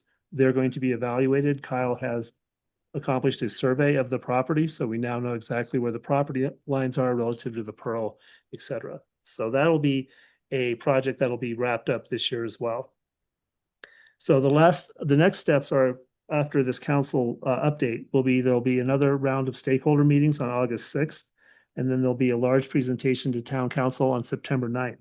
And that'll include the conceptual development plans for the Chair 7 base area and Carhenge. And this will include illustrative site plans, 3D modeling, perspective, renderings, circulation and infrastructure plans, a draft conceptual PUD application, and a draft preliminary subdivision application, and a draft rezoning application. Now, these applications will not be submitted.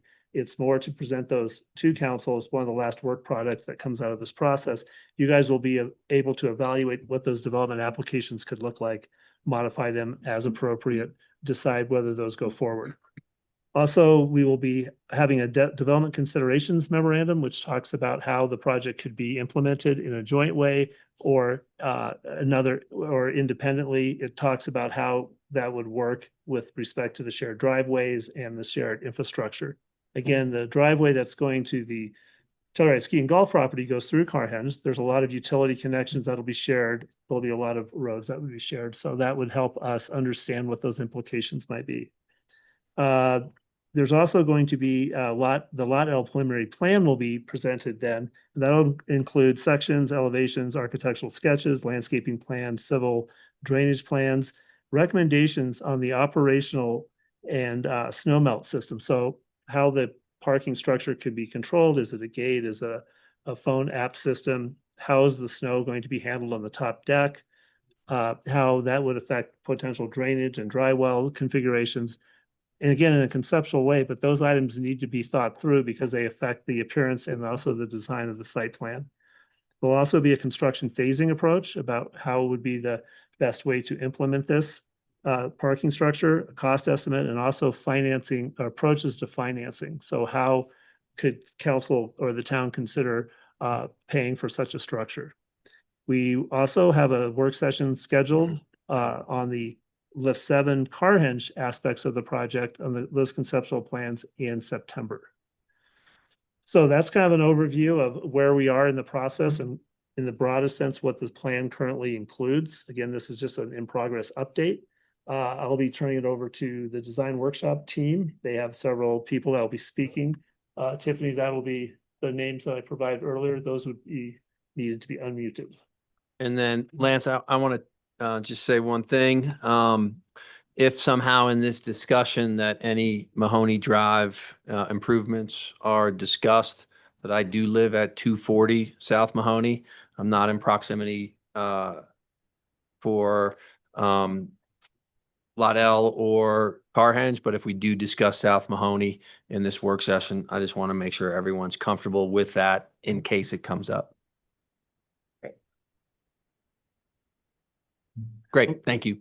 Okay, with that, we will turn it over to Faraz from Design Workshop, and he'll be our leader for the next X amount of minutes. So, hey everyone, good afternoon. My name is Faraz. I'm with Design Workshop, and I look forward to guiding you guys through our project update. It's been a while since we've chatted, so it's good. It was good to see you guys, some of you folks out there in June at the open house, but nice to see some of the other folks that weren't present that day. Look forward to giving you guys an update on what we've been up to over the last few months.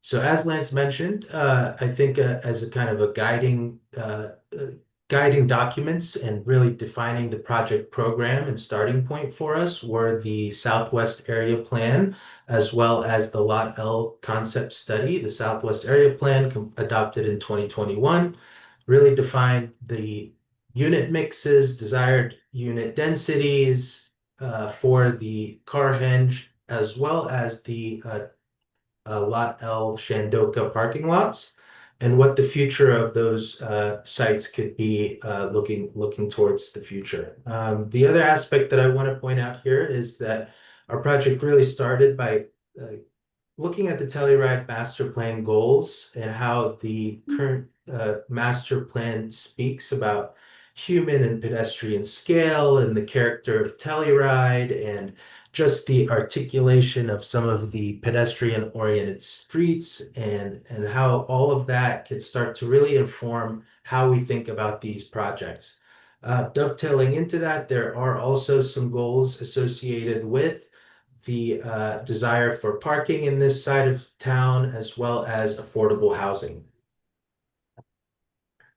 And looking at the opportunity, you know, we've constantly heard that this is there's no Colorado town that has an opportunity like this. And the reason we like to think about this project that way is that you're really tied to a Colorado Rocky Mountain ski resort, and you have these two large surface parking lots that could really be reimagined as an extension of the neighborhood. And some of the opportunities and challenges and issues that we're trying to address are some of the local transportation and parking limitations throughout town, the housing shortages, affordability pressures, limited walking and connectivity and site access throughout this area, some lift-based uses that could really vitalize the base, some neighborhood childcare needs, as well as the aging lift and lift infrastructure that could be updated in the next few years.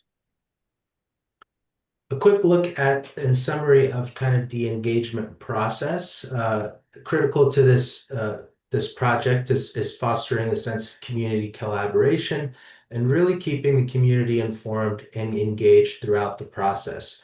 There are kind of four major community groups that are really driving this. There's the project partners, which are the ski company and the town of Telluride, which we meet with on a weekly basis to keep the project moving forward.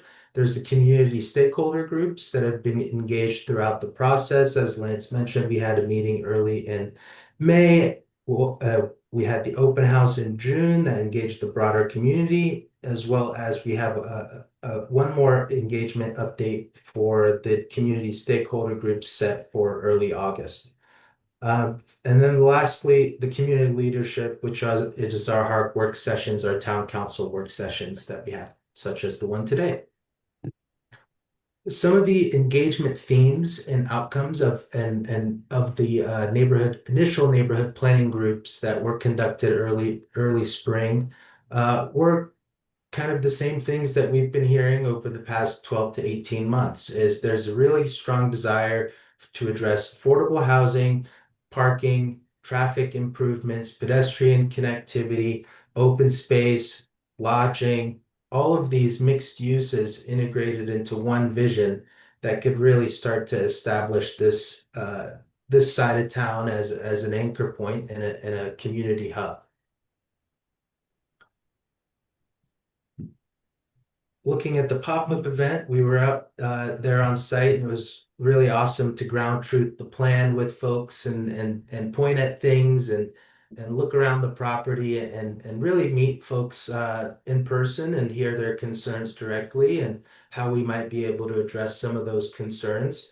We really enjoyed some of the engagement exercises and seeing folks, put the sticker dots on the boards, and it's really critical to guiding how we start to think about the buildings and how they articulate themselves, materials, look and feel, all of that good stuff. So some of the major takeaways that we heard was there was a strong kind of intrigue towards the mining vernacular and the historic aspects that really make Telluride and special. And so one of the things that major takeaways after this meeting was now we're starting to test that and how that articulates itself in the building materials is something that we've really been enjoying over the last few weeks as we design the buildings.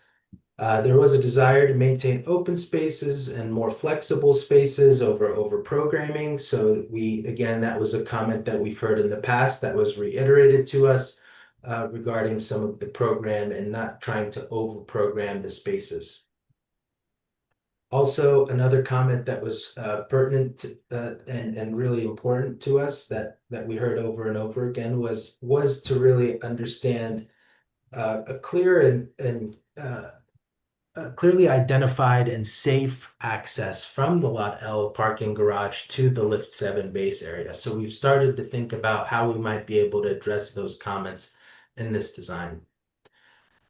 Again, I think the culmination of the engagement process was really to hone in on these guiding goals, the project goals that are really starting to define how we think about the design and the site and all aspects of the vision. And the main four that really kind of stuck to the top are designing community-focused amenities that strengthen the local identity, prioritizing pedestrian access over vehicular access and multimodal circulation, park connectivity and passive green space, as I just alluded to, as well as a development scale that complements the existing neighborhood character. Now looking at a quick update on the design front, it's been a while since we've given you guys a design update, so some of this will be new to you, and we're excited to share it. So some of the big ideas that we're really starting to use as drivers through the design process are this first one, which is the embracing Telluride's ecological context. And we're doing this through a number of big moves, one being the neighborhood park integrated on the left side of the Lot L parking structure. This is intended to create a green connection from Black Bear Road to the River Park Trail that is currently missing for those residences to the south of Black Bear. On the Carhenge and Tract Y site, we're really trying to integrate the central green spine that connects north-south and east-west across the development. As well as we're setting these developments back from the river and from adjacent properties to create the desired landscape buffers and setbacks that we all want to see. The next big idea is really centered around connectivity and mobility. And the big move here is to really start to think of this network of streets as pedestrian-oriented streets. We are looking at integrating some multi-use sidewalks along both sides of Black Bear in a more traditional streetscape with tree lawns and street trees. We're emphasizing crosswalks and safe crossings across these streets. And then looking over towards Carhenge and Tract Y, again, integrating this kind of pedestrian-first circulation pattern to really drive home some of the goals that the Telluride Master Plan speaks to. The other big idea is creating kind of a mixed use, vibrant neighborhood. And what that has meant for us as a project team is to really start to address what the community voiced. And, we heard a lot that there are childcare needs in this part of town. That was a really strong need that we felt that this project needs to address. We are looking at a community daycare facility on the west end of Lot L. And then on the east side of Lot L, where we are more connected to kind of the transit-oriented route, we are proposing some transit-oriented commercial uses. In the core at Tract Y, we're targeting more leisurely uses. So these are your food and bev opportunities at the base area, a little bit more passive, maybe some fire pits, nothing over programmed, no music tents, no, uh, concert venues. So really trying to play with the neighborhood feel that currently exists today. And then looking towards the east at Carhenge, we're really focusing kind of a commercial spine coming across Tomboy and really guiding the pedestrians towards the lift base with the commercial uses. We're also integrating some nature play and some gathering spaces throughout.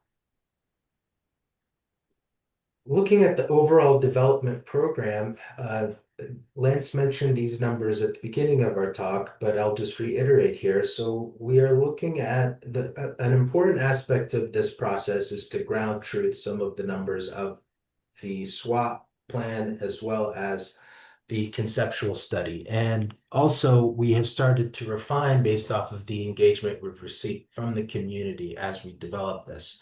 And where we've ended up is with these development numbers, we are looking at about 30 plus or minus 30 units, mix of units on the Lot L side, about 7,750 square feet of commercial and about 900 spaces.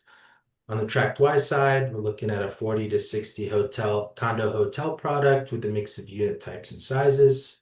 Commercial, about 8 to 9,000. This would be your restaurant bar, your tourist retail, your ski shop, etc. And about 30 to 35 parking spaces. On the Carhenge lot, we're looking at a 220 to 240 mix of studios, 1s, 2s, and 3s for the affordable housing program. About 10,000 square foot of neighborhood serving commercial, and about 230 parking spaces. And looking at some of the changes of the plan since we last talked, I just want to reiterate that the goal here was to really start to think about the realities of how the units start to articulate themselves, integrate in the HARC requirements and required setbacks as you build up on the stories, and really start to dive into how to make these buildings feel like the rest of the neighborhood scale, pedestrian streets, community spaces in between the buildings for passive activation, those kind of things. And looking at just the old plan, you'll see this kind of bubble one. Our old building used to really impact the existing wetlands, which has now really started to inform where our buildings want to be now that we've gotten those surveyed and located properly.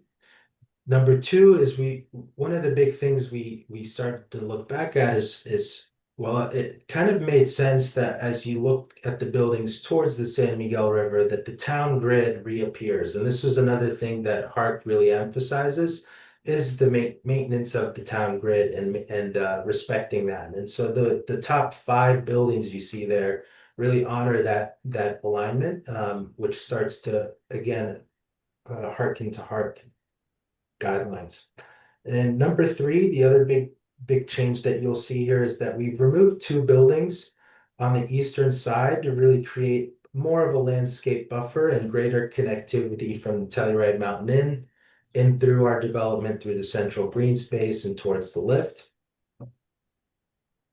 And then lastly, I'll talk a little bit about this on the unit plans. Our previous plan looked at an underground parking strategy underneath the park, and this new strategy now looks at a multi-level parking structure under the south buildings, the single-story structure on the north buildings. On the Tract Y side, one of the things that we have heard about this side of the neighborhood is that the open space really does get used and is valuable to the community. So how can we preserve and protect as much of that as possible? We've started to look at integrating the requirements for ski, and so we've talked with the ski operators and incorporated the required lift setbacks and ski runouts. We've also started to lower the amount of building in this area, given the comments from the community. So you'll see in our old plan, you kind of had two buildings that really obstructed, particularly the ski run over here. And one of the goals was to reduce that developable footprint. And so we've scaled back the development on the Tract Y site by about 35%. The other aspects to point out here is that the lodging component has been reoriented to protect some of the views. So previously we had a little bit more view impacts, and now we're trying to maintain some from the north looking south and then from the west looking east.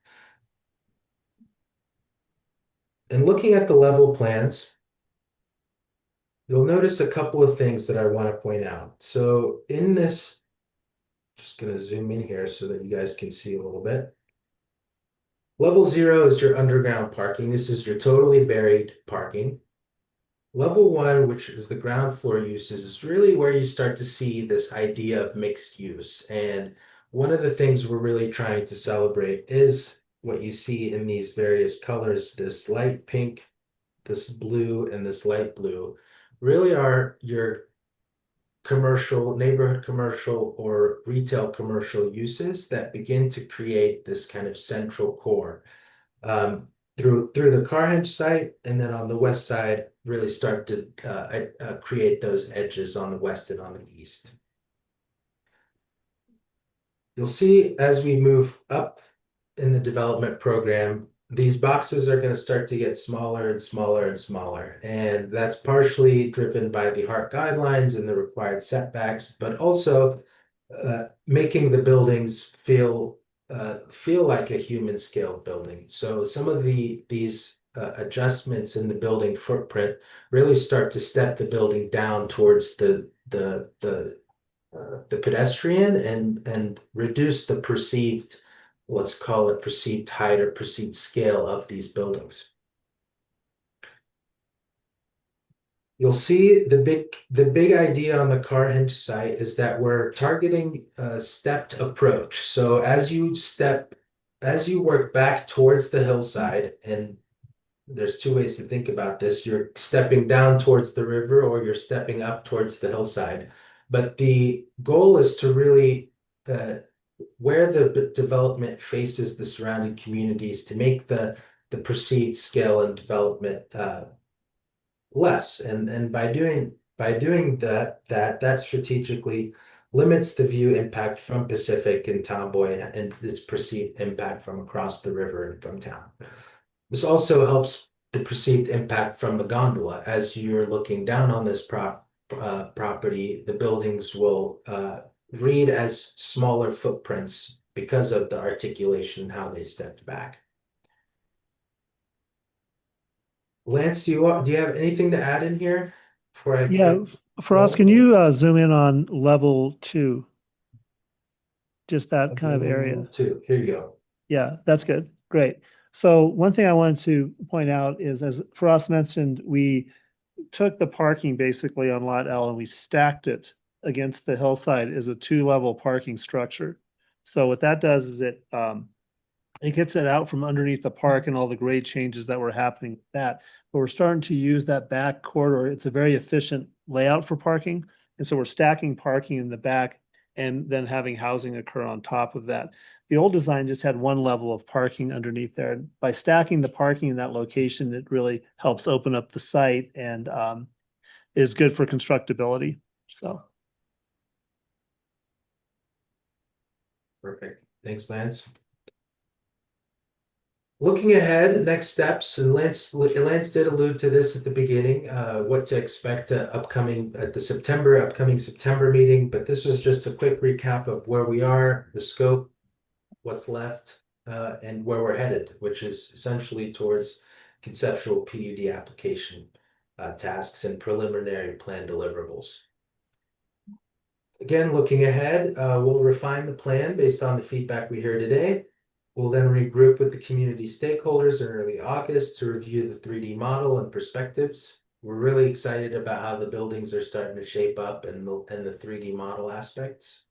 The next step will be to then present a more refined package to you guys, again, the town council. This will include the draft applications and the preliminary plan and cost estimating and financing approaches. And then lastly, we'll conduct a HARC meeting, a final HARC work session to inform the next phase.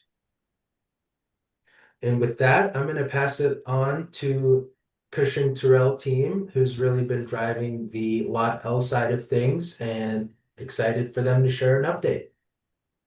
Thanks, Ross. Can I have Laura unmuted, please? I know you attempted to do that for her, but when she clicked on the unmute, it didn't work. Is that possible to get her unmuted? Yeah, she may, if it's not working, she may need to rejoin the meeting because I click on mute, and if she can't do it, that's all I can do on my end, unfortunately. All good. Okay, she'll rejoin. I can get us kicked off if you want to go to the next slide. Thank you all for having us today. I'm Randy Rhodes with Cushing Terrell. Laura will be on in just a second. So we wanted to point out that there's been some pretty significant plan improvements that have been made to through this process as we took this from the feasibility study that we did a couple of years ago. We had gotten some feedback, and we'll talk about a bit of that feedback in just a second, but I just wanted to start off with, if you look in the lower left-hand corner of this slide, you'll see that was the plan from the feasibility study. And if you kind of can follow along with those different purple squares on the feasibility study, we just had housing facing the river and just a little bit of housing facing Mahoney up on the upper level. So one of the things that we wanted to do was increase that. So now at this point in the new plan we're going to share with you today, we have housing on 3 sides. So facing the river, facing Black Bear, and facing this new proposed park, which we think creates a much nicer neighborhood, a much nicer neighbor to all the adjacent housing and relationships with the river and the streets and everything. Okay, Laura, are you unmuted? No? Okay. So something's still wrong with Laura. Maybe if you could try to unmute her again, or what do you want to do, Laura? Okay, I'll just keep going. You keep seeing if you could join us. Okay, so the new plan also includes a childcare facility because we know that that's critical need in the neighborhood. We've got that located along this new park face, and so we'll talk about that in some more detail in a few minutes. And also in response to community feedback, the new plan creates a larger landscape buffer along the river. So we've increased that dimension, staying away from the river trail, creating sidewalk entrances into these affordable housing units. And we'll talk about how that works in a minute. The overall garage footprint has shrunk by about 30%. So what we've done is we've pushed some more parking below grade, and we'll talk about how we're doing that. And by reducing that overall footprint, that's what's allowing us to get this ability to get the housing around 3 sides, which we think is critical to screening the parking garage and creating just a more appropriate neighborhood scale around this building. So this, just one last point there for us. Thank you. So this plan that we're showing you today has 900 spaces. We had 960 in the feasibility study. That reduction was due to this reducing of the footprint, but also increasing more neighborhood benefit and also housing with this approach. So we're close, but we're a few spaces down from where we were in the feasibility study. One thing I did want to do on this slide was just walk you kind of clockwise around those purple comments, starting with the garage entry as you come across Mahoney. So that entrance would be primarily for visitors and skiers and the greater users of this parking garage. And as you follow around clockwise, you see that we've got a very clear and safe crossing across Mahoney that gets to a widened sidewalk that allows for connection over to Lift 7, as well as this widened sidewalk across the new Mahoney Bridge. And continuing down, you see the bus turnaround there that will allow for shuttles and regional buses to come through and make their way and drop off and pick up and make their way back out up Mahoney.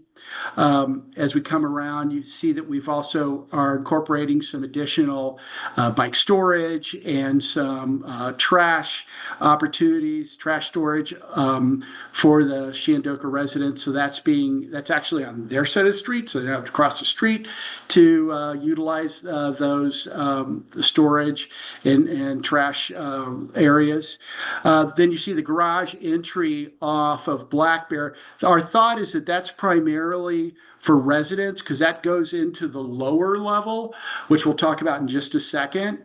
And then you see the daycare drop off there. The daycare would be that linear space, thank you, right along the park space. And there's some outdoor playground space associated with that childcare that's located right there. That's part of the park. So you see this overall green park space that connects from Black Bear all the way over to the river. We're showing that there's a cool opportunity for connection to the river with potential paddle boards and kayaks directly so folks can pull in and take those right off their vehicles and get right out and get access to the river.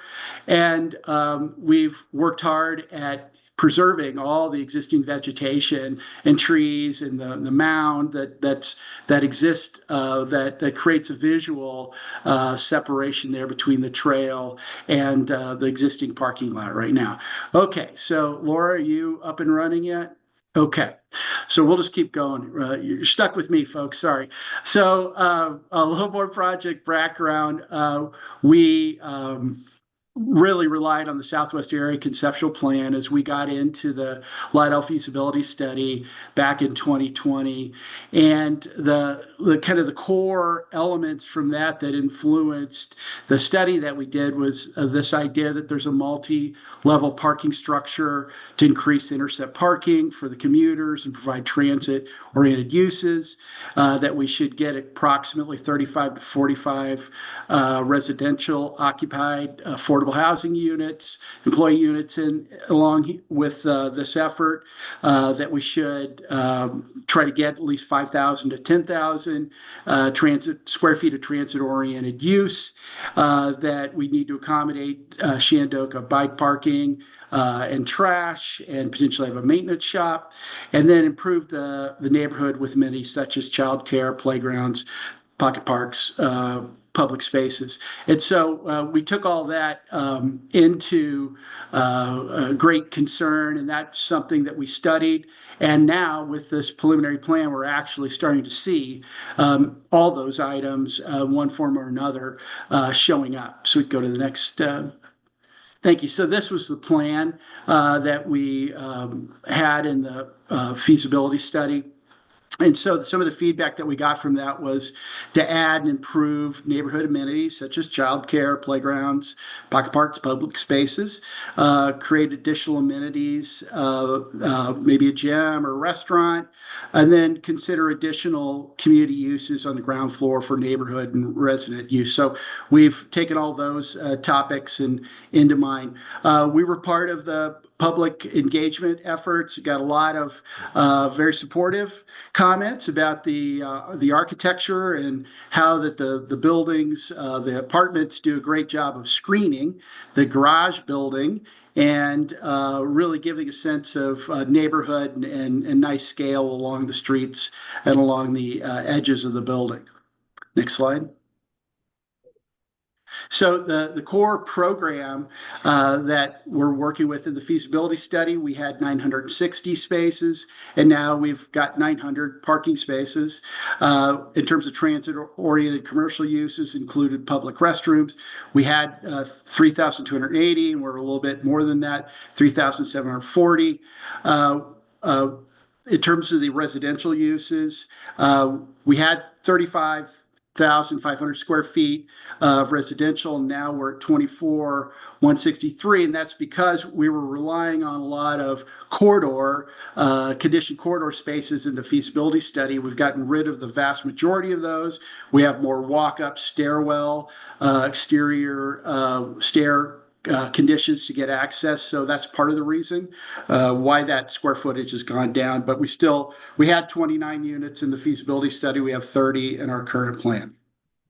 In terms of the bike parking and trash, we're keeping focused on those items. And you could see that we didn't have the child care facility in the previous plan. Obviously, we got 4,000 square foot set up for that at this point. And neighborhood park, we had planned on that, and we've been able to use all of that space. So focused on this multi-use sidewalks like Lance was referring to and Faraz was referring to, where we're really trying to create usable streets, walkable, pedestrian-friendly neighborhood connectivity. We're looking at that kind of thought along Black Bear. And we're also just focused, again, on this neighborhood scale and creating a great park and play space. Next slide, please.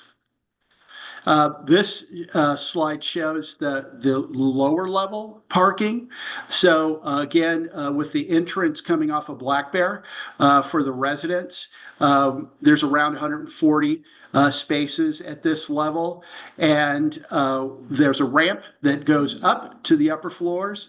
If you look to the east, you'll see the green space that would be the park, and along that in the adjacent area there for the childcare, as well as potentially some fitness uses. You could see that there's housing along the San Miguel River, and there's housing along Black Bear. Go to the next slide, please. As we come up to the ground level, so this is accessed directly from Mahoney.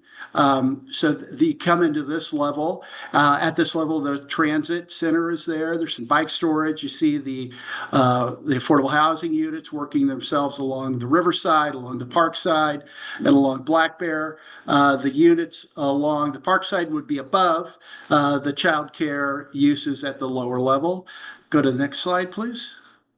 And so up at the upper levels, you would see the full extent of the parking at the upper levels that would actually bridge over the bus turnaround area and the transit-oriented uses. And then the tallest level, or the highest level, would be right in the middle of the building, which would be a partial ramp that would go up. So that would be the 5th level.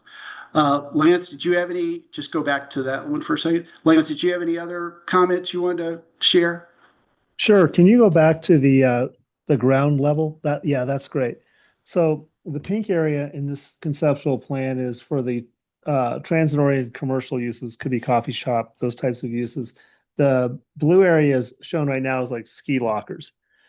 So this area is kind of big. I think it's around 3,000 square feet. That might be a good place for the food bank, for example. There's also the opportunity where it could be over by the child care, but this area here might work really well. That big transit turnaround is not going to be used all the time. It'll be just when a transit bus shows up that's large that needs that radius. So there would be a drop-off opportunity and those types of things. So when that discussion was happening this morning, I was thinking that use might be able to fit in here pretty well.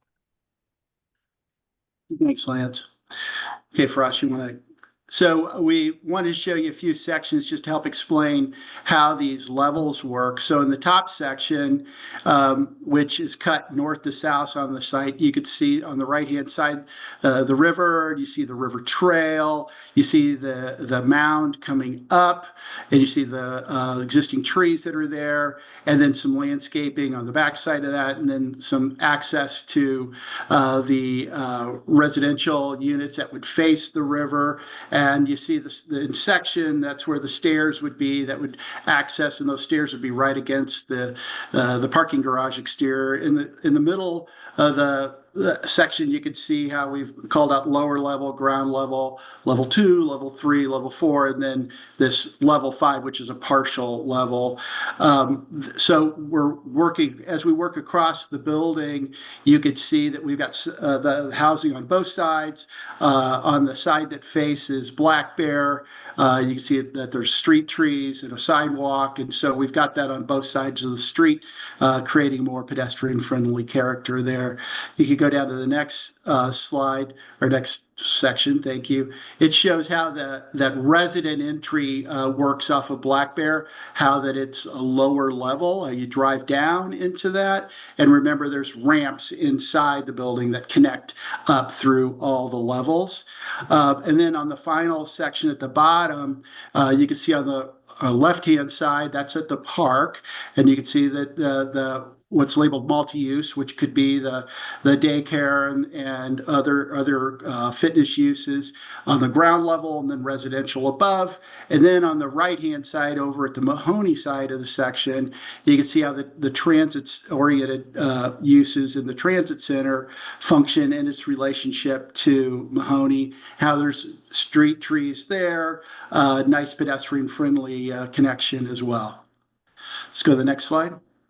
And running you through the elevations and some renderings here quickly. So along the river trail, what you'd see is really the housing. You wouldn't see the parking structure, and it's true for sure on all the elevations, but really on this elevation, the next one along Black Bear, you really read the residential character, the breaking of the masses, and the different materials and roof forms all contribute to trying to break the scale down and fit in with this neighborhood. Next slide, please.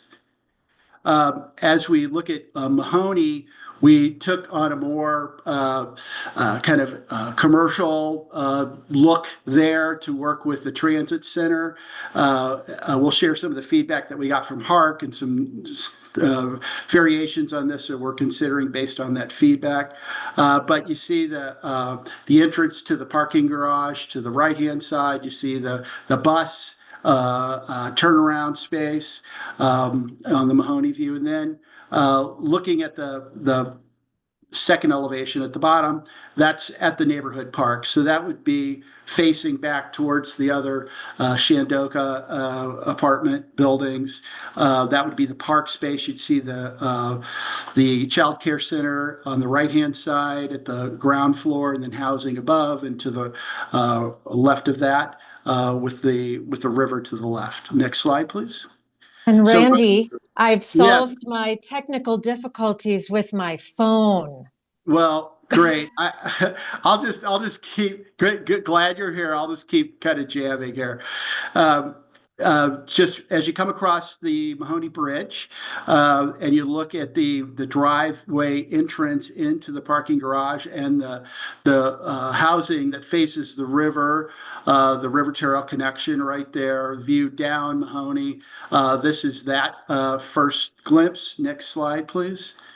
And then turning and looking straight down Mahoney, you see the tree-lined streets, the widened sidewalk on the opposite side of Mahoney, all this connectivity, pedestrian scaled character. Next slide, please. Here's the actual crosswalk. So there's elevators that come down that would serve, that would get folks to the ground floor stairs there as well. There's this identified crosswalk that gets over to the widened sidewalk on the opposite side of Mahoney. Next slide. This shows the connection to the river trail at the park space. And it shows that there's this easy access, like we were talking about with the kayaks and paddle boards, to be able to come right out and make use of the river right here. Then the park, yeah, thank you. Next slide. A view from the daycare drop-off up through the park, showing what that view towards the river would look like. Next slide. And then stepping back a little bit and just looking up Black Bear towards Mahoney, showing that we've got the trash and bike parking on the Shondoka side of Black Bear, and then tree-lined streets, a nice park space for the community. Next slide. Up to the bus turnaround right at the intersection of Black Bear and Mahoney. Again, showing the character along the streets with trees and sidewalks. Quickly, just talking about how we see the construction phasing working, because we know it's essential to keep parking for the residents that live there. We would see this have to be phased. So the first 2/3 of the parking structure along with the transit center would get built in the first phase. And the remainder of that existing parking lot would be open for a combination of construction phasing, but also for parking for residents. So the intent of leaving that green L-shaped space open and available is to make sure that residents can be accommodated for parking during the construction. So the next slide shows the second phase. That would be the remainder of the parking garage would get built along with the housing. So housing would be in place with the completion of the second phase. June 18th, we went in front of HARC for a work session and had a lot of great feedback from them. Some of the kind of main takeaways were the 4 items we have shown here. Break the concept into multiple structures, improve pedestrian scale, increase 1- and 2-story elements, add more decks, porches, etc. Provide a unique, simple, and contextual solution for the expression of the transit hub. And make sure that building modules reflect a more distinct and specific architectural character. So we could go through these next ones pretty quick. So just getting back to that, we will explore breaking this building into multiple structures. We're going to study the impacts to building program and efficiency. And we'll continue to use the housing to screen the parking garage. We got great feedback from HARC that was appreciated and understood and looked to be successful in many ways. And we should continue to improve it, but that strategy seemed to be positive. Next slide. Thanks. So we understand that by potentially decreasing the amount of 3-story elements or potentially sliding back the third story to break that plane and ending up with more 1-story and 2-story components, adding more porches, adding more decks, will all do a lot of improvement towards increasing pedestrian scale. So those are things that we'll be studying as we move forward. Next slide. The feedback that we got along this elevation was that it just, from HARC's point of view, didn't make sense. It was too kind of Main Street USA anywhere. It wasn't Telluride specific enough, and we understand that feedback. So we think that we could look at other more appropriate locally contextual materials, maybe use some more metal panels, look at maybe the gondola building as an example of how to treat this transit center with something that really would fit in with the neighborhood, look at maybe using more darker wood materials and some of the other places. But bottom line, really look to the industrial mining vernacular and tie this back into the rest of the architecture that we expressed and ultimately end up with a more residential and appropriate character for this facade. Next slide.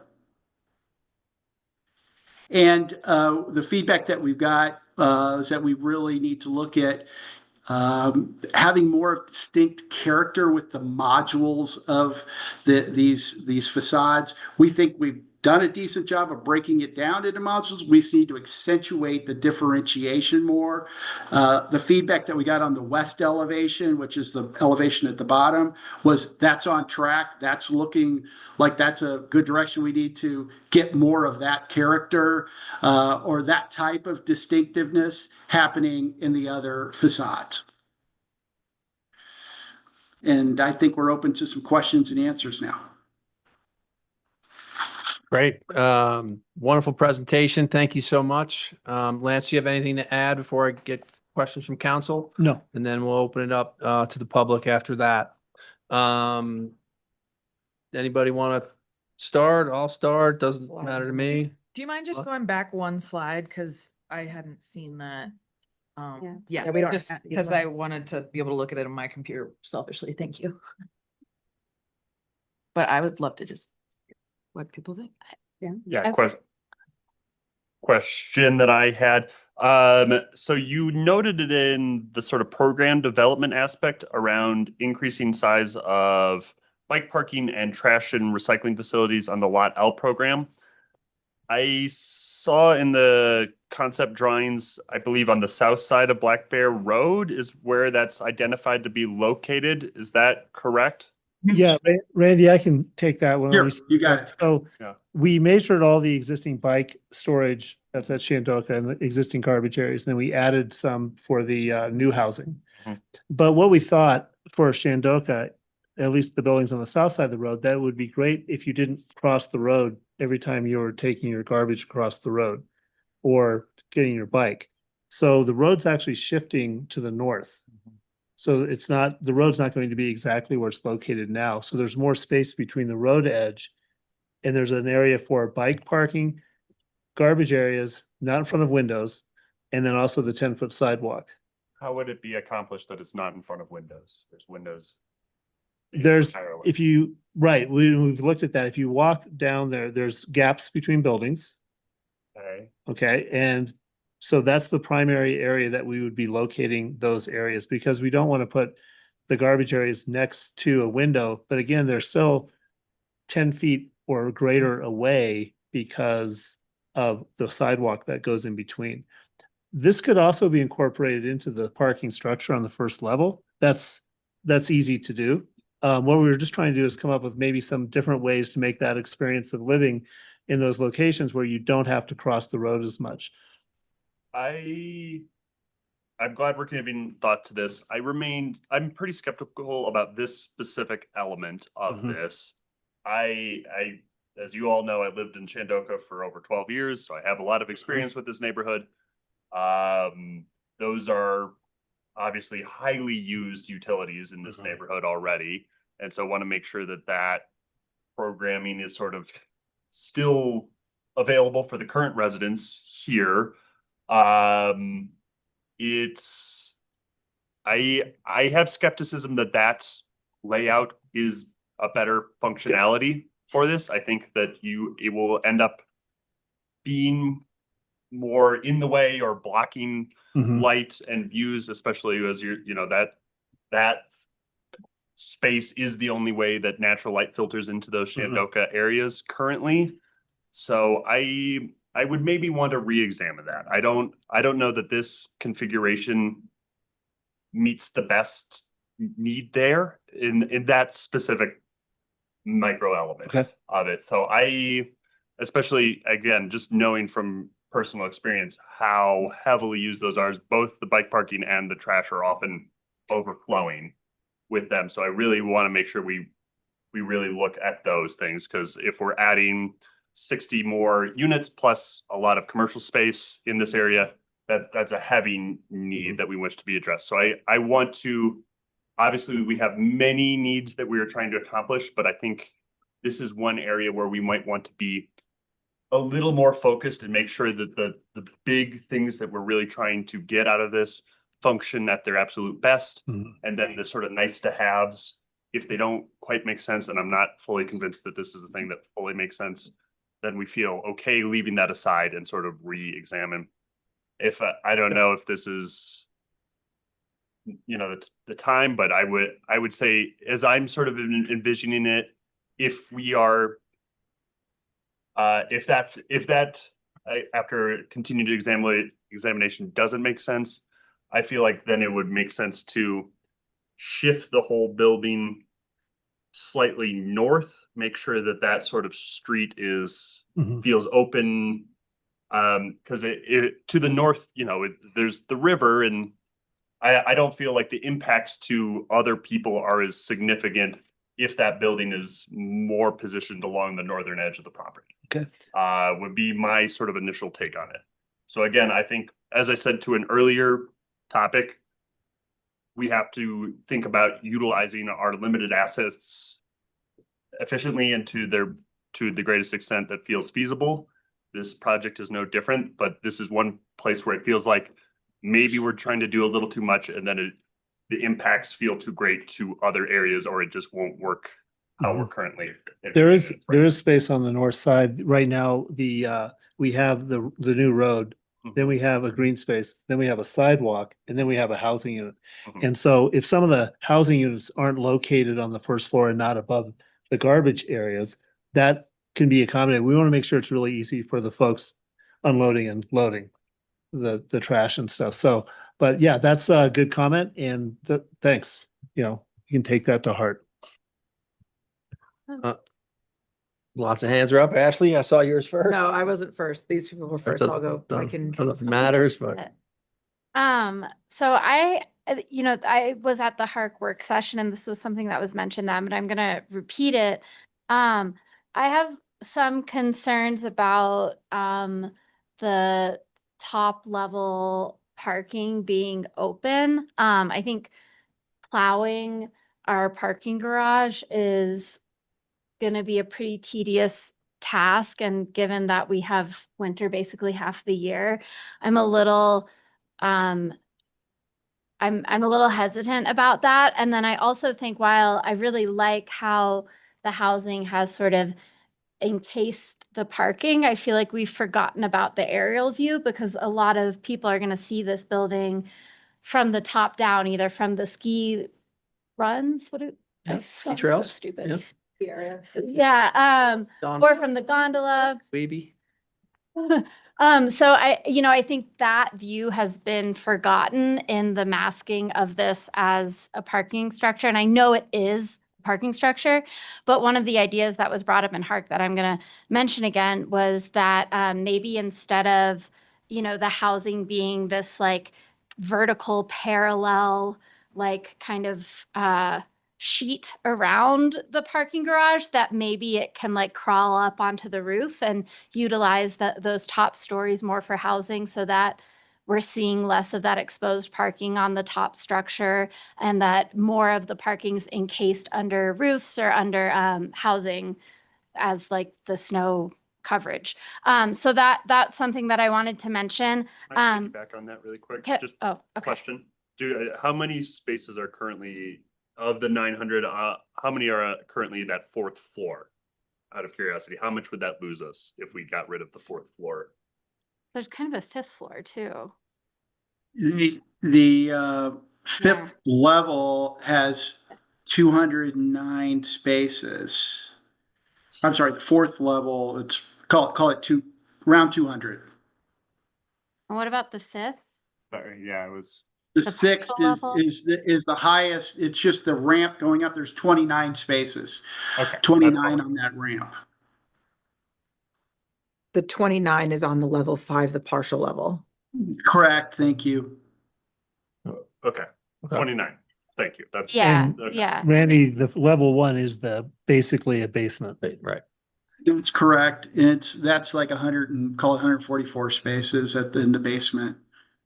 Well, and I see like there's some, I mean, I don't know how to solve this problem, but there's some like housing on the lower level that is essentially a basement. And I feel like those higher levels are more desirable for housing. So is there a way to, instead of sort of think in like, very square planes? Is there a way to kind of reallocate where the housing is so that the top of this structure isn't as perceivable as a parking garage?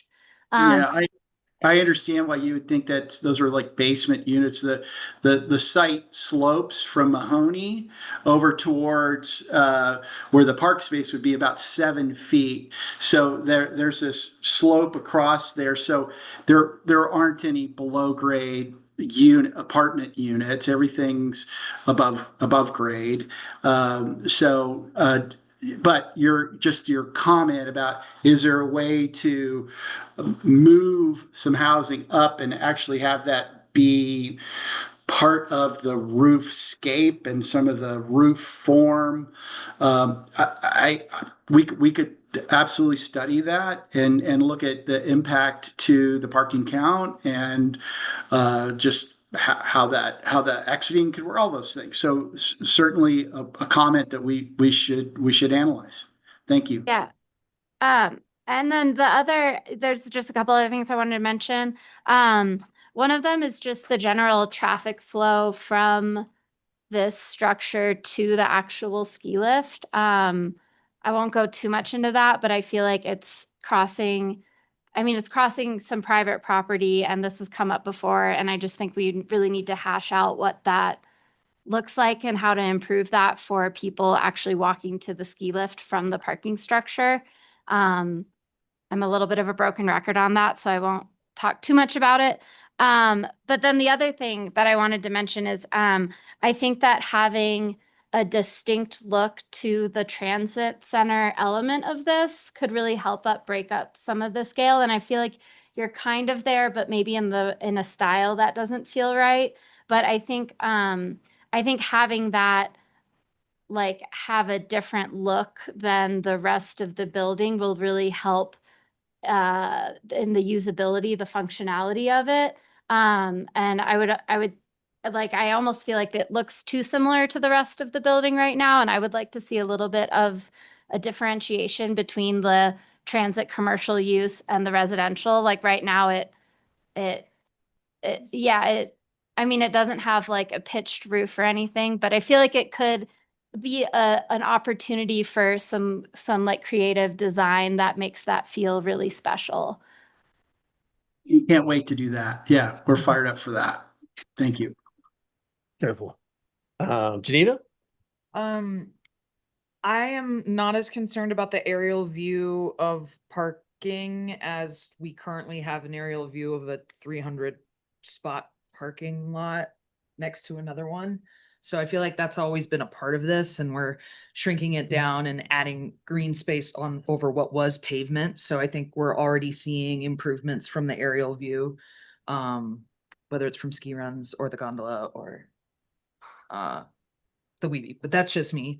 I think this is a huge improvement from the last time we've seen these plans that has taken into consideration a lot of community feedback. And I think that's really to be commended. And there has been creativity used.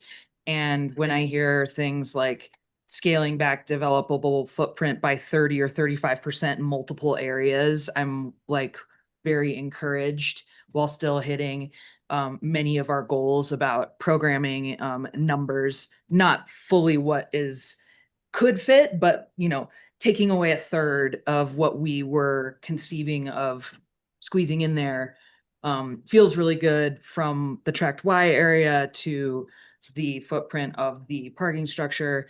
And just looking at what's coming next with the 3D models, there's a lot of 3D models is really where I'm able to visualize this. And I think especially folks in the public, more 3D renderings, views of everything from every angle is really the only way we can wrap our heads around these things. And I'm glad that that's sort of the next step. I think that will also help us address things like what Dan's pointing out about, locating garbage and bike storage in a new place and how that would affect views from our current residents. So I think that this is, there's some changes in some of these plans, like going underground or like putting parking into the hillside that are going to result in higher price tags, but I think it is worthwhile for us to do this development properly. And it seems like the HARC review has made a really awesome improvement on the plan as a whole, along with the feedback from neighborhood stakeholders as well. So rather than getting into the weeds on specific different areas, I think that there's been some feedback that is going to be integrated with style wise. And at least for me personally, the 3D renderings are how I can actually see it, because my brain just doesn't work that way. But I want to say thanks to staff and to everyone who participated and to our consultants, because I think this is starting to look really good. Great. Ashley. I have a couple questions and comments. So one question I have is obviously you can see on the bottom here that that's the future preschool location, childcare location. I'm just trying to understand, because that's going to be close to where Elaine's place is. Is the plan to continue operating both? Are they going to be combined into a larger single facility? Kind of what the vision is for the whole childcare in that area? Led mainly by licensing efficiencies. You have to have a director per building. So we would most likely be moving the operations. We would be moving the operations of Elaine's place to this new facility. Okay. Now Cool. this is Facility. this is 2,000 square feet, and I think Elaine's place is 960. So it's bigger. Maybe potentially Elaine's place is a location for a food pantry as well. Then if that space is going to be vacated. Great. And then my second comment is about the top part of this photo, which is that transit center as kind of being presented with the residential stuff above it. I agree. I think that for me, in all of the visuals of how this is looking, is my least favorite, and to me feels like the center block of the main street of Telluride, and doesn't feel like it fits in this specific area. I think that needs to be retooled and kind of made to look just that it is. I think what Elena said about making it have its own identity is correct, but also make sure that it fits in with the placement of it in this largely residential neighborhood. It just feels like that is the wrong style of building for where it's at. Then my third comment, which was just brought up with the parking and the partial parking and the upper decks. As we know, snow removal is something that we're constantly, contending with. And trying to do snow removal on, multi-level buildings with, ramps and stuff like that is going to create its own issues. To me, it feels like, I don't know what the costs are, but it seems like enclosing the level 4, that's that full area, and enclosing that so that it's not needing to be plowed in the wintertime, and then maybe doing something like the partial 5th level parking is only open in the summertime when it doesn't need to be parking, might be something to consider, especially that we just heard that it's only like 28 spots. Where that is just available for summer parking, when, as we know, the town of Telluride needs significantly more parking in the summer months compared to the winter months. Even if this is acting as skier parking, we just don't see the same number of vehicles coming into our area in the winter as we do in the summer. So enclosing level 4 so that, again, we're not looking at parking lots from when we're above these large parking areas. That might give us some opportunity for, I don't know, solar or green roofs or something. I'm just thinking, like, if we actually enclose that, then that would eliminate the need to plow that up there and potentially give us a little bit more use out of that 4th floor. And then I would recommend, if we're going to keep that 5th partial level, that it be closed in the wintertime and not available for parking. Those are right now my comments. I echo what Geneva said, and I really think that the added green space around this building is going to make that whole area feel much better for people that live there, just visually from people that are passers by. It'll make it feel more residential. I think that that's a really great investment. And I wanted to check too, on the lower picture, there's that kind of green colored walkway. I'm assuming that would be utilized for emergency vehicles to access the current buildings that are losing that frontage. But but that's what I assumed it was. Just wanted Yeah, to clarify that's that. fire lane also for garbage truck because Creekside's garbage is down there. Yeah, for a lot of different purposes, but it can be grasscrete, it can be a hardened surface that doesn't necessarily have to read as like just an asphalt road. Okay, great. On that exact topic, when initially reviewing the site plans, I had interpreted that more as permanent, like concrete or asphalt for a drop off for Creekside. But now taking a closer look at these renderings and hearing that comment, it sounds like that would the concept as it's being presented is that is not accessible for vehicular drop off for the residents of Creekside. We actually talked about that, and we haven't talked it all the way through, but that is a need. When you're moving in and out of Creekside, you need to be able to use that lane for that purpose. So the idea is that would keep that open for them. And anytime residents, they could use that. Yeah, right now I think it's listed as a fire lane as well. But yes, the idea is that, you shouldn't block the fire lane, but if you're there temporarily. Yeah. It wouldn't be parking. It would be like loading, unloading. Yeah. And that feels reasonable, but completely removing all vehicular access, that feels unreasonable to me. That'd be too burdensome. Ashley, anything else? Nope, I'm done. Mian? Sure. I think first and foremost, I just want to express how thrilled I am at this presentation. When I opened this up, when I started the packet, I was really, really impressed by the changes that have been made. And I think, it shows how well our staff and the consultants and TSG have listened to the community feedback that we've received. And I want to thank you. I know that there are lots of opinions always in the town of Telluride, and it does seem like everything was really thoughtfully incorporated. And I know that was a lot of work. An adjustment of 30 to 35%, to Geneva's point, is incredibly substantial. And I think that this project is coming along in ways that I don't think I could have ever even hoped for ultimately. I did have a couple of notes. I agree with Elena in regards to the roof and parking. I'm not going to go into it too much more because I think a lot of us have kind of commented on it. I do like Ashley's idea regarding using the partial level just in summer. While we do have 2 parking lots that you can see from a chairlift at this point in time, I think this is the opportunity for us to be able to correct that. I don't think it's entirely crucial, but again, I think this is such an important area of our community, and I want to make sure that we take the time and do this correctly.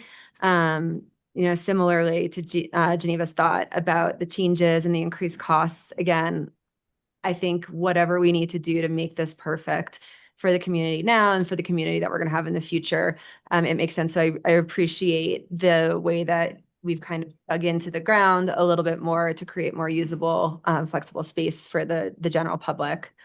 To Dan's point about the bike storage and Lance, something that you said as well, you said that you had sort of measured the bike storage and garbage storage that Shandoka is currently using. From my perspective, that is not enough storage for that, those residents. And so I would like to see that substantially improved, especially as we on this council, and I hope future councils, really, really are trying to get people out of cars and onto bicycles. Making it nice and easy to get to your bike is crucial. Yes. I think in general, we don't have enough bike racks in town. More of those like cargo bike sized. Yeah, I mean, everyone's got a basket. It's wild. Or trailer, Burley. You're gonna have one of those soon enough. Whatever they are, but just like so we can encourage that. Yeah. Sorry to interrupt. And then the only other thing, Dan, you mentioned kind of moving the structure further north.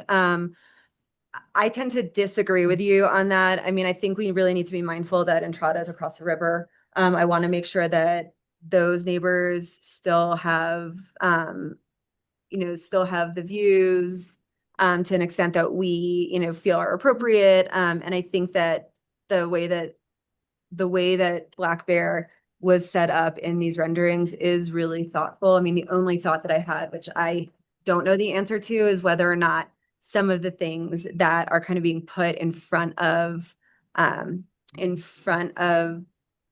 Sandoka, could be moved to the back. I don't know what kind of land usage we have. Like if we could put bike storage on the back of the building versus. Back of Shandoka. Yeah, back of Shandoka. That's where all their snow sheds. Yeah, there's Mhm. snow thing, but I think your point's a good one. We actually increased the amount of bike storage and garbage areas. Mhm. But we need to take a look at that. Well, how much did we actually increase that? And are there better ways to achieve this? One thing about the bike buildings, some of the bike buildings that we've done actually work way better than some of those old ones where your bike gets buried in the back Yeah. and there's just no way you can ever get to it. If it's like bike up, like we have bike parking, like everybody has like assigned spots for their bicycles, Could but be. I think though, I mean, I bike all the time. A lot of us do, but I think one of the things that is the most frustrating is when you're trying to like get your bike out of a rack. So if we can make that easy, if we can make it so that it's an easy way for people to transit around the community. Yep. I think that that's important for the future. Oh, one last thing on the bikes, we are incorporating commuter bikes areas as well, so that if a commuter parks, they can actually have their bike in a place where they can get their bike and use it on a daily basis. Love that. So- Like By their park. I would also say that Not as sure exactly what that looks like, but we're allocating space for. Okay. Yeah. Yeah, I think I that love that's that. for sure. I just want to piggyback on bike real fast too.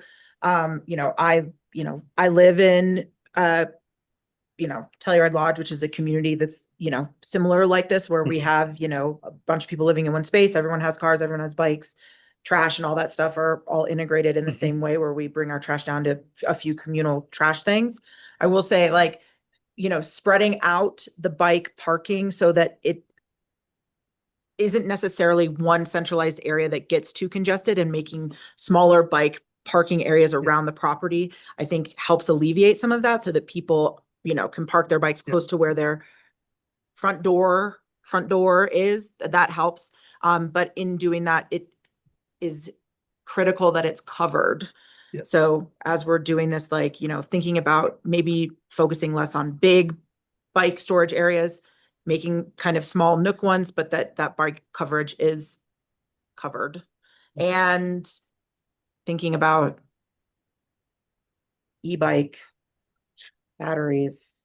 Yeah, we had thought Charging. one time to have like charging stations in some of the housing projects where you can plug your e-bikes in.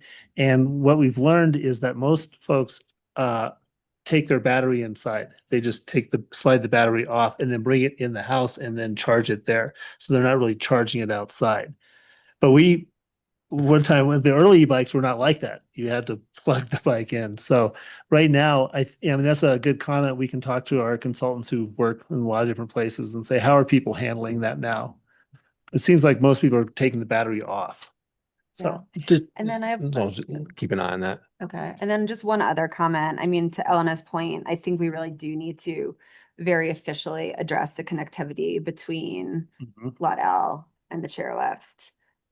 What that looks like, what the town can accommodate, and really speak to those property owners, because I think that is a very consistent and very real concern. And I think there are some easy solutions, but I don't think we've articulated them. And I think this is not going to be the moment that I do so, but I think that we need to really address that concern so that we can alleviate that from the conversation if it does in fact alleviate from the conversation. Great. Mian, thank you. I'll just chime in real quick before we open up for public comment. I apologize if in past meetings it's repetitive. I'm not sure. We've come a long way, and thank you to the team. I think, it's really exciting to see the project take shape, and it take shape in a better way for our community. One thought I had, I know I brought up earlier on, and not sure if it's still could be part of the thought process, but I always thought ground floor along the riverside might be a nice opportunity for some type of interactive river center staging area for paddleboarding, fly fishing, education about the wetlands and things like that, and walk out right to the river. I just think that Skiing. what's that? Cross-country Cross-country skiing, whatever that might be a real nice touch for that ground floor. We have a lot of locals that do all those activities, and there's not really much of a staging area, bathrooms, and again, an educational component, especially with all the work that we have done on the valley floor. This could even be our gateway to the valley floor with a north ground floor space. So Kind of like a warming hut vibe. could be a warming hut vibe, but could be a little bit bigger. I mean, I think, you know, whether it's bathrooms, whether it's some educational opportunities, you know, stacking your paddle boards.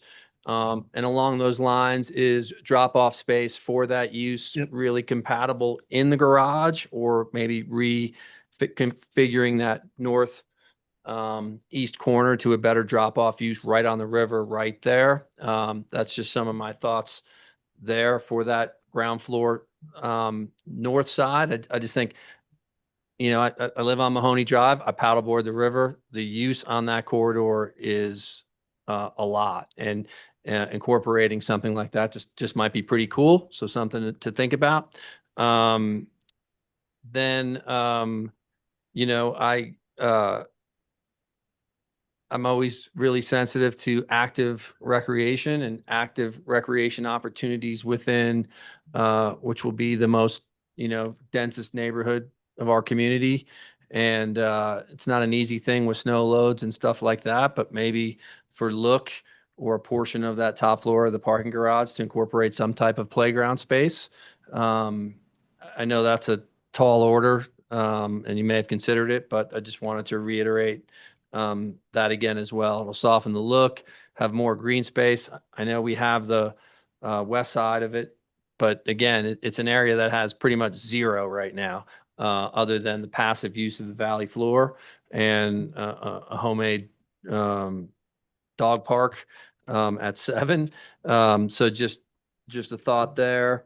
And then lastly, on Carhenge, just making sure, and I'm not saying it's up, I'm not saying it's down in percentage or number, just making sure we really try to have a great analysis or wrap our arms around that commercial use, you know, whether it's number of restaurants, coffee shops, professional space, you know, really understanding with the updated traffic study on a drop off area, and just making sure we, you know, we have that correct. And again, I'm not saying it's more, it could be less, just making sure that is as best we can do. But once again, before I go to public comment, I want to thank you guys again for putting this all together. I think we've come a long way, which is great news, and appreciate all of council's feedback. With that, I'm going to open it up to public comment. We've got a couple sign-in sheets, one that I have and another one might be floating around. And on the hot seat for the first comment is Mr. Ben Jackson. If you'd like to say, yes, and remind everyone, state your name, and you got to speak into a microphone so people online and on Kodo can hear you. Bless you. Good afternoon. Good afternoon. Ben Jackson, 36-year town of Telluride residents. Don't know how I was first, but here I am. I beat you. You know, what I haven't heard a lot of is the free market component of this. As the gentleman, one of the presenters pointed out, this is probably the most valuable piece of land in ski country, Carhenge. I'm not going to talk a lot about the Shandoka. I think that's a great plan. It's where the affordable housing should go, the parking, etc. This is my comments more are to Carhenge. And, you know, we really want to make sure we've got free market product in Carhenge. What drives most of the town's budget is the 3% real estate transfer tax that is generated off of free market sales. I don't think deed restricted pays the 3%. So we've got to, you know, we're a resort town. We've got to remember that. Are we going to offer ski in, ski out affordable housing on the first or second floors? Let's take the top floors and make those free market. There should be some multi-family, multi-use free market lots that the town creates to sell to other developers or joint venture with those developers.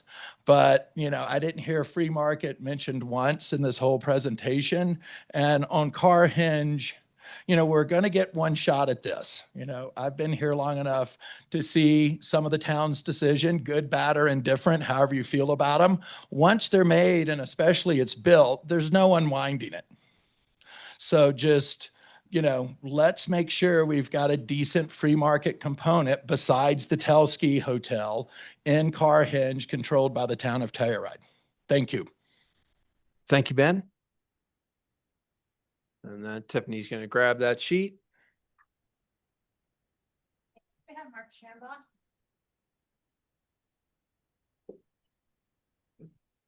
Hello, everyone. I had to go upstairs and ask Kevin if I could speak, and the answer is yes, since we both had work sessions. So I have 3 thank yous and 1 question, and I'll be done. First of all, I haven't been to a council meeting lately, and I'm sorry I missed the part about the goats, but I did hear. But I could tell everybody absolutely studied their packets by the questions and feedback that they gave, which I thought was really on the mark. So thank you. Number 2, I want to thank the town on this complex project, trying to figure this out, to have a second work session. It's rare that we do, but I understand that we are, and so we'll work together to figure that out. Third, I think the applicant made a lot of progress from previous meetings and work session, but they mentioned the building breakup, which I look forward very much to seeing how they do that. And my question, 1 question, is there a geology report or a structural engineering analysis that could be open to the public? I would like to read that, reference the 2nd story underground. Harkhead, as you know, it's public knowledge, had suggested 2, not the 3 stories in Aspen of parking, the 3 underground stories in Vale, the 3 underground stories in Steamboat, which could give more affordable housing units and maybe get you back to your parking spots. But is there a report that I could, and many people could access? That's my only question. Yeah, we're doing a preliminary geologic soils report, and you can certainly have that. It's going to be done, I think, in the next 2 weeks. Oh, good. We did 4 groundwater borings on Laudel, and we did 3 on Carhenge. And we have piezometers in there that also we can download the data of the groundwater's depth on a season, like a daily basis. It's a reports that Can I ask to just pause the timer if we're gonna? Oh, sorry. Yeah. Yeah. Oh, well, I'm done, but I just wanted Okay. to. Yes, well, but you can have the study. It'll be public. We'll put okay. the on the Engage page, and yeah. Okay, and I mean, transducers. We have transducers in some of those holes so that we can. Okay, well, as a licensed Colorado professional engineer, I'd like to study it and understand it in depth, and because we had recommended 2 underground stories of parking, which for the benefits I just mentioned, could maybe help the project. So that's the only reason why. Thank you very much. And I think they made good progress. Mark, thank you. Going down the list, next is Kristen Permakoff.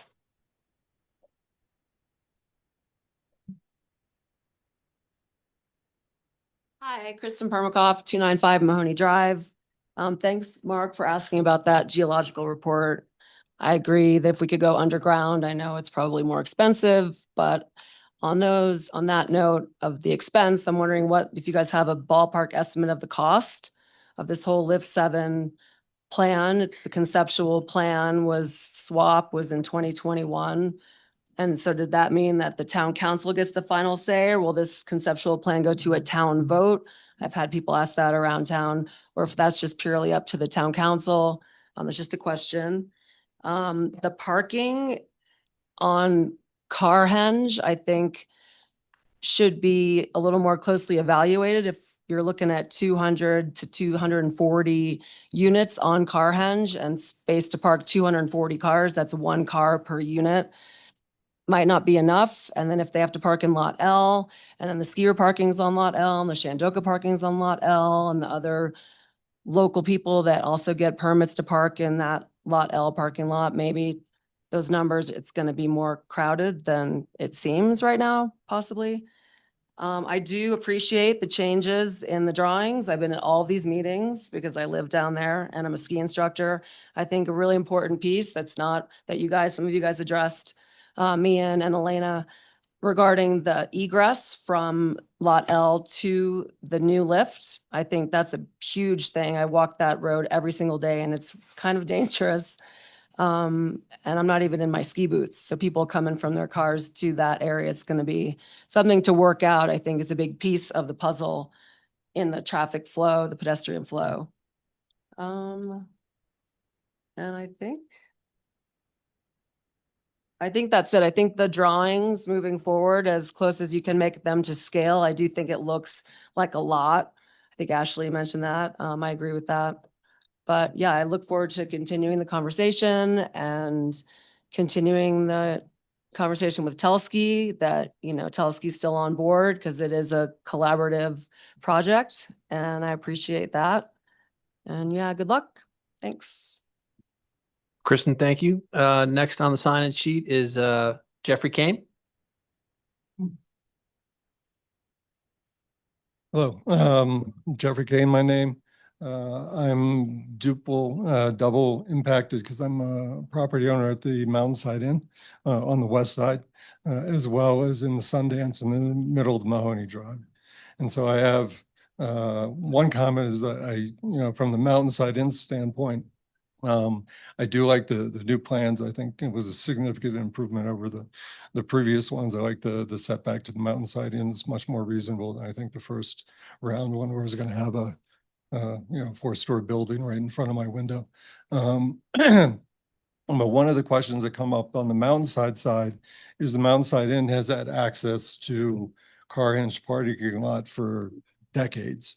There's been sort of an informal agreement. I don't know how formal it is that they've used that sort of east side of Carhenge for additional parking for the Mountainside Inn. There's 88 units in the Mountainside Inn, and they probably have a dozen or maybe a dozen and a half parking spots within the Mountainside Inn. And so my question was, has there been any discussion or consideration to give Mountainside Inn access to some of the new parking? I think that Mountainside parking or whatever, the hillside parking might be a reasonable spot that if the Mountainside Inn could have access to, that might be a lot easier than having to ship people from Lauderdale. Then the second question I had is actually from Mahoney Drive. Obviously with 900 parking spots and 250 new units in one area one road to come into, I have a huge concern that Mahoney Drive is going to become a parking lot just with the amount of traffic that's going to go up and down there. So I guess my question would be, has there been some discussion about any alternative routes or, what are the solutions going to know? I think it sounds like you're going to do a traffic study, but I think it's pretty clear what the result is going to be. It's going to be a huge amount of traffic going down a two lane road. So I guess my question would be, what is being considered for that? Great. Thank you. I'll just quickly address one thing. So traffic study has been done. And so this is an update to that traffic study. And that is why we've had some of these discussions on some of our roadway improvements. But we'll see what comes out of the additional update to that traffic study to trigger if there's anything different for us to react to. But if you are interested in that previous study as well.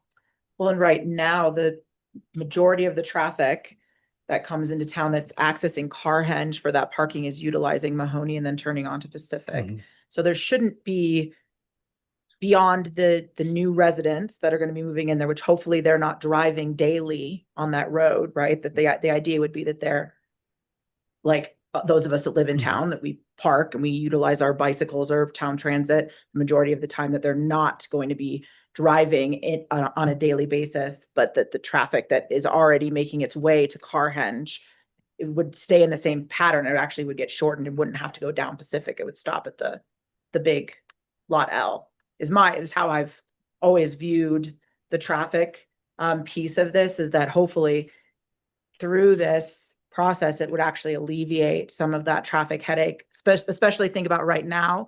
The majority of the daily parking happening at Carhenge, that's a one-way street, which then requires you to go into town, get up onto Davis, make a left-hand turn into Davis to get out of town.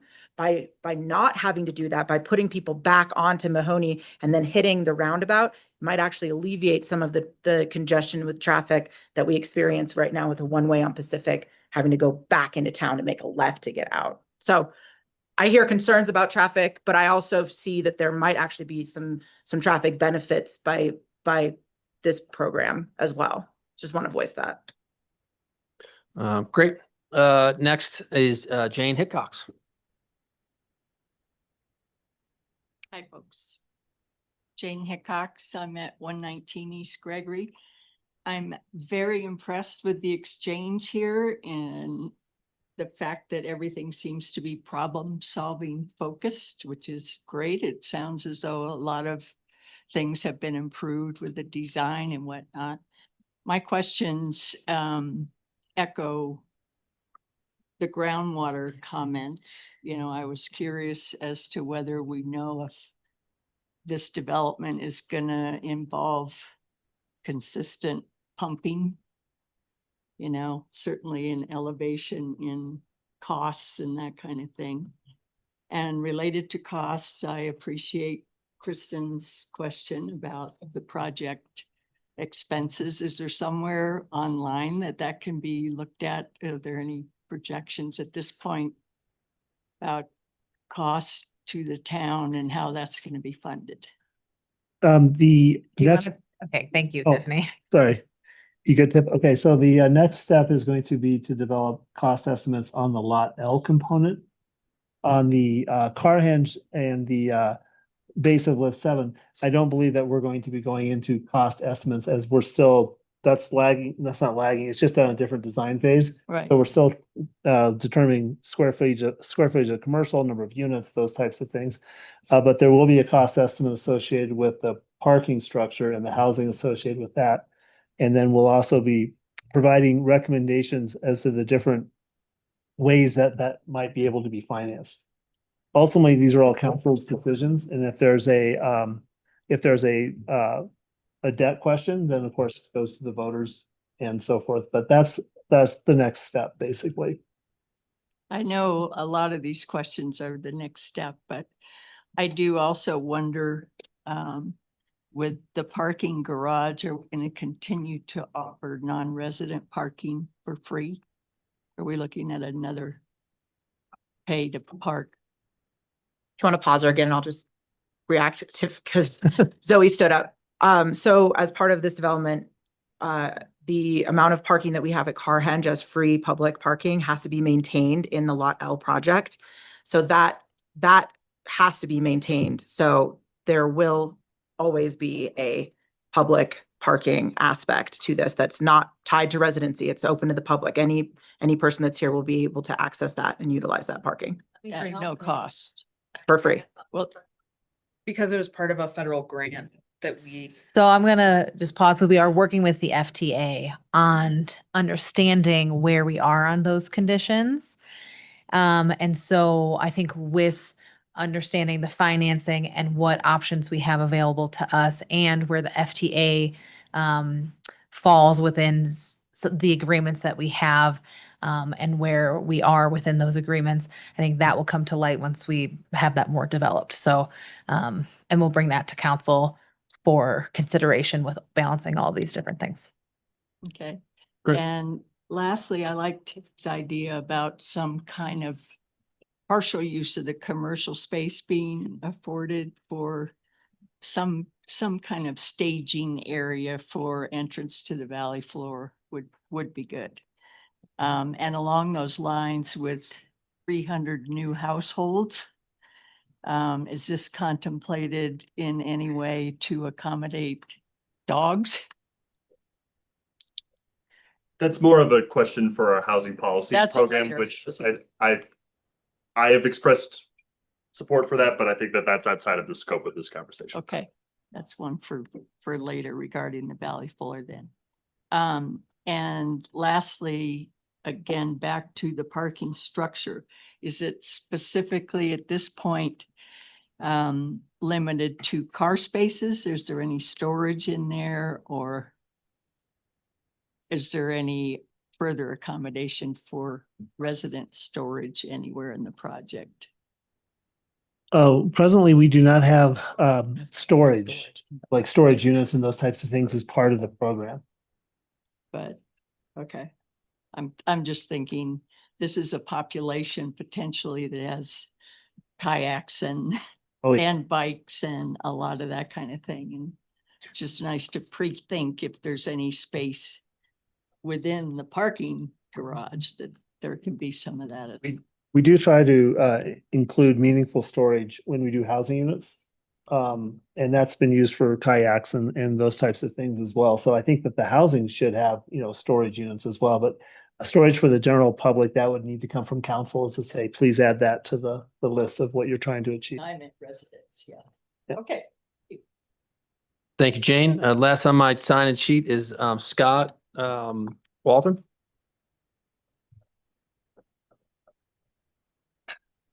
Thank you. Scott Walter, 370 South Mahoney. I had a comment on Lot L. We've been talking about this. It seems we're talking about the impact. We're talking a lot about the Shandoka residents, right? But it's important to realize, right, there are more buildings around that lot than just the Shandoka residents. I live at Edda Place too, and we use that lot. We use Shandoka for parking. So when we talk about residents and resident parking, right, I want to make sure we're also not just talking about the residents of the new affordable housing or the residents of Shandoka, but we're talking about the other residents that use that. In Edit Place too, right? We're about to be sandwiched between the Lot L construction and then everything at Chair 7, right? So it'd be nice if, we were thought of in terms of the resident parking, in terms of things like deeded spots. I mean, there are things that we can do, I think, for the folks that live around this area to lessen some of the ultimate impacts of this construction. And when I look at Shandoka, I think that's an opportunity, right? I mean, I think it'd go a long way for us in Edit Place 2 and some of the other buildings that use that lot to be included in the talk of residents and having secured resident parking and things like that. Switching gears, talking about the Lift 7 area, right? I think, I'm happy with what we've said, what the feedback and how feedback's been taken into account. One of the things I think we've been consistently talking about is building height, right? And I'm happy with what I'm seeing in Lift 7 area, right? In terms of building height, I'm happy that we've reduced footprint to 30% or reduced footprint by 30%, that we've taken that commercial space down to a single story, right? The hotel's at 3 stories. But when I look out at the rest of the Carhenge development, right, I'm seeing 4 stories, 5 stories. And I think one of the consistent comments that we've been saying in that area is let's keep the height consistent with what's in the area. And that's 3 stories. I mean, all the buildings around there, Double Diamond, Edda Place 1, Edda Place 2, Cimarron are all 3 stories. And now we're talking about putting in 4 and 5-story buildings, right? To me, that's not consistent with the buildings that are surrounding that area. And I think that's a constant feedback point we've been moving up over and over again. So I'm a little disappointed in seeing some of those heights at 4 and 5 stories as part of this. I was hopeful that, we could kind of maintain that 3-story height around. To the comment earlier, right? It's great that we shrunk and we're using, let's say, 70% of 30 instead of the 100% available. But when we go up in height, right, I think that kind of, cuts into some of that savings in terms of the square footage that we're developing. So thank you. Thank you. Great. Thank you very much. We will go a little bit online for people who were waiting patiently before we go back into the room. 2, I unmuted Ryan Vitt. Hi, can you hear me? Yes. Yeah, so I'm in favor of, the plans I've seen for the Shandoka and Carhenge. And I think Tract Y, though, I think is even going to need to be more considered to be open space with the additional density. I just feel like the hotel, and I heard some council members say, concerned about the natural light of units around Shandoka with the new parking lot or parking garage and units going in there, and concerned about views. I don't hear that same concern for people living at Cimarron, where the hotel seems to be built as close to the property line as possible. There's going to be a number of people in Cimarron whose views will not only be affected, and natural light will be affected, but will also be completely eliminated. I also want to read I was actually looking at a photo here just in this presentation of actually the pop-up event at the base of Lift 7 also, where there was, the green dots and the red dots. And the only 2 pictures that had the green dots, all green dots, no red dots, were the ones that didn't have any buildings on it. So, and that was specifically for Tract Y. So I thought that was interesting. I'm wondering if Design Workshop in the town is considering that, considering the existing zoning is for no buildings and for open space. And I think it sets a dangerous precedent to take the least developable land in Telluride open space and making it as developable as possible as an accommodations district. And I also want to read the contract language pertaining to the annexation of Tract Y from the Forest Service, where it says the town understands and agrees that such annexed land shall be for the purpose of developing and placing future ski lifts, trails, roads, and other such ski resort area uses. Such uses shall not include the construction of any residential, commercial, or similar structures. So I think that's important. So this land was only annexed with the town's agreement that there should be no construction of any residential, commercial, or similar structures. So I think that is our values in Cimarron are tied to that. I think Edda's values are tied to that. Double Diamond's values are tied to that. There's going to be a lot of real estate values affected if views and light are taken away by building, a 3+ story building, especially that close to a property line, and also rezoning that. So I think that's something to consider. And but I'm in favor of Shandoka and Carhenge and whatever we can get there. I think somebody else just brought up the idea of potentially offering some free market on Carhenge. I mean, if the town or the ski resort would like to do a hotel or a hotel condominium, I think using part of Carhenge would be a good idea. Fronting, I mean, they could even build it into Element 52, similar to Telluride Trail at Element 52.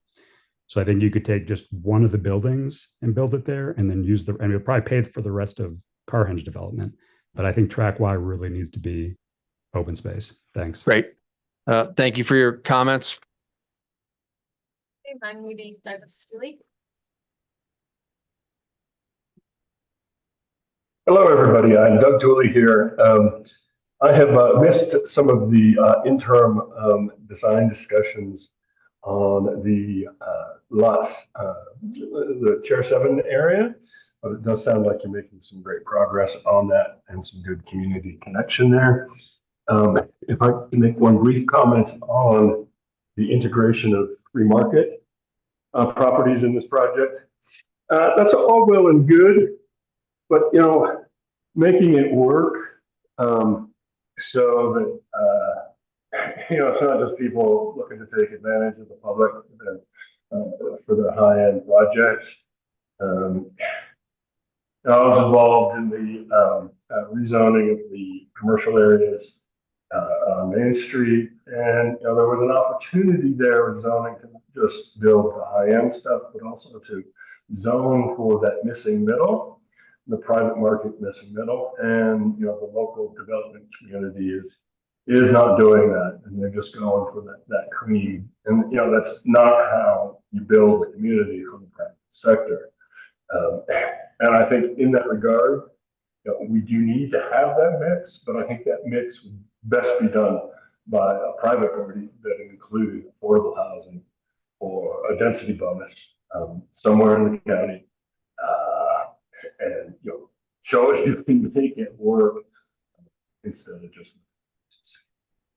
On La L, I have two issues from before, and I'm remembering in my own mind seeing a visual analysis that should be done. I think you should be able to see the Sneffels Ridge if you're standing on the sidewalk next to the Shandoka buildings or on the ground floor. You should be able to see the Sneffels Ridge. I don't know if that's done. The other one is I was able to get into the criteria for the planning, the inclusion of a river lot space, and that got dropped. And I'm just wondering if that's been re-included, Lance. Thank you. Great. Thank you, Doug. And lastly, it looks like we have Robert Balkine.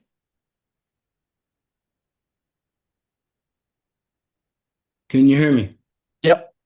Hi, Robert Balkine, 797 Prospect. 35-year resident, raised my kids here, and I love this town. It's changing character, but let's not get into that now. This is a massive project, and it's just a huge amount to digest. I want to thank Town Council and Hark for looking at it hard and listening to the opinions that are coming forth and keep doing that and this project will go much smoother.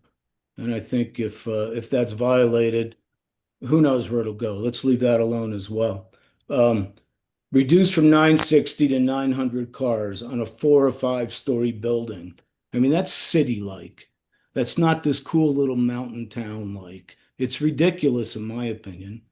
I don't know how many cars should be appropriate. You have 300 now, 600, I don't know, some other number, but 900, a giant parking structure in this hip town, Telluride? It seems to me to be outrageous and ridiculous. I'm also concerned about, the rezoning, and I don't know everything that's required for a rezoning, and the open space and the wetlands, and let's keep this cool open space. Same thing. This is a groovy little town. Let's keep it funky and hip and not turn into Vale or Aspen. I don't want to live there. And it's just becoming very uncomfortable. So I want to thank Council and Hark and keep up the hard work, please. Thank you. Thank you, Robert. Tiffany, anybody else online? I will close public comment for online and then give anyone an opportunity in the room one last time. If you were not on the sign up sheet, you'll have an opportunity.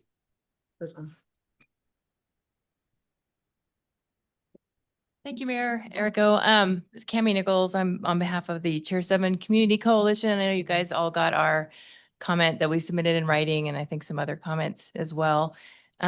We're trying very hard to represent the entire community of folks who live in that neighborhood, and it is a diverse community. I think we've got a little over 180 members now who have signed up and are following things through our process. And, we're trying to get some more responses to our survey because we do have some new members and sort of try to stay on top of what people really want. I was encouraged to hear Design Workshop talk about the value of the open space, because that is a high priority for folks that they really do want to keep for Tract Y open. That seems to be a majority of people that live there. Also, the parking garage is another area of concern, just so many vehicles. And I hear a lot of talk about how to make the parking garage better and make it fit. And maybe the idea is to get a little more radical and think about not having a 900, car parking garage and doing something different with that space and trying to find a different solution for if we need that additional parking. Is there anywhere out of town we can put it in a way to have creative, interesting, reliable public transportation into town that people will use and reduce the traffic into town, period. There's a lot more traffic than there was 10 years ago, 20 years ago, for sure. How can we think about creatively reducing the amount of cars coming in across that valley floor road into town, period, would be great. And, maybe reconsider just the whole plan, the whole concept of changing the zoning and creating a PUD with different zoning. Leave the zoning as it is. I think the town can still achieve its goals of, creating more affordable housing and more interesting commercial space for the neighborhood. And that's what we're hearing from our members. And I just wanted to reiterate that. And thank you all very much for paying attention. And I appreciate all of your thoughtful comments and that everybody really seems to be thinking creatively in this process now. It's great. Thank you. Great. Thank you. Anybody else in the room for public comment? Seeing none, I'm going to close public comment for this work session. Dan, I see your hand raised. Thanks, Mayor. I had one or two additional comments I had meant to make that I just, in the robust conversation we had, they slipped my mind, but they came back to me as I was listening to public comments. Thanks all for the public comments. Do appreciate the amount of engagement and participation in this process. It is very meaningful and I think has already helped deliver a better overall project for this region. My comments relate to the need for this project. I believe the rest of council was at the San Miguel Regional Housing Authority meeting a couple of weeks ago where the housing needs assessment was first presented in its final form. And that shows that while our region and our economy has grown significantly in the last decade, our permanent residents have shrunk. We are losing full-time residents in our region. So the need for more affordable housing is clear. That report showed how unaffordable free market housing has become for those making their living here in the town of Telluride. And so in my mind, as the sort of economic driver, the place generating the demand for affordable housing, that comes with responsibility. That means that we as the town of Telluride have to be in tandem with other partners and working together with other opportunities. We have to be the ones that are stepping up first and foremost. And I think that that's what we're trying to do with these projects, is be responsible, take responsibility for that demand that is driven by our economy, by our town.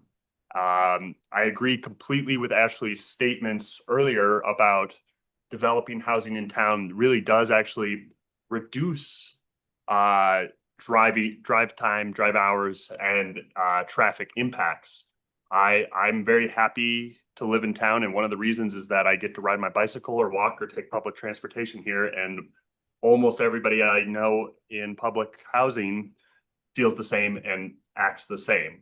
So I understand those concerns, but I really think that since businesses are going to need employees, they are going to come from somewhere. If they are not coming from within the town of Telluride, they are significantly more likely to utilize their own vehicle and have to utilize our public streets and our parking. And by building affordable housing within the town of Telluride, we are meeting multiple needs at once, not only providing employees for businesses, reducing parking impacts, but also it's the people that really drive our community. And so having those people here, that to me is really what promotes our community. Lastly, on that housing needs assessment, I really want to state this and start putting this in the ear of our consultants now and our design team now. We saw that 87% of renters within San Miguel County said they would prefer to own. They would prefer to be in ownership. It is my opinion that mismatch in desire to what we are offering is part of the reason why some people, especially in the middle class, where we're seeing the true reduction in full-time residents, the fact that they can't get housing that matches their desires, that's one of the reasons we're losing some of those people. So taking that feedback seriously and incorporating it into the design now of making not necessarily 100% of these, but a good percentage ownership opportunities for full-time locals, that to me is a priority and meets the demand from our community. I believe that's all I had to add. Thank you.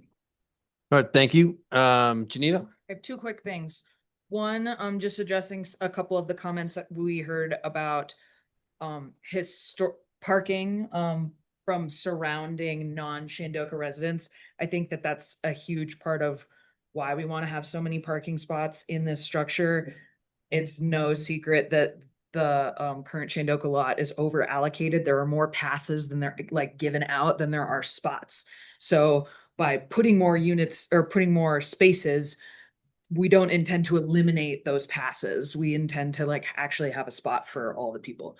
So I think that that's important to address. And then the other thing that I just wanted to address, and I think it will become more clear when we look at the 3D renderings, is that some of those, the buildings on Carhenge that are getting to those larger levels or more numerous levels are going to be into the hillside. So they're not going to be over height per grade. It's like the grade is steep in that area. And so, from the structure itself, it will be the 5th level, but from where the ground is, it will not be the 5th level. And there's a lot of examples of that around town, mostly up by the cemetery. But I think that the 3D renderings will give us a better understanding of what that actually feels like and if it's palatable for us or not. That's it. Thanks. Great, thank you. Any last comments before we wrap it up, Ashley? Geneva stole one of mine, which was, while we're talking about level 4 or 5, whatever, to remember that it's within the context of it being on a very steep hillside, and, that we're not proposing, or that, the proposal here is not to put 5-story buildings in the center of the valley, that the idea is really that we're working with, our limited space and utilizing the grade of the hills and adding the height there where it does not actually tower 5 stories above the ground. So hopefully, and that was some feedback that we got from public as well, saying, make sure you go up on the sides, make sure you go up on the sides. So I think that that's been taken into account. I just wanted to also take a second because this is a work session, and just, put out there we heard comments about free market and stuff like that in this area. I think that it is something that should be considered. I think that there's been lots of studies that show that when people of differing socioeconomic classes live together, that the people in the lowest socioeconomic classes see huge benefits in that. I think it is a great way for us to, get, money into projects specifically by having some free market. I think that, Doug Tooley made a comment about the missing middle, and seeing, maybe there's a way for there to be a middle ground that isn't the full, deed restriction and full free market, that maybe there is an opportunity here for some missing middle people as well. So I would just implore that is really looked into, and that, as this project goes forward, that is taken into account, because I think that integrating that into this space would be a benefit largely over the entirety of the project in the future going forward. Great. It seems like it would be like a building to building discussion, and we're doing our very first development. Well, that's, I guess, Entrada included one free market unit, but first in a while, project where we're having affordable housing built by someone other than the town that has some free market units that help subsidize the whole project. So I think, let's see how that goes. Yeah, for sure. But we're not making any more land, so we gotta get as many housing units as we can, which I know everybody agrees with. Maybe not everybody, but. Great. Well, thank you. I'm going to wrap this one up. Thank you, everyone, for sticking in an extra hour with us. Lance, it's a work session. Do you have direction that you Yes. needed? Thank you. Again, it was an hour longer than we thought, but it's obviously an important discussion. So again, thank you all for hanging in on that. We are going to move on to work session item 8B. Thanks, That is everyone. discussion of gondola fee, Telluride Ski Resort lift ticket tax. And we have Zoe and Kevin to present.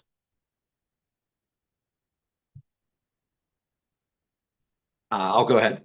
This is Kevin Geiger. I'll provide a brief introduction for work session item 8B. This comes from a request from the agenda setting meeting we had earlier this month to put a work session on for a possible excise tax for a ski resort lift ticket tax. Something similar, you may know, has been proposed up in Mountain Village. Originally, they were going to have an election on that back at their June election. That has now been postponed, and I believe they will be taking this same ballot question up in November. If you were going to target a excise tax for ski lift tickets, it does have to occur at a Tabor compliant election, which is your November 4th, 2025 regular municipal election that's already scheduled. In terms of timing, we're close, but you still have time to get a ballot issue certified. You would have to take action at your next council meeting, which is August 12th.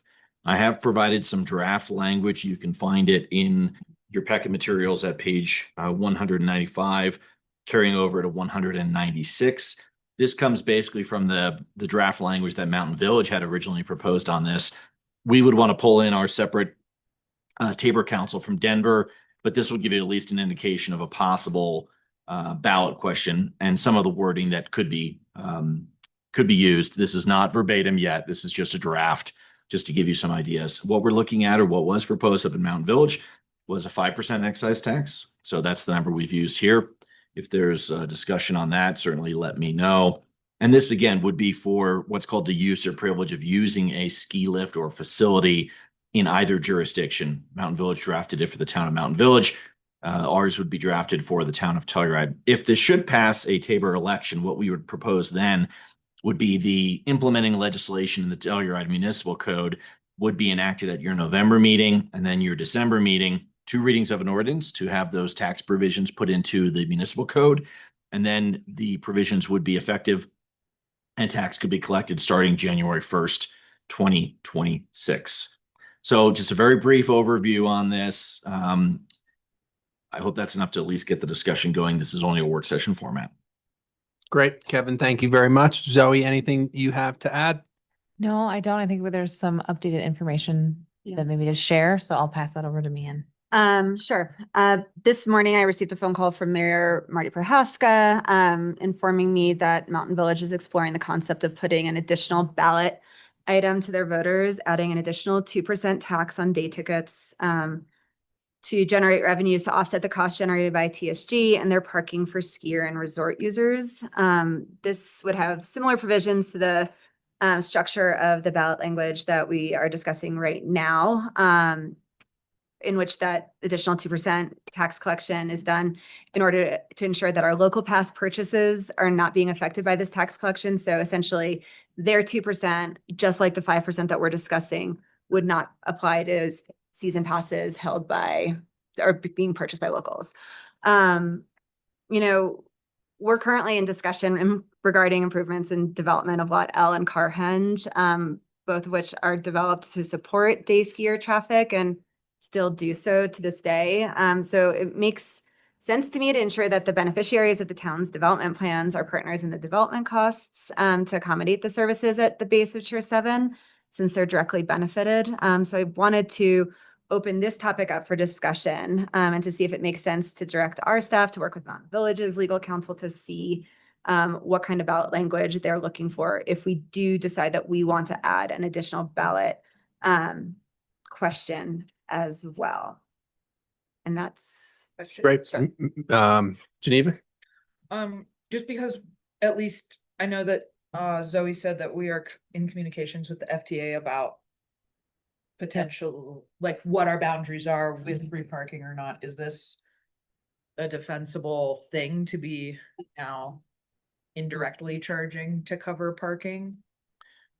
Well, I don't think, I mean, we're not necessarily tying it to anything except for the utilization and parking. I would say probably parking in general. Like, I don't know that I would necessarily say we are going to put this on the ballot for this one specific teeny tiny little thing. I think in general, I mean, I think we've consistently heard from the start of today to now that parking is a challenge in this community, and it is something that we continue to need to financially support.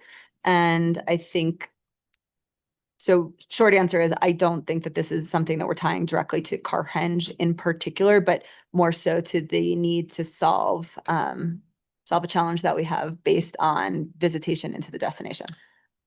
In that same vein, if we're talking about parking, I mean, we heard it today multiple times about the very, large idea of outside intercept parking lot and additional transportation to bring people in so that they're not even coming into town.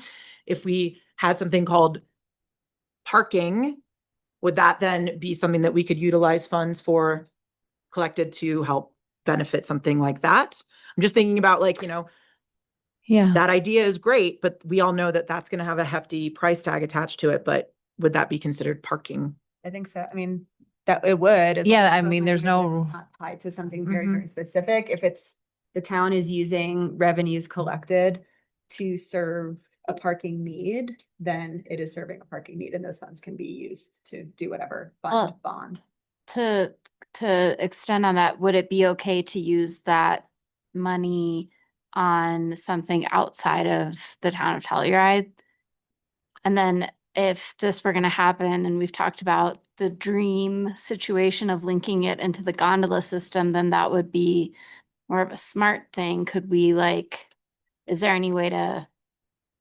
That move- I can't speak to that at all. And I think, but again, it's all how the ballot language is written, to be totally Yeah. honest. It's like to make that work, there's the connectivity issue there that is more of a public transportation, not a parking thing, and that's the ongoing expense. And I don't want to get too in the weeds on that. Conversations have been happening for years about the intercept parking lot and working through multiple layers of challenges, some of which you're talking about now.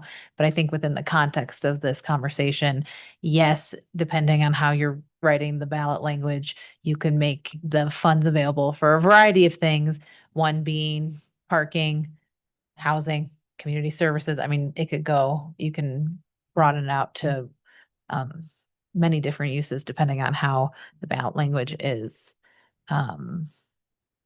written. Geneva?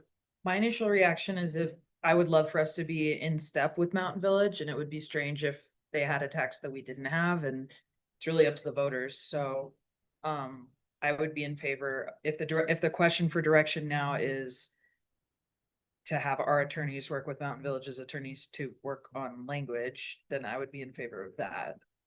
It feels a little late before the election, but most people don't pay attention to the last minute anyway. So,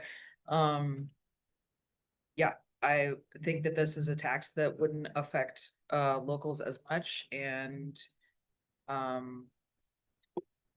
would give the community an opportunity to encourage Telski's participation in funding of public infrastructure resources, which everybody seems to think that they should do more of.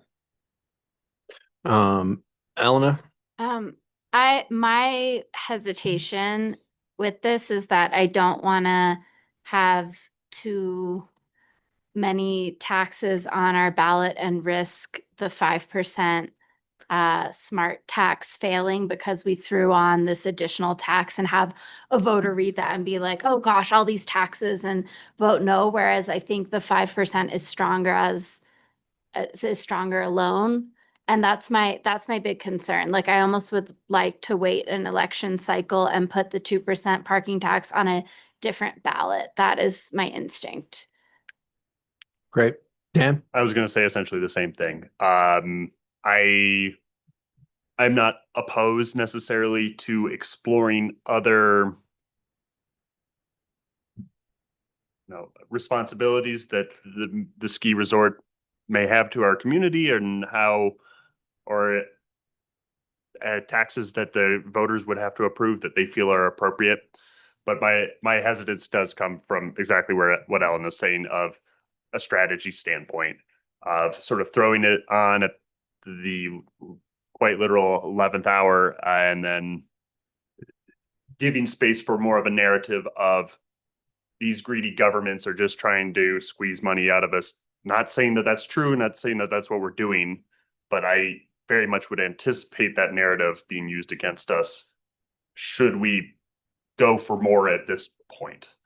It has been my opinion, and I've stated it quite publicly, that the ski resort doesn't contribute their fair share to our community resources. And I am very supportive of looking for ways to get them to contribute more equitably to our community. But I am just hesitant to throw this on here at this point, and what that would mean if it did not pass, how that would potentially jeopardize all the hard work that we've done surrounding the gondola.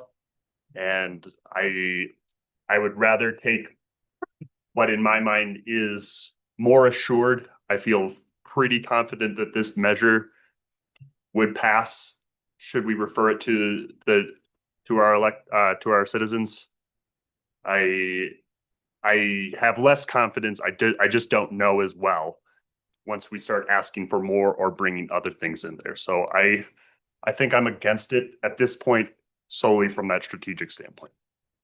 And I think it's really challenging for us and for a lot of other members of our community outside of the government, of trying to pick up the perceived pieces of what we may think, and maybe different levels of severity of what the Telluride Ski Resort does or does not do on the ownership level to contribute back to a wonderful community that is one of the reasons why it's so successful. And it's just it's a tough question to answer, because I think it's legitimate to ask for more money in this tax, but it is a good point that we don't want to potentially miss out on that first one by just having it be perceived that we're just throwing more. I'm not sure of the answer, but it's certainly frustrating, because I think a lot of the challenges we face and that we have to address are because of their lack of action. And I think, I'm not, I received this phone call this morning, so I feel like that's the challenge for us right now, is that we don't have a lot of time and we're we're just bringing this up now. So we don't have a ton of time to really flesh all of this through, but I do think that from my perspective, at least going through the exercise in writing the language, you know, we don't necessarily have to approve the ballot language or put it to the ballot anyway, but I think it makes sense to be able to take the time in order to identify if this is something that we need to do. I do think we hear very consistently from community members that they are frustrated that the town of Telluride and themselves specifically as taxpayers, that they feel as though they are paying disproportionately to a private business owner that is not supporting the destination the way they see fit. And so I don't know what I think about any of this yet, but I do think that we would be remiss if we didn't at least take the time to explore this. And unfortunately, we are in the 11th hour. And so we did need to talk about this today before having broader conversations about it. Yep. I think that's fair. Before we discuss it any further, I want to make sure that since it is a work session, that the public has a chance to chime in. Is there anybody in the room that would like to further discuss this topic? Seeing none, Tiffany, are there any hands raised online? Yes, we have Douglas Tooley. Okay.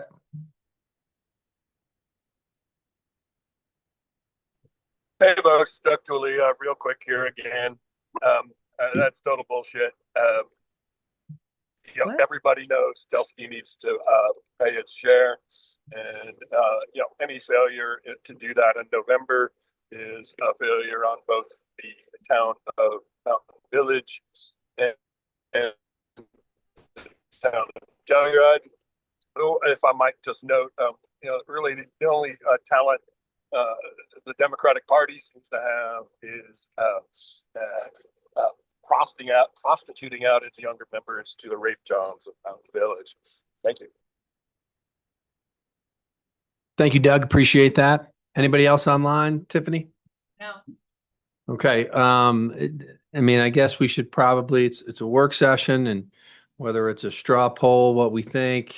I wish I had a hugely strong conviction one way or the other. I'd love to, and it's just me, make them pay what I think is their fair share, however it's instituted. But I don't want to throw the baby out with the bathwater in our first reason of having this agenda item. That's not helping anyone get to a decision, unfortunately. We would love to hear more. Yeah, I think personally, it's, this to me, again, feels like because it's an excise tax that's going to be added to on top of a day ticket window. What? It's a use fee. I thought it was an excise tax. Excise tax. It's an excise tax. Based on the privilege of the Based on use the of the use of lift. the, Yeah. The nexus. The point I was trying to make was that, this is not a tax that is going to be burdensome on Telsky. It is something that is going to be passed directly on to the consumer, which, we just went through a bunch of numbers for occupancies and real estate sales and stuff like that that are showing lower. That being said, I would support us putting the 5% on the ballot, but if there was a way for us to figure out another tax that maybe didn't feel like it was just getting passed on to the consumer, I would also like us to potentially explore that. But, I feel like I'm riding the fence on this on both ways. I can see it from both sides. I think that having two tax languages on the ballot, I can see how the public might react to that negatively. I also see that, if we give ourselves the task of education so that people understand that it's not going to be on their season pass, that it's, specifically for day ticket purchases and stuff like that, then we might be able to overcome it. It's, I wish there was a clearer path forward on what was the right answer. Yeah. And it's tough because the other thing is, at first I was leaning towards seriously considering the addition, but there's a part of me that wants to dive into that more to see what that number should look like. Because is it just Do we feel that they're just deficient on parking and those impacts? Or are they deficient on affordable housing and those impacts as being what I'm going to guess is the largest employer in the region? And I don't are think you there have to other give- things that we have to consider? And are we better going just with the original thought of the tax and then thinking it through a little bit more for what might be next? Is that a protocol that can be followed? Is it smart to do it that way? Because I don't want to also miss out on the opportunity on getting a little more. And I think that was my thought process today, and just trying to wrap my brain around this is I very much, very, very much believe that the 5% ballot question needs to be on the ballot. There was an MOU signed, there were agreements made. There were assurances conveyed to government officials and boards and therefore to the public that have been rescinded. And I think it is important that we do what we promised our constituents. And so I think that that's a separate question. As far as this goes, I think what I would love to see is just to see what that would actually look like, and so that way we can take the time to make informed decisions and think this through. But I think if we say no right now today, then it's a no, Does correct? it have to be two ballot questions, or could a single excise tax be written in a way that is 5% dedicated to this, 2% dedicated to that, so that we don't have an issue of, voters choosing one or the other, or not fully understanding one versus the other, that it's presented as a single question of here's a 7% tax, 2% to this, 5% to this. The other complexity to that is in our discussions of if both municipalities are moving forward with this ballot measure, when we discussed the lift ticket tax for the gondola, if Mountain Village passed, then they would be the collectors of that and not the town of Tellurides, which might be different for this other tax that you are discussing specifically for town operations. Something to consider. Yeah, and to go back to the question, I think you could have a couple different ways of presenting this. One would be a 5% along with the 2% in one ballot question. You could also have them bifurcated, a 5% on its own and a 2% on its own. Parking and gondola, separate ballot questions. I don't know what your preference is. I think we need to get to this first question of, do you want the 2% for parking component? And I know there's a division right now, it sounds like, on council for that. But we can do it any number of ways. I just need the direction to bring it back to you by April 12th, because you have to pass it as a what did I say? April? Oh my gosh. Spring break is on my mind. August 12th, because that's the last council meeting, regularly scheduled council meeting you have before the Tabor deadlines, which occur in early September.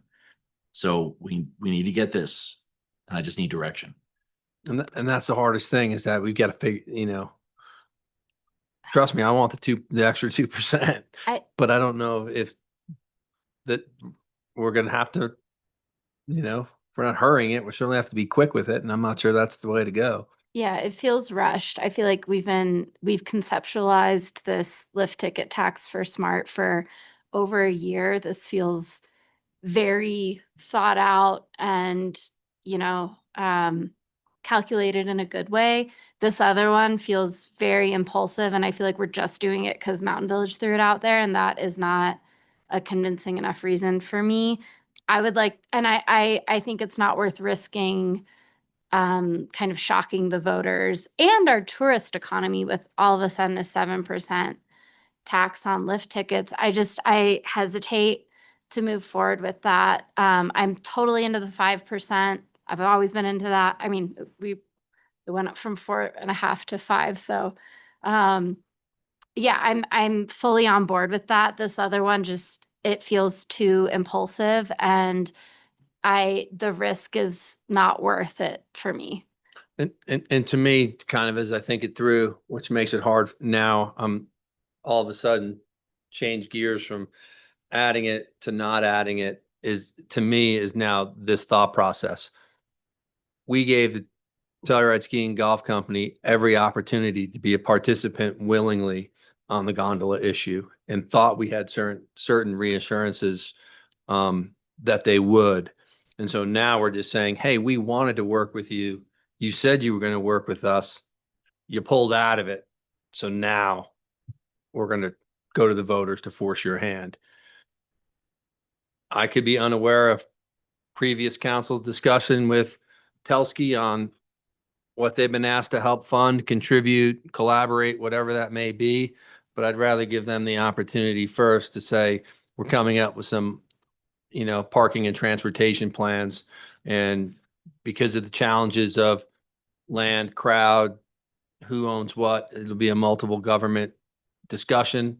They should be a part of it. And if they don't want to do it, then maybe that gives us enough time at a later date to address funding options in that scenario. But it seems, I think our hands were forced on what to do with the gondola tax. And there's a different perception of just tacking it on without giving them the opportunity. I mean, I think I know what they'll say when presented with the opportunity, but I'd like them to be able to make that decision instead of forcing it upon them. Yeah, it does feel like Mountain Village and, they might have gone down a different road than we have. And that's why they've come to this conclusion that they want to do this, that they might have had other discussions surrounding parking with Telsky that they, are in a similar situation. So he's nodding her head. And I just feel like, I agree with what Teddy is saying there, is that I don't know if we're there yet with it. That being said, I mean, we can put this on our ballot. They can put whatever tax they want on their ballot. There's nothing that says that this is the last time we can ever come forward. Oh, sure, absolutely. And I think that's really the point of all of this, is to have the conversation. We do have a different relationship with the ski resort than Mountain Village does. Absolutely. And I think we would be remiss to not have this conversation given the direction that Mountain Village is going in, but ultimately we have to make the decision that's right for the town of Telluride and our constituents and what we think is best. And that's it. It's just that this was a little bit. We had to discuss it. Absolutely. We discuss it today. And I appreciate that you brought it to us. I think it's important for us to discuss. Do we think we're aligned enough on a direction, council? I think we're all pretty much saying the same thing on this. Okay. Are we? What's the same thing? We stick Want to- to that we wanna the, stick with 5%. Okay. Yeah. For this cycle, and then we can move forward with other discussions, and then anything is possible at a later date. Yeah. okay. Town council consensus 5% alone. Yep. Got We it. support Mountain Village in whatever, whatever their decision-making process that got them to where they're at with the additional 2%, and recognize that they might just be in a different position than we are. Yeah, they might just have different circumstances. Okay, great. We're going to wrap up works session item 8B. Again, to my council members, thank you for on this meeting. It's long and we're almost through it. We're going to have to circle back. We've got 2 agenda items left. We've got to wrap up agenda item 10, which is the administrative reports, and specifically the update with childcare, right? And that is the preschool annual update. I don't know if Stephanie is, no worries there. Zoe, we'll let you tackle that and then we'll keep marching on. Great. So we had the opportunity to renew the Telluride preschool lease in March. With that, we did add for consistency across a number of our contracts or agreements with different providers without town that we provide some sort of subsidy to, in this case, subsidized rent, for a reporting mechanism to provide to council, just to again, keep that consistency. So this is the first time that we're doing this. Part of that, we asked Telluride Preschool to provide us with an understanding of their enrollment and capacity, what their hours of operations are, closures and staffing, any parent engagement that they're having, and licensing and compliance. So with that, just as a reminder, Telluride Preschool operates out of the town-owned facility at 930 East Colorado Avenue, underneath the lease agreement with a monthly rent of $300. The town continues to maintain the facility's major systems and structural components, while the preschool is responsible for utilities, operations, and the day-to-day maintenance. With that, right now, their average daily enrollment is 14 children with a license capacity of 16. Their summer hours are Monday through Thursday, 7:45 to 5 p.m. Fall is planned for Monday through Friday, 7:45 to 5 p.m. Uh, um, excuse me, it looks like it's Monday through Thursday, 7:45 to 5 p.m. and Fridays 9 to 4. With staffing closures, there has been no unplanned closures that have occurred. The facility is well staffed. Following the retirement of Director Gina, Stephanie Bay, Executive Administrator, will step in to serve as director while continuing in classroom duties. And for parent engagement, there's been no formal parent workshops that have occurred during the first reporting period, March through June.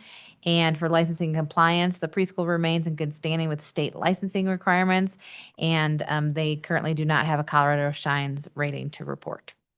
And that is the update that we have gotten from them. Great. Zoe, thank you very much. That wraps up agenda item number 10. The only thing left on the agenda to tackle is agenda item number 12, executive session, 12A, Oak Street lease agreement. Executive session to discuss the purchase, acquisition, lease, transfer, sale of real, personal, or other property interest under Colorado Revised Statutes, Section 24-6-4024A and Section 4.6.A of the Telluride Home Rule Charter. Do I have a motion to go into executive session? So moved. Do I have a second? Second. We have a motion from Dan and a second from me. And Dan, how do you vote? Dan, yes. Yes. Yes. Ashley, yes. And Teddy, yes. It is approved unanimously to go into executive session. If anyone needs a breather,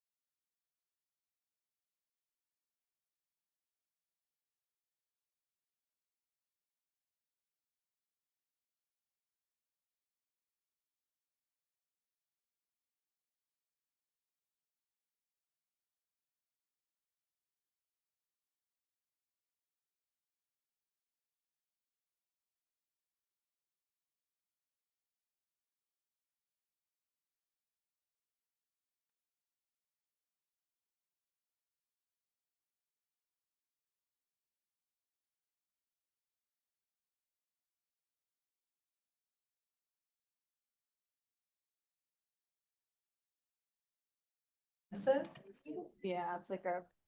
For the comprehensive. You all get to have comprehensive. Mhm. Okay, it's right.